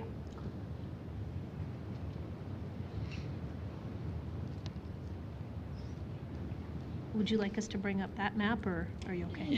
Whatever can bring it up. Madam Chair, can I ask a question of procedure? We just explicitly voted not to exclude parts of Ward 10. Is it even procedurally possible to say this so? Is allowed. So this can just keep happening. This can keep happening. Yep. This, failing to exclude all of Ward 10, we can try and do it. Let's not give that legs, but yes, it can. So thank you for the procedural question. That being said, and while we're waiting for the map to be shown, I would like to make a friendly amendment that adding Ward 4 on it. A friendly amendment has to be something that's minor, Councillor Chu. Adding an entire ward is not minor. Well, it kind of minor, isn't it? 14 wards, just 2 so far. Councillor Chu, it's not a minor, so it's not a friendly. Okay, if it's not friendly, clerk, what can we do? You could bring an amendment yourself, but you'd have to write it up and get it into clerks right away. Okay. Okay. All right. All right. Let's go to the clerk. Just to add, Mayor Gondek, you're absolutely right about writing the amendment, but we would also need the proposed land use district section maps that have been prepared in this case. So we would also need that for Ward 4. Yes, what you would need in writing is basically the equivalent of this. Okay, so let's go to Councillor Craw, please. That was, I asked my question as a procedural question. I will, of course, vote against this. Thank you. Let's go to Councillor Meehan, please. Yeah, I mean, are we just going to try and exclude Ward 10, then 9 and 8, 7, 6, 5, 4, 3, 2, 1? I'm going to lose my patience because we have spent weeks working on this together. We have passed the main. And to stand up here and then just say, I'm just going to exclude my ward, when we all, I think, take our oath of office to the city more broadly, is the antithesis, I think, of the oath we take. So I will not be supporting this. Let's go to Councillor Walcott, please. I feel bad for the residents that would lose out on this opportunity because there's no way you talk to everybody. Simple as that. It's just impossible. Every single one of our wards has like roughly around 90,000 people. And I know that there are so many parts of Ward 10 that people would actually jump at this opportunity to create a type of wealth for themselves that they've not had the opportunity to do so before, or sometimes even the knowledge, awareness, or skills that we can actually do these types of things in council. And so just to take it away out of, I don't know what, pettiness? I'm not sure. Because there's just no way for you to confidently stand there and say that there's no one in your area that can benefit from this, because it's definitely not based on the facts of the jurisdictional scans. We know that this type of movement is damaging to the rest of the city by nature of actually land values. And I know that it's going to be damaging to many of your constituents who will lose out on an opportunity at, while we're all here, housing. So I'm definitely not supporting this. And I would like to be very clear that any other councillor that were to do this, you were doing a great disservice to not only just your own ward, but to the city. So. Thank you. I don't see anybody else in the queue. Councillor Sharp just joined back. I need to just clarify. Councillor Sharp, would you like a turn in the queue? We're debating Councillor Chabot's amendment. No, I'm good. Okay, thank you. Over to you to close, Councillor Chabot. Yes, thank you. As a member of council who's serving his 5th term, who's ran in 9 municipal elections, has had a chance to tour my ward extensively over several years, have campaigned not only in my ward but adjacent wards, and having run on an opposition to blanket secondary suite zoning and having received the highest plurality in the city in 2 elections in a row, I can very confidently say that the majority of the residents that I represent don't want this. So when somebody says, you know what, you're excluding folks in your community, you're right, I am excluding some folks in my community, but I'm including the majority in this motion. So while I know that I need to look out for what's in the best interest of the city as a whole, I can't forget about those folks that put me in the seat that I'm in today. And while this may prove to be beneficial to the city, the evidence is not there yet for me. And to support what I've heard from my constituents, what I've heard repeatedly over numerous years, that's why I'm putting forward this amendment. I'd ask you to respect the wish, the wish of my citizens that I represent, to support this amendment, because that is what they've asked me to do. So, closed. Thank you. E-scribe to vote on this amendment, please.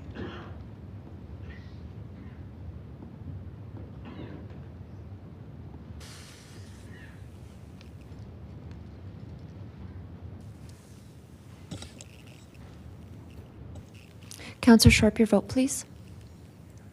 Yes. Thank you. Mayor Gondek, all the votes are in. Thank you. Could you display the results, please? That is defeated 5-10 with Councillors Walcott, Spencer, Penner, Wyness, Wong, Dhaliwal, Putmans, Kara, me, and myself voting against. Madam Clerk, are there any other amendments? I have not received anything from Councillor Tues, so this would be the last amendment that Clerks has. Okay, with the amendments to the bylaws done, we are going to go to second reading of the bylaw. Second reading of bylaw 21P 2024 as amended. Anyone opposed? Sean Chu. Councillor Demong, Councillor Chu, Councillor McLean, Councillor Wong, Councillor Sharp, and Councillor Chabot are opposed, and that is carried. Authorization for third reading of bylaw 21P 2024 as amended. Anyone opposed? Councillor Chabot is opposed. And Councillor Chu are opposed, so we cannot get to third reading tonight. Madam Clerk, procedurally, we have to either wait for a future meeting of council or call a special meeting of council? That's correct, Mayor Gondek. Those would be the 2 available paths for council to consider. This item would proceed to the next available council meeting, or a special meeting of council could be called in accordance with the rules set out in the Municipal Government Act. Okay, and according to those rules in the MGA, I can call a special meeting of council by giving 24 hours notice? Okay. That's correct, Mayor Gondek. So the chief elected official may call a special council meeting whenever the official considers it appropriate to do so, and must call a special meeting if the official receives a written request for the meeting. The chief elected official calls a special meeting of council by giving at least 24 hours noting in writing to each councillor and the public, stating the purpose of the meeting and the date, time, and place at which it is to be held. Okay, that's excellent. So, council, you can expect a note from me in your mailboxes for a special meeting of council coming back to vote on third reading of this item. I have a question in the queue from Councillor Kra. Yeah, I was wondering if, are you planning on calling it in 24 hours, or can we test council's will right now with a 2/3 majority to call it for directly after this meeting? I don't know if we can do that. Madam Clerk, Yes, we with a can. 2/3 majority, can you do it immediately? I'm getting verification, so thank you for the weighing in on what you think, but let's find out.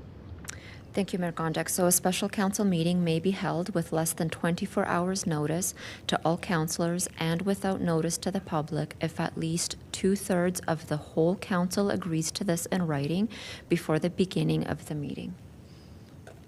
For the beginning of the meeting, okay. All right, well, I'm happy to test this. This is going to require 10 people to say that you agree with it. Do we do it as an electronic vote, Madam Clerk, to get it on the record, or is it just a... It would not be part of the eScribe electronic vote because it is not a decision that is before council as part of this agenda. I'm happy to take that either in hard copy in writing, working with you, or I could take that in an email. All right, so we are going to take a 15-minute recess. We're going to come back and figure out whether this meeting lives another 24 hours or whether it can actually be wrapped up today. So we'll see you all back here at 7:25.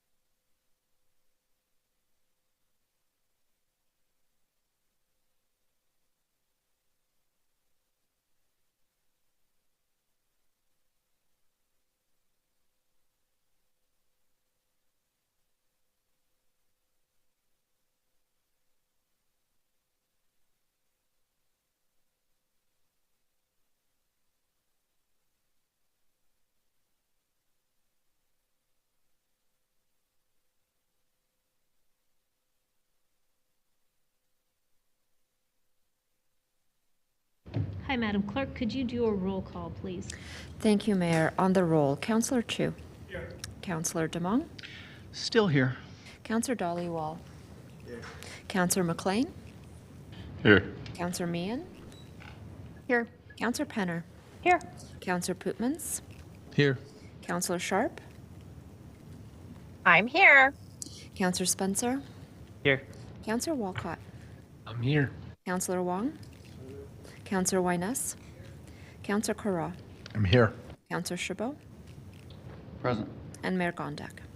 I'm here. Thank you, Mayor.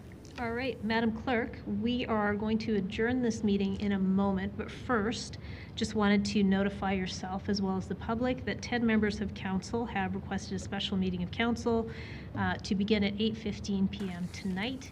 This is to deal with third reading of Bylaw 21P 2024, as well as any corresponding motions arising. You will receive this page that's got all of the signatures on it, as well as an email from me. That will come to you right away. So can I get a motion to adjourn, please? Councillor Penner, seconded by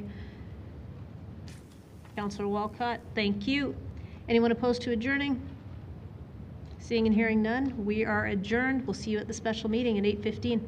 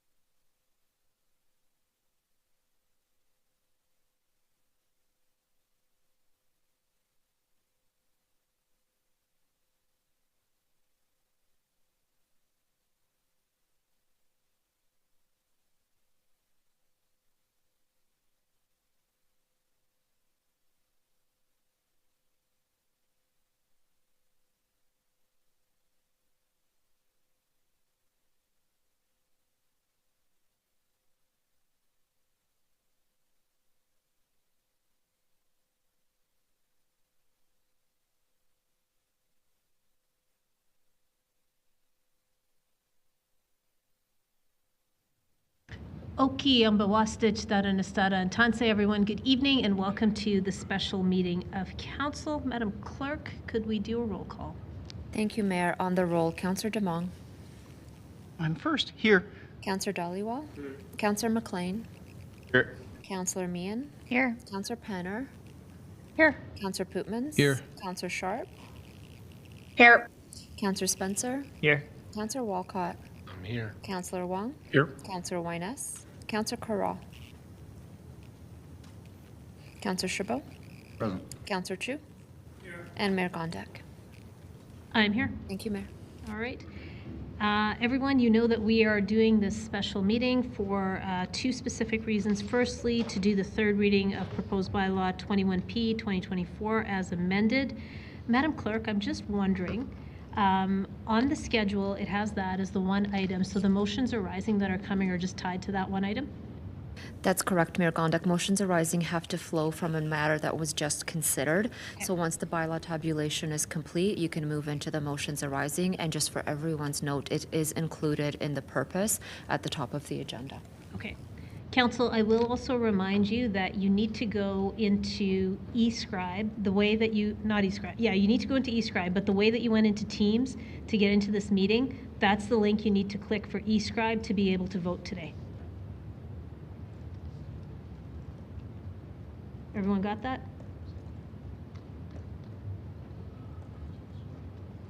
So if you have your Teams open right now in the special meeting of council, there's a link to eScribe.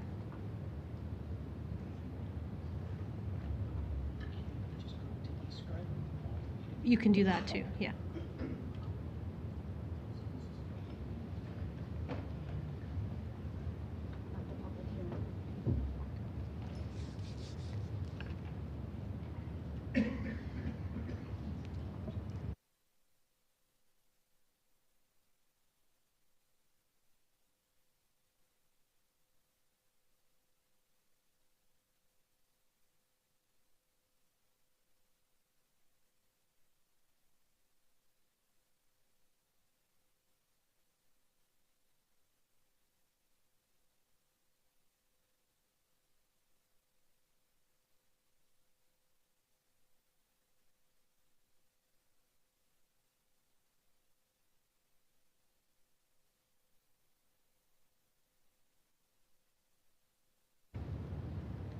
All right, I just want to make sure that everyone's got both things open.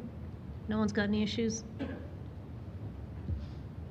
Madam Clerk, we have a note from Councillor Carra asking how to get into the Teams meeting. Councillor Sharp has replied to him. In the special meeting, I'm sorry, I don't see those. I'm in. Okay. Thank you. Everyone in here is good. Councillor Chabot, you're good? Okay. All right, so the first item is 4.1. It's a bylaw tabulation. Madam Clerk, do you need to introduce it? Excuse me, Mayor Gondek, we have to do confirmation of the agenda first. Yes, apologies. Can I get a mover for the agenda, please? Councillor Penner, seconded by Councillor Demong. Anyone opposed to the agenda as presented? Seeing and hearing none, that is carried. Thank you, Mayor Gondek. With respect to the next item, 4.1, Council has already taken the motion to give 3 readings to Bylaw 21P 2024. So the purpose of today's meeting is simply to proceed to the 3rd reading of Bylaw 21P 2024 as amended.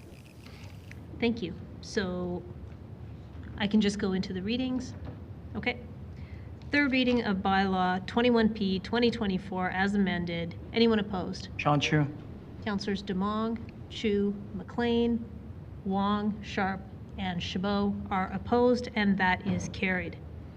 We now have motions arising that we need to tend to.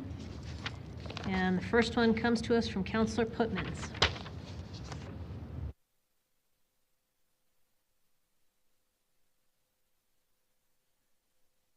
Should I simply read it, or what? Or just move it, or what? And that Council direct administration to augment Home is here recommendation 1C 131 by tracking development permit applications on RCG parcels citywide to identify areas where increased densification requires infrastructure investment, but not including are limiting, including but not limited to water, roads, and parks, and bring forward the most appropriate funding tool to ensure growth is supported with proper infrastructure. The report back to Council through Infrastructure and Planning Committee twice each year at the end of Q2 and Q4. Council, you might remember in the strategy document, the housing strategy document, there was a motion that passed unanimously through Council on the floor that we should pay attention to infrastructure investments that need to be made as a result of densification. And to that end, that there should be funding made available in circumstances that require that there's a relationship between the densification and the required infrastructure investment, be it pipes, be it wires, be it whatever is required. So this is, once again, a little bit boilerplate adding to the same issue as a motion arising in the amendments, just to reinforce the need to make sure that that funding is available. Thank you. Thank you. This is being seconded by Councillor Chabot. Let's go to, or do you wish to weigh in, Councillor Chabot? Well, I can briefly. I was going to get some clarification from administration as well, if I could, through this process. Would it be possible to also then consider a redevelopment levy as part of the funding mechanisms, or is this just going to open the door to any potential funding sources? Councillor Chabot, a redevelopment levy. We, on exactly what, may I ask? Whatever is identified as being deficient through this motion arising.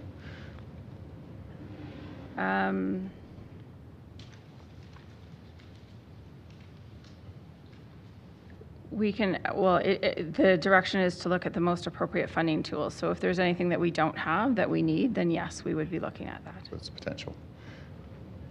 Yeah, no, I have often said, even some of the debates that we've had recently, I said part of the challenge that I see here is the greenfield development. We identify those upfront needs, and then it's included as part of the offsite levy bylaw to actually fund those upgrades in the infrastructure to accommodate full build out.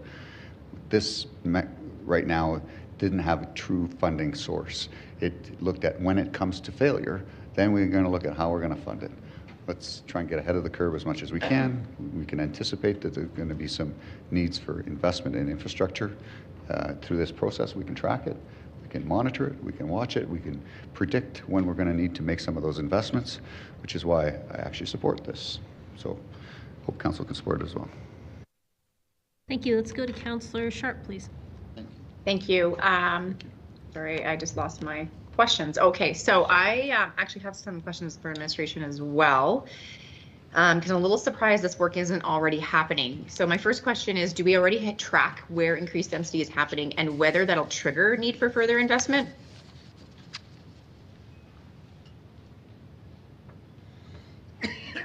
Councillor Sharp, sorry, I apologize. Do you mind repeating that, please?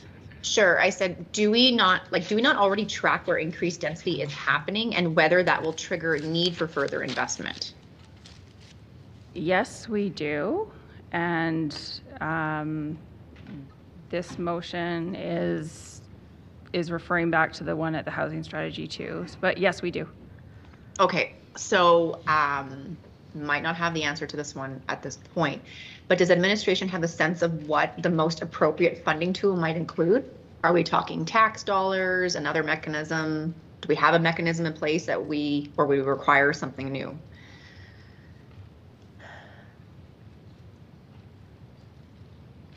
I'm going to ask that Maggie Choi please help me out with this answer. Okay. Maggie? Hi, sorry, could you just repeat the question? I just joined. Okay, no problem, Maggie. Thank you. So I'm just asking if administration has a sense of what the most appropriate funding tool might include. So are we talking about taxes, another mechanism? Do we have that mechanism in place, or will we require something new? Yeah, I think we do have the right tools in place. I think the intent here would be just that we could report back on how those tools are being utilized and if they're sufficient and if we need to tweak them at all. So I do believe I heard a question earlier about a redevelopment levy. So we do have a new pilot for an established area levy for local size pipe upgrades. And so we just launched that at the beginning of March. And so I think we just need some time to test out these tools and ensure that they're appropriate and we don't need any additional tweaks. Okay, my next question then, is this a substantial amount of work or is it not? I just want to understand from administration, if we're already doing it, is just this adding on, or we got a little bit more clarity on what we need to report with? So maybe Director Hamilton, do you want to answer, or Maggie? Yeah, whatever. I can start, and maybe Director Hamilton could add on. I do believe that we've already got direction to do this work, and we are already tracking and monitoring. And also we already have these tools. So I don't necessarily think that this is additional. It's really just already kind of reinstating what we've been directed to do. Okay. I don't have Director anything to Hamilton? add, Councillor Sharp. Okay, no, good to know. I just wanted those questions answered. Thanks so much. Let's go to Councillor Winus, please. Thanks. I'm just kind of curious if this would be able to show sort of an imbalance of where we're actually getting density, say Greenfield's doing it more and to a higher rate than what we would hope to see out of this zoning change, and how would you adjust if we're finding that there is a need for increased funding and we already have offsite levies, but with the city's been pushing funding to the inner city and not getting the housing starts we want? So I'll start us off, and if Ms. Choi has anything to add, I would suggest that everything that Ms. Choi has talked about is monitoring where growth goes and therefore where we need infrastructure, and the direction here is to come back with additional tools or funding if needed. So we would do that. Okay. I don't won't go into I don't much think I have detail. anything else to add. Maggie, do you have anything to add? No, I think you captured that. All right, we're tired. I'll leave it there. Thank you. Let's go to Councillor Wong, please. Thank you, Mayor. Administration, I guess, like, you and I have had a conversation about amendments that I had wanted to put through, which basically says establishing an understanding of targets within a community. So in other words, if we had an understanding where we are today, what our capacity could be tomorrow, what would the targets be to be able to trigger capital investments? Is this similar to what I was asking for? Councillor Wong, I believe what you've been asking before is actually putting density targets on individual communities. This I don't read as that. This is about monitoring, tracking where applications are coming in, and then monitoring the infrastructure, through which we do through all the programs that Ms. Choi has stated. Yeah, I heard that part of the equation. I guess the second, my question is then, if you identify and track all the DPs that are coming into, let's say, West Elmhurst, at what point do you turn around and say, we need to, make an infrastructure investment to expand our sewer lines or whatever? Like, what is the indicator to us, just because you're counting 1, 2, 3, 4, 5, what's an indicator to us that it triggers that capital investment? So typically the RCG developments don't necessarily trigger new capital, but I'll let Maggie speak on what that, and I say that on an individual basis, but Maggie, if you can maybe jump in and speak to the cumulative and how you monitor the need for new capital growth infrastructure. Yeah, that's correct. I think individual RCG type developments typically don't trigger upgrades to our system, but cumulatively the growth, we do have to track that. And so we do that through sanitary flow monitoring throughout the city, as well as by tracking population. And so without the census, we've been using a bit of a proxy. So it is based on units and estimated occupancies. Measured against capacity in your infrastructure? Correct, yes. Okay, so this is something you're doing already? Yes, that's correct. Okay, so I struggle to understand what difference this is compared to what you're doing already then. Thank you. Thank you. Let's go to Councillor Walcott, please. Thank you. Just the major difference on this one, as I understand it in administration, you please don't hesitate to correct me if I'm wrong, is the reporting schedule, right? And that's why it's like a small scale of work, but it ensures that we're doing some reporting on these particular investments. So like that is kind of the difference here. It's about making sure that there's a significant reporting schedule behind it all. One of the things, like realistically, I actually anticipate a lot of this will probably come as briefings in the short term until like there are major changes that'll come down in near the future. But what I'm personally excited about is that, and again, we've talked about so much, the established areas have so many different funding sources to address what's being included here, and they're all reported in different places. I know it's like, it's not great, but like the established areas growth and change goes one way, LAP funding goes another direction. Plus, of course, then you're seeing Main Street funding here, and then all of this is contributing to these different things. And you'll hear Director Sheldrick, I think is his title now, talk about that, about how the inner city is never, or the established areas are never isolated to just one simple funding stream. This is kind of nice because by nature of what it's asking you to direct, it's likely going to bring back a report that kind of brings together multiple different funding streams that satisfy a lot of the infrastructure to a clean cut place versus us having to kind of get multiple pieces of information over time. So I think it's cleaner to ensure that we get it all in one shot like this to talk about infrastructure funding based off of growth and change. Thank you. I don't see anybody else in the queue, but I do have a question. I'm going to ask admin, and then I'll ask the mover if he's comfortable with this. There's a twice annual reporting cycle in here. Is twice too much? Like, is once better? Mayor, we would prefer once a year at the end of the year, and actually even by the end of 2025, I think. Maggie, would that be the first time you'd like to come back? Yeah, I think it will take some time for us to track some trends, and so we were suggesting the first report back be by the end of 2025, and perhaps at that stage we could determine a frequency. Okay, I guess I would ask the mover, would you be comfortable with that, knowing that they have to... Sounds like a friendly. And is there general consent? Anybody opposed to that? Nope, not seeing anyone. Okay, thank you. Back over to you to close then, Councillor Putmans. Just a quick comment. I know during the public hearing, there was a common and reasonable concern to, especially from the areas I represent, that are enduring already issues with water in particular. The piping is wearing out. And if there could be a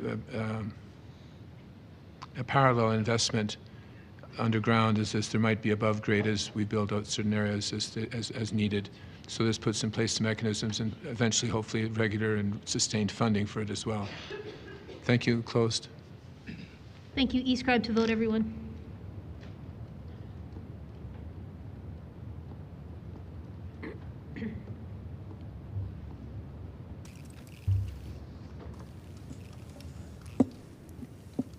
Councillor Chu, your vote, please. Thank you. Councillor Wyness, your vote, please. Thank you. Mayor Gonda, call the votes are in. Thank you. Could you display the results, please? That is carried 14-1 with Councillor Wong voting against. The next motion arising we have is from Councillor Penner. Yeah, thanks. So this is a motion arising to direct administration just to bring back a summary of essentially the associated cost work plan summary of related to the amendment, so sort of above and beyond what had been anticipated. And that just allows us to have a line of sight on that cumulative effect and the costs that are associated with that. So moving this so that we can understand and make sure that we are building that into the budgets that we are doing going forward. Can I get someone to second this one? Councillor Walcott, thank you. Let's go to Councillor Sharp in the queue. Thank you. I actually have a question either for CAO Duckworth or COO Douglas, just because we're on the topic of bringing cost of the amendments. Does administration need direction on how much this whole process costs, the public hearing, the overtime?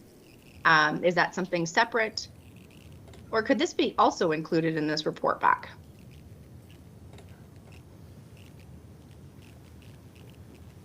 Councillor Sharp, we're just going to get one of them to come up. Yeah, no worries. And clerk, sorry, just as I'm rereading it, it wasn't to come to the standing budget item. It was just to come to the, that should have been deleted. Sorry, that was just a miss. So can we just make that edit too? Thanks. Just while someone's coming up.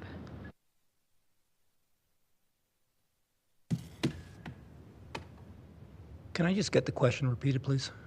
Yeah, so, hi, Stuart. My question was if the costs of the amendments are coming to executive committee on the 11th, I had kind of asked a question just kind of offline, like how much did this public hearing cost? With overtime, with the cost of running the meetings, we already know budgeted time and budgets are done for 8-hour work days. But I think it'd be really important for us to know, and for future as lessons learned, how much this whole thing costs, this month of public hearing. And I think we owe it to Calgarians. And so could that be part of this reporting back, or is that separate direction? We can report that back at this time. You included in this? For this June 11th meeting, yes. Thank you. I'm looking forward to seeing that. Thank you. Thanks, that's it. Thank you. Let's go back to the mover to close. Closed. You scribe to vote, everyone.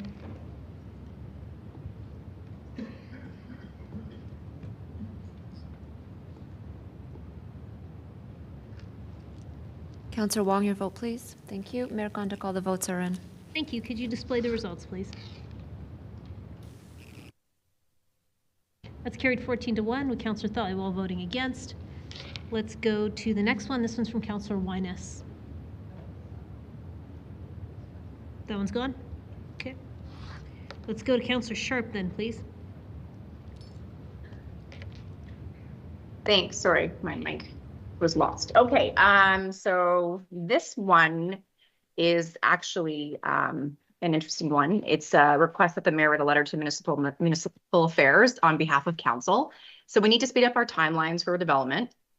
And there's a lot of ways we can continue to cut red tape. I happen to believe that removing the opportunity to speak at these land use applications didn't get passed because that was my debate was on that. But there's another way we can also speed up things. Right now, the Municipal Government Act has a 3-week period after development permit is issued during which an appeal can be filed.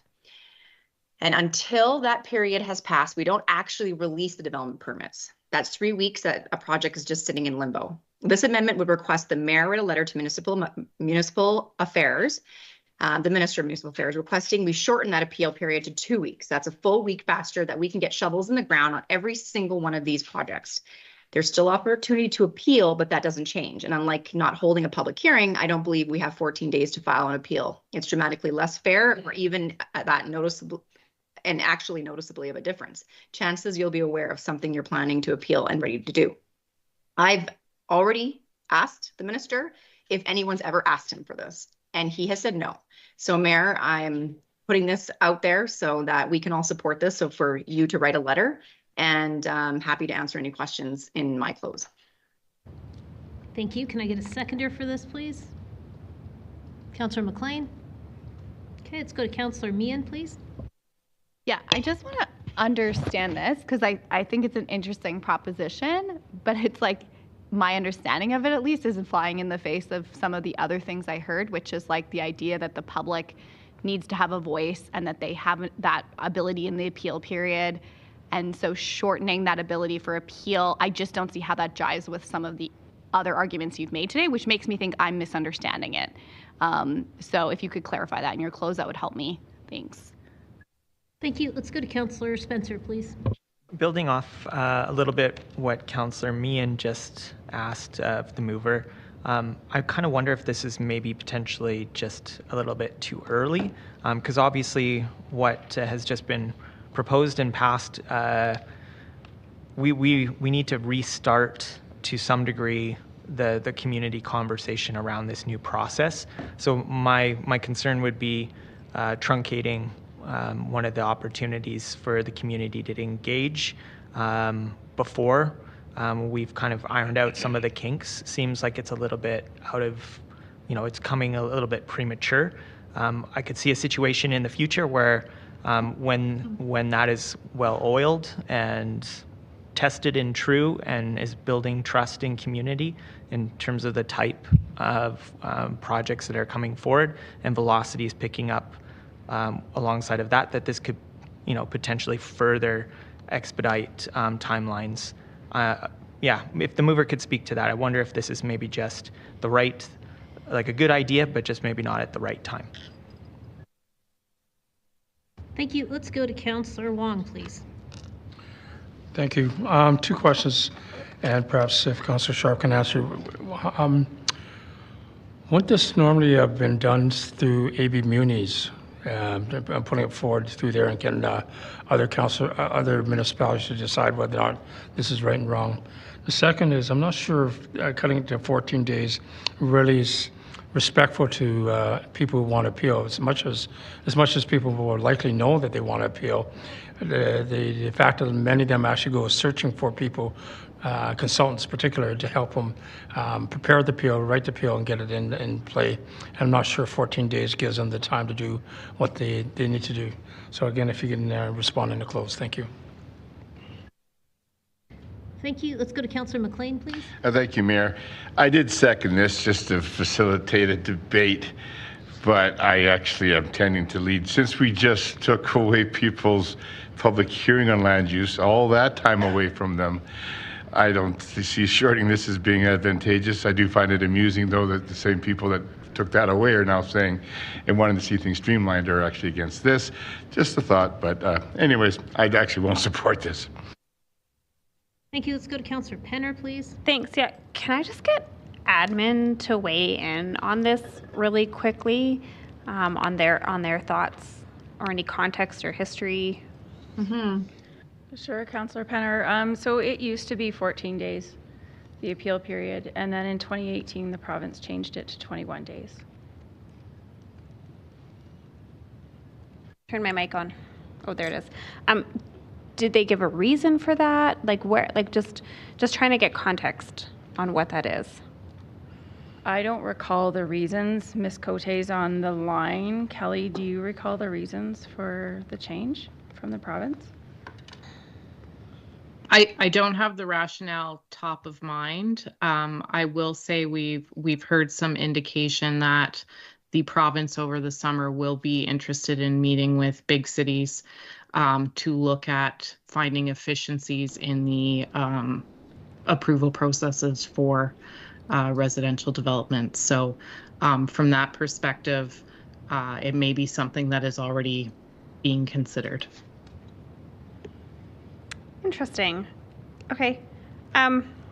Here, I'll say this. I think this is it's non-binding. It's a letter. So maybe we get behind this and we just write letters. Okay. I can support it. Thank you. I don't see anybody else in the queue. Over to you to close, Councillor Sharp. Thank you. Thanks to Director Hamilton for stepping in. Yeah, I was part of when they changed that process and people were not happy, and particularly planning wasn't happy. Added an extra week. Now, there's no real difference here in the sense of we're trying to expedite permits. So writing a letter is great. The minister has not been asked to do this. And I think the letter doesn't hurt anything. I think what's important is something that Councillor McLean actually said, is that either we want houses built fast or we don't. So I will leave it up to you guys to vote on this. I don't think a letter hurts, but feel free to vote whichever way you want. With that, I'm closed. Thank you. E-scribe to vote, please.